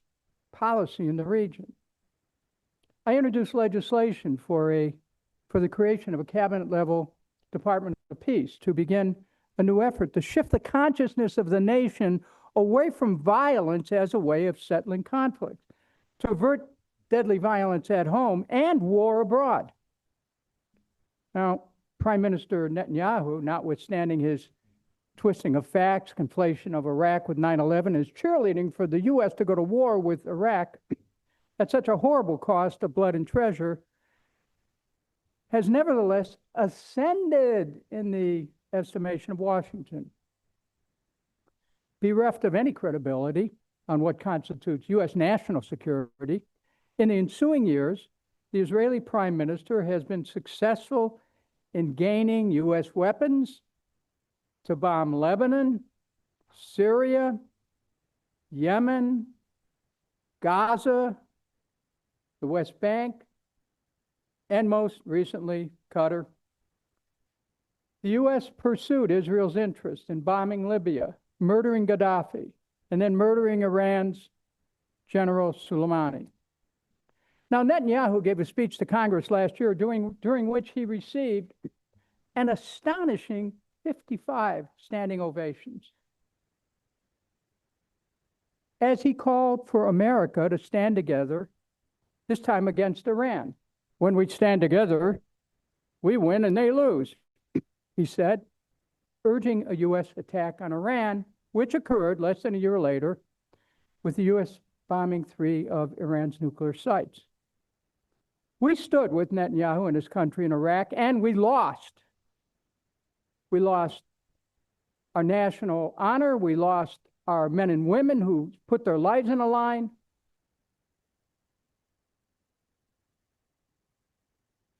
A second attack on Iraq looms, which could well precipitate World War III. When we stand together in illegal aggression, we all lose. Now, Israel has often complained that it has no one to negotiate with to bring an end to conflicts or fend off future wars. They make sure of it. For those interested in peaceful negotiations, meetings arranged by the U.S. supposedly to reach an agreement with Iran or with Hamas and Qatar end up being traps, opportunities for Israel to kill the negotiators. Venezuela recently was more likely the target of an attack on its boat in international waters, killing 11 people, not because of a new U.S. interest in anti-illegal drug efforts, but most likely because Venezuela does not support the genocide happening in Gaza under the Netanyahu government. It's noteworthy that the U.S. imposed sanctions on the International Criminal Court and Francesca Albanese, Special UN Rapporteur on the rights of the Palestinian territory, just for calling out Israel and its inhumanity. America has forgotten the lessons of 9/11 as to who we can and can't trust with respect to international policy, and it is affecting us here at home. Domestically, our constitutionally guaranteed rights under the First Amendment, freedom of speech, under attack. Academia has been published for dissent about genocide, universities dealt heavy fines, students expelled, all in the name of enforcing a narrowly redefined anti-Semitism as a way to deflect protests against the Israeli government's policies of theft of Palestinian land, ethnic cleansing, starvation, genocide, all with the tacit approval and funding of the United States of America, and it's wrong.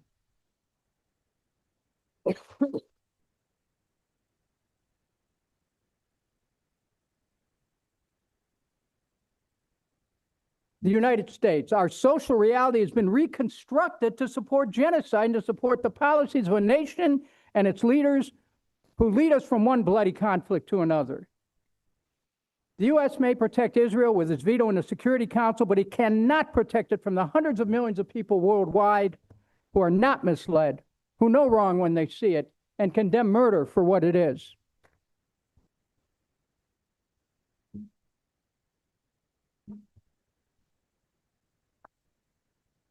If truth equals anti-Semitism, it's time to perhaps to examine what anti-Semitism really is.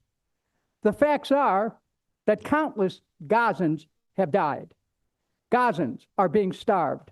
The reality is that a large-scale program of ethnic cleansing is ongoing.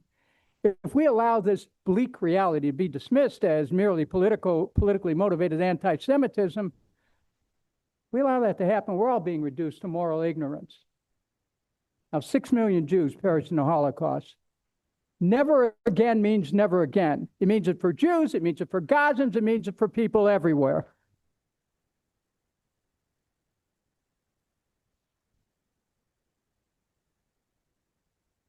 Israel cannot survive the contradiction of having a history of such immense suffering and inhumanity inflicted upon Jews by the Nazis, only to see its own country stand accused before the world of murderous crimes which recall the Nazi era. We are all warned in the book of Matthew, quote, "Every kingdom divided against itself is brought to desolation, and every city or house divided against itself will not stand." We should all want all the hostages brought home. We should mourn the deaths of every innocent Israeli. If we mourned the deaths of every innocent Palestinian in Gaza, we might well drown in our own tears. The death of truth, however, is beyond mourning. It is the final knell for the American Republic. And that is why, Richard, what you're doing and what Turn the Tide is about is a chance to help protect and save our country. Thank you. Thank you. Thank you.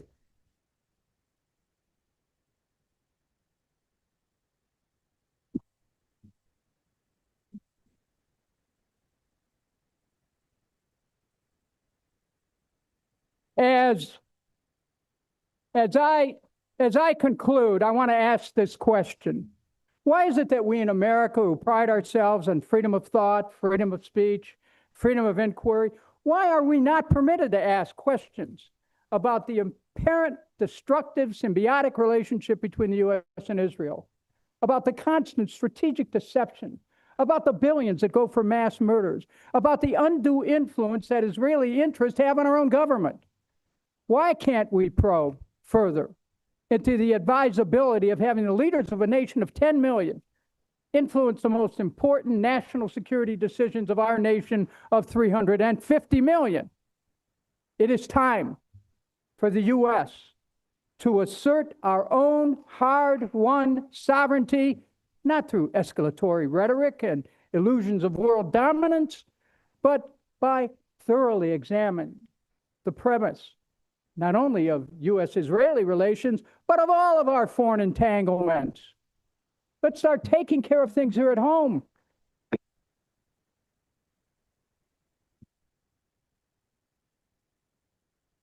I do not believe that the people of the United States support stealing people's homes. I do not believe that today's Americans support the theft of people's lands. I do not believe Americans want to starve people or want to murder children or want to see their tax dollars support genocide. We do have serious political differences in America, which outside elements exploit. We know that. The polarization and the partisanship, which is evident, cause us to lose sight of what unites us.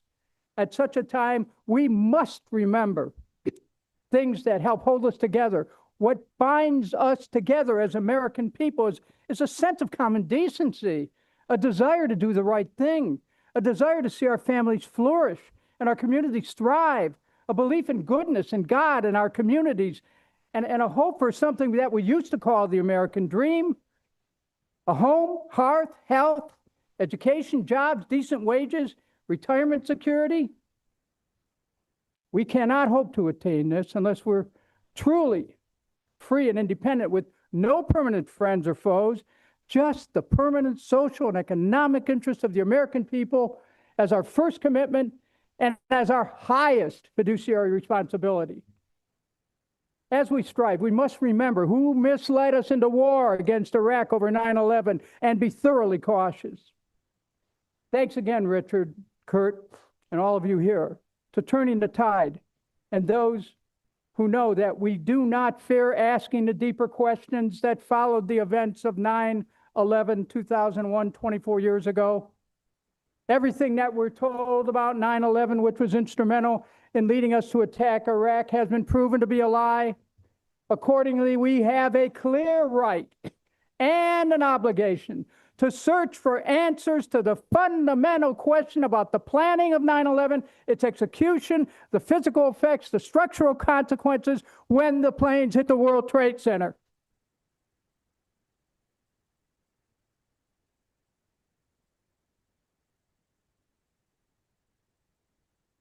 We have the capacity. We have the capacity to learn the truth about 9/11, about the motivations, about whose interests were being served, about the phenomena like the collapse of Building 7 in New York City, about the lies that took us into war, about the lies that kept us in war, about the lies which even now build a war consciousness so ubiquitous that for the first time since the Civil War, an American city has been threatened by our own government with war. Serious, unanswered questions will not go away. The conspiracy, if there was one, was against the truth and against the American people. So let us continue with a limitless quest for answers. Fear not drawing conclusions that shake the foundations of this country, because truth is the path to national reconciliation. Truth is the path to bind up our wounds. Never has there been a time in the history of America where the quest for defining truth is of such importance. Truth, rescued from our deepest, darkest recesses. Truth, facing our deepest fears. Truth, liberating a nation tired of being told lies by people in high places with low motives. The Bible says, you shall know the truth, and the truth shall set you free. So, my dear friends, let us fearlessly march through the fog of disinformation, misinformation, manufactured intelligence, and psyops. We move forward dauntlessly towards an uplit path. Thank you.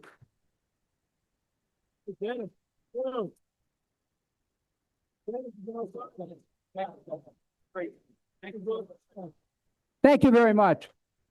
Thank you, Richard, Dana.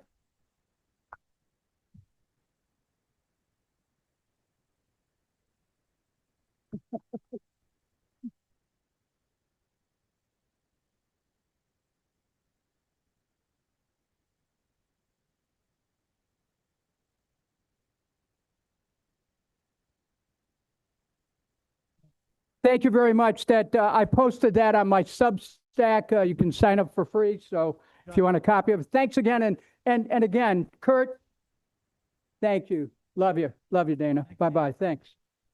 Okay. Thank you. All right, folks, we got one more speaker. How powerful was Dennis Kucinich? Well, I'm going to say this. We might have saved the best for last. You know, I had a conversation with this gentleman earlier.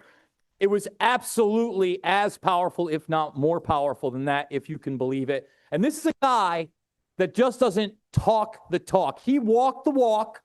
He exposed CIA torture. He did time in prison for it, and he continues to speak truth to power. Ex-CIA John Kiriakou. Thank you so much.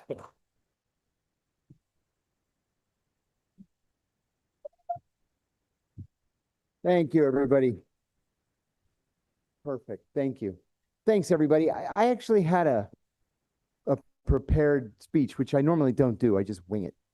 I figured if I don't know these issues by now, I'm never going to know them. So, but after listening to Congressman Kucinich, after watching Senator Johnson yesterday, I think I can't give that speech that I intended to.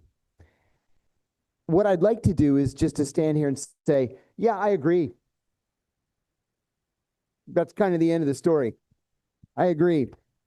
But I'll agree by throwing in a couple of anecdotes. For those of you who don't know me, my name is John Kiriakou. I spent almost 15 years in the CIA, and then found myself after 9/11 in a couple of leadership positions. I was the chief of counterterrorism operations for the CIA in Pakistan after 9/11. Led a series of raids that resulted in the capture of Abu Zubaydah, whom we wrongly believed was the number 3 in Al-Qaeda, and then went home to become the executive assistant to the CIA's deputy director for operations, a position in which I got to see literally everything that the CIA was doing around the world. And I can tell you, they are lying about everything. Everything. I mean, just on the surface of things, think about it. They told us there was no torture program. Of course there was a torture program. That was a lie. They told us that there was no archipelago of secret prisons around the world. That was a lie. They told us that there was no program of international renditions or extraordinary renditions where we were kidnapping people who had never been charged with a crime and then sending them to countries that they had no ties to so that they could be tortured. That was a lie. And then they told us there's nothing happening at Guantanamo. We're just holding people there to await trial in the appropriate federal district courts. That was a lie.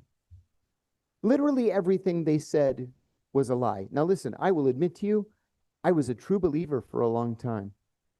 Even though I was a third generation Democrat, liberal Democrat, we don't use the word liberal anymore, but progressive Democrat, 3 generations. We had a photograph of Franklin Roosevelt on our TV, which I still have. I can't abide by what the Democratic Party does any more than I can abide by what the Republican Party does, because they're all lying to us. I want to take you back to the months after the 9/11 attacks. We had captured Abu Zubaydah, and I was sitting at the foot of his bed. My orders were to not leave his bedside. I was tired, very tired. And so I was afraid I was going to fall asleep. So I tore up a sheet and I tied him to the bed. He was in a coma, but I don't know. I was thinking maybe the doctor's Al-Qaeda, maybe the nurse is Al-Qaeda. I'm going to fall asleep in the chair and they're going to make him escape. So I tied him up. And then I woke up and I noticed that one of the FBI guys that was in and out had left Abu Zubaydah's diary next to the bed. So when I woke up, I said, what's that? Oh, that's the diary. We confiscated it at the safe house, but it's in Arabic. He said, I can't read it. I said, oh, pass it over here. I'll check it out. So I'm looking through the diary, and much of it was innocuous. The CIA and the FBI differ on this and have for 23 years, but much of it was doodles. He was a very talented artist. Some of it was poetry. He would write letters. He was 27 at the time. He would write letters to his 14-year-old self saying, treat our parents with respect. Don't say terrible things to that girl down the block. You know, have respect for your brothers and sisters, that kind of thing. But then also in the diary were the personal cell phone numbers of 3 Saudi princes. And I'm looking at this like, what in the world? Are these cell phone numbers? So I called Islamabad and I said, listen, I'm sitting here in the hospital and I'm looking at this diary that we confiscated, and I think it's got the cell phone numbers of 3 Saudi princes. And the analyst that I called said, you've got to be kidding me. And I said, no. So I read him the names, and I violated all kinds of security issues. But anyway, I read him the names and the phone numbers over the phone. He cabled headquarters. They just said, thank you. Another couple of months pass. I go back to CIA headquarters. By then, this information had bubbled up to the director, George Tenet. This was one of only 2 times I ever saw George lose his temper. Prince Bandar bin Sultan Al Saud, who's the Saudi ambassador to the United States, and the son of then, what was he, the minister of whatever, Prince Sultan, defense, I think it was. George had called Prince Bandar into the office, and George said, we have this information that these 3 members of your family are in the personal diary of the number 3 man in Al-Qaeda. And he said, Bandar, I'm telling you because we're allies, we're going to start killing people, a lot of people. And some of them are going to be named Al Saud. So Bandar left the meeting. And then over the next couple of weeks, 3 things happened. One of the princes had bariatric bypass surgery, and he died on the operating room table somehow. Another prince was killed in a 1-car accident on the Riyadh to Jeddah highway. And then the 3rd prince went camping in the desert like he used to do all the time and died of thirst. Of thirst. Bandar didn't do us any favors by having his cousins killed. He set us back.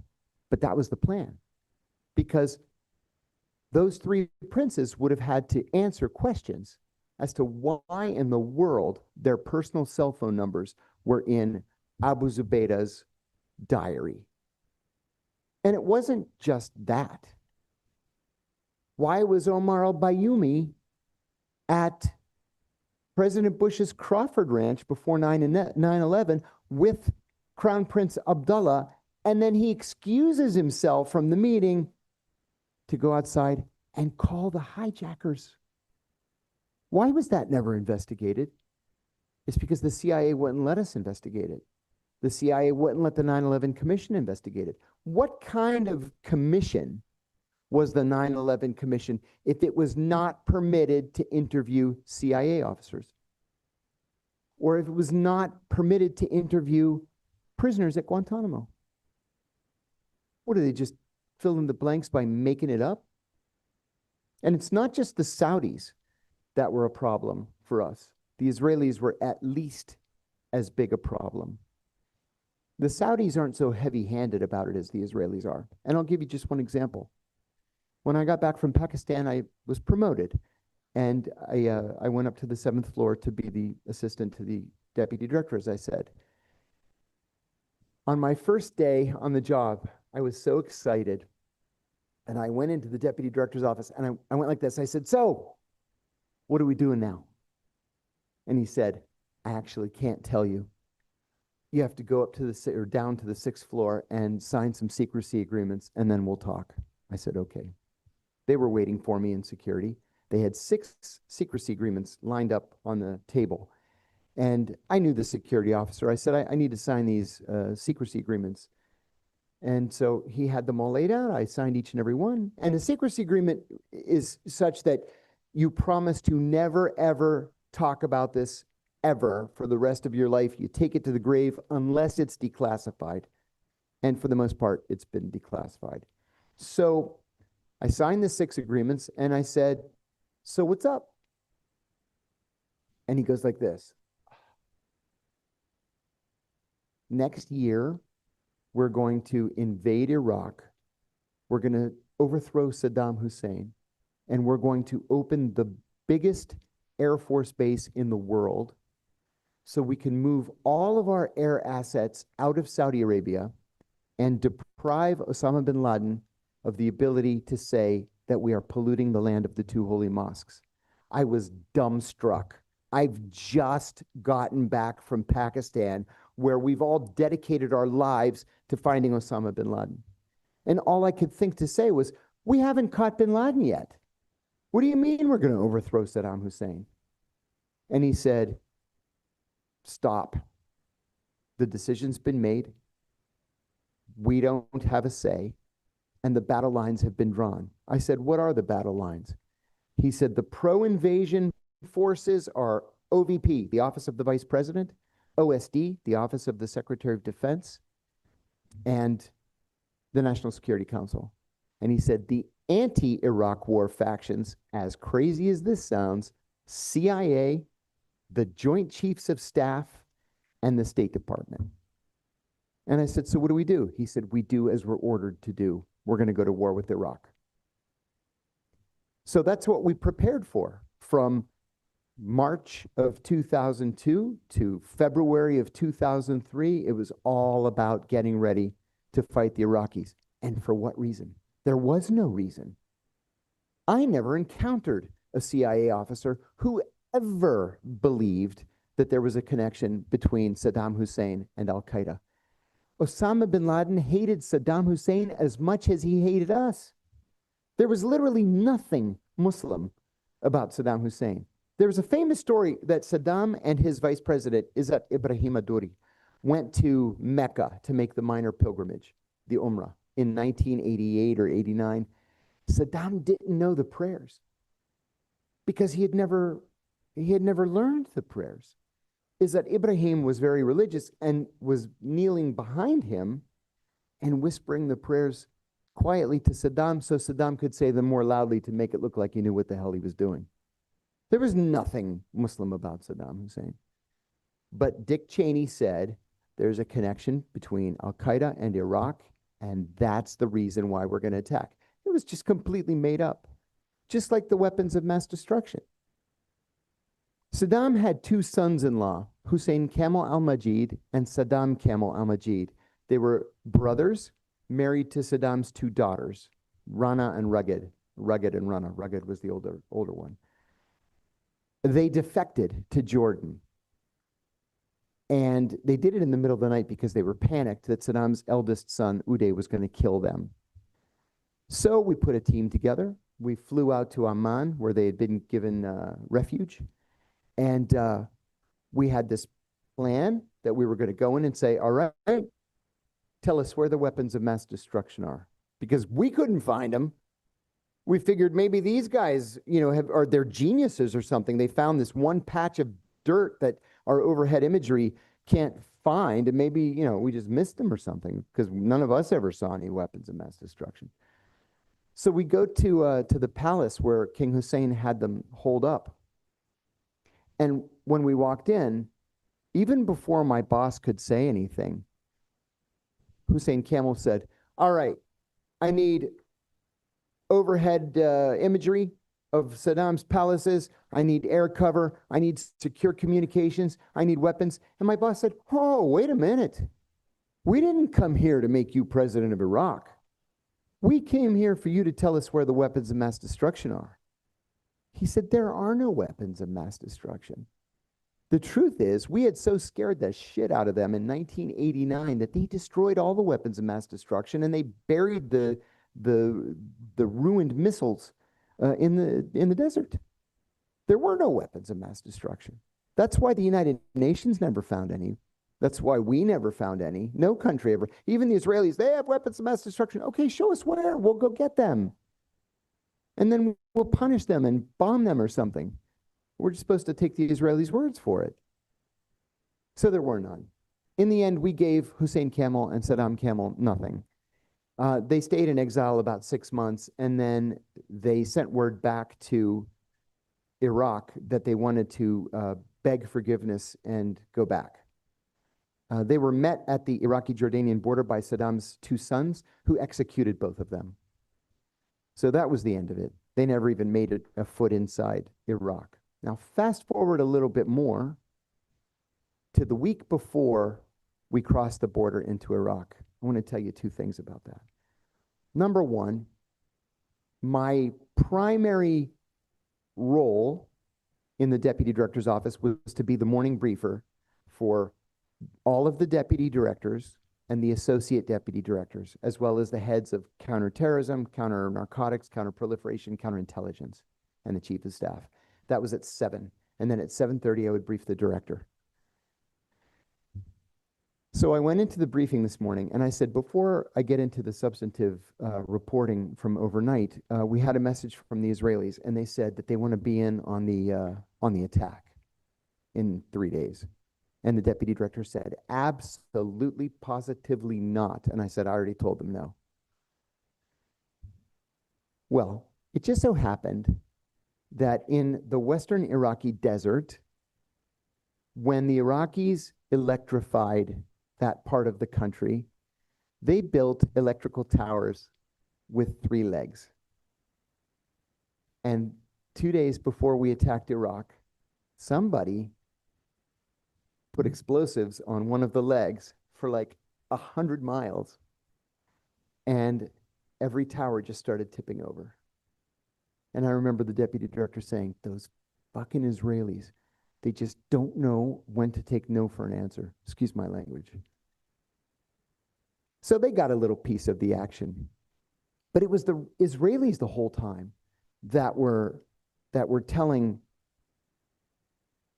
well, they were telling the vice president's office, it was like an echo chamber, you got to overthrow Saddam. And Cheney's office would say, yes, we have to overthrow Saddam. And the Israelis would say, they're an existential threat. And Cheney would say, yes, they are. We're going to overthrow Saddam. And at the CIA, we're like, is nobody paying any attention to Iran? Saddam Hussein, whether you like his politics or not, he's the only thing protecting the Gulf Arab countries from Iran. Once he's gone, that's it. They're done if the Iranians decide to do anything about it. The Israelis didn't care because the Israelis had a longer view than we did. The Israeli view was, we're going to help you take out Iraq. And then once it's taken out, we're going to help you take out Iran and Libya and Syria and, you know, everybody. I mean, that was the plan all along. I mean, look what they did. Look what they did in Lebanon. You don't have to like Hassan Nasrallah at all, or what he stands for, or his politics, or whatever, to acknowledge that what Israel did in Lebanon was a war crime. But they don't care about that. They'll kill, this is one thing that they do that most other countries in the region don't do as a matter of policy. If they have a target located in a block of apartments, let's say, they will blow up the entire city block and kill 1,000 people if they think they can get that one guy. That one. Nobody else does that. And then they bombed Qatar last week. Did everybody in the world forget that it's Qatar that's the home to the largest U.S. air base in the world? And the Qataris finally today came to us and said, so what are you guys going to do about this? They bombed us in broad daylight, knowing we're a U.S. ally, knowing that we have the largest American air base in the world here, and you guys just said, oh, well, you know what? They didn't inform us. So, sorry. With our own weapons, thank you. With our own weapons. We put up with things from the Israelis that are incomprehensible to anybody who follows these issues. It's an utter mystery to me why we tolerate this kind of behavior from anybody. We wouldn't tolerate this from an enemy, certainly. Why would we tolerate it from a friend? And, you know, I'm going to use friend in air quotes. Forgive me if you've heard me tell these stories. But I was on the job for, I don't know, 3 months, maybe. This was in early 1990, like March of 1990. And I was instructed to attend my very first liaison briefing. This first briefing I ever did as a young 25-year-old, 24-year-old CIA officer. We're going to brief the Israelis. And I said, okay, it's going to be the first foreign intelligence service that I'm declared to, where they say, this is John Kiriakou, he's a CIA officer, he's going to brief you today. So the first thing I was told was, we're not going to brief them here at headquarters. I said, oh, okay, why not? The Israelis aren't allowed to come in headquarters. I said, why not? Because every time they come, they bring us gifts, and the gifts always have listening devices embedded in them.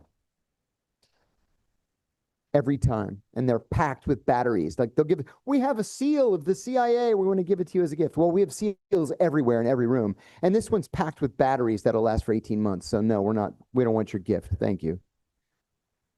So we meet them in an off-campus place. We call it the Israel Safe House. Okay. So I'm the junior most analyst at this briefing, which meant that I went last. So everybody else went first. There were like 11 of us. The political analyst, the economic analyst, the military analyst, the oil analyst, the overhead imagery lady came over from the Navy Yard, and everybody did their thing. I was the Iraq leadership analyst, which meant what I did all day was to do psychological profiles of the Iraqi leadership. So it comes to me, and I was given the script to follow, and I said, hello, my name is John Kiriakou. I'm the Iraq analyst in the Office of Leadership Analysis. And there were 2 Israelis in the briefing, one Mossad and one Shin Bet. And the Shin Bet guy writes down my name and he says, spell your name. So I spell it for him. And then he looks up at me over his glasses and he says, you are Jewish? And I said, I am not recruitable. Don't even think that you can recruit me. I was so angry, I was shaking as I gave the briefing. And I said, now I have to go to security and report that I was pitched. And they laughed and they said, they've done that to all of us. It's like they can't help themselves. I was furious. My boss, when I got back to the office, my boss said, how did it go? I said, I want to strangle that Shin Bet guy. And he said, I knew it. I knew he was going to pitch you. He pitches all of us. Well, the head of security at the CIA added a little something. In a briefing in which we were being warned about counterintelligence threats, we were told to never, ever, ever go to this steakhouse on Route 123, that is closest. It's the closest restaurant to the CIA. And the reason why we were not allowed to go there is because the Russians thought that that's like the only place we went. So anytime you go, it's all KGB agents sitting together waiting for the CIA people to go in, and they never went in. We would always go another mile down the road and go to other restaurants. So as part of that briefing, he said, you know, it's not just the Russians we have to worry about. He said, Israel is ranked as critical threat, the highest threat level, critical threat for counterintelligence. He said, many of you have met the Mossad and Shin Bet representatives at the Israeli embassy here, and I had just met them. And he said, well, there are 189 undeclared Israeli spies fanned out all across the United States to steal our defense secrets. Now, why? We give them everything. So why would they be spying on us? Actually, because we don't give them everything. We give them only 99% of everything. And they want that last 1%. I'll give you an example. When we developed the F-35, we said to the Israelis, hey, we have this new thing, this new F-35. It's supposed to be our best plane. It's stealth, and it's a bomber, and it does all kinds of great tricks. They said, we want it. We said, yes, that's why we're offering it to you. We're going to give you the first F-35. We're going to call it the F-35I for Israel. And they said, why are you going to make a difference between the F-35 and the F-35I? And we said, because God forbid, if you're in a dogfight or there's a mechanical malfunction and it crashes, we don't want the Iranians to get it, the Russians, the Chinese, the Syrians. So what we're going to do is we're going to very slightly degrade the avionics. Well, they didn't like that one bit.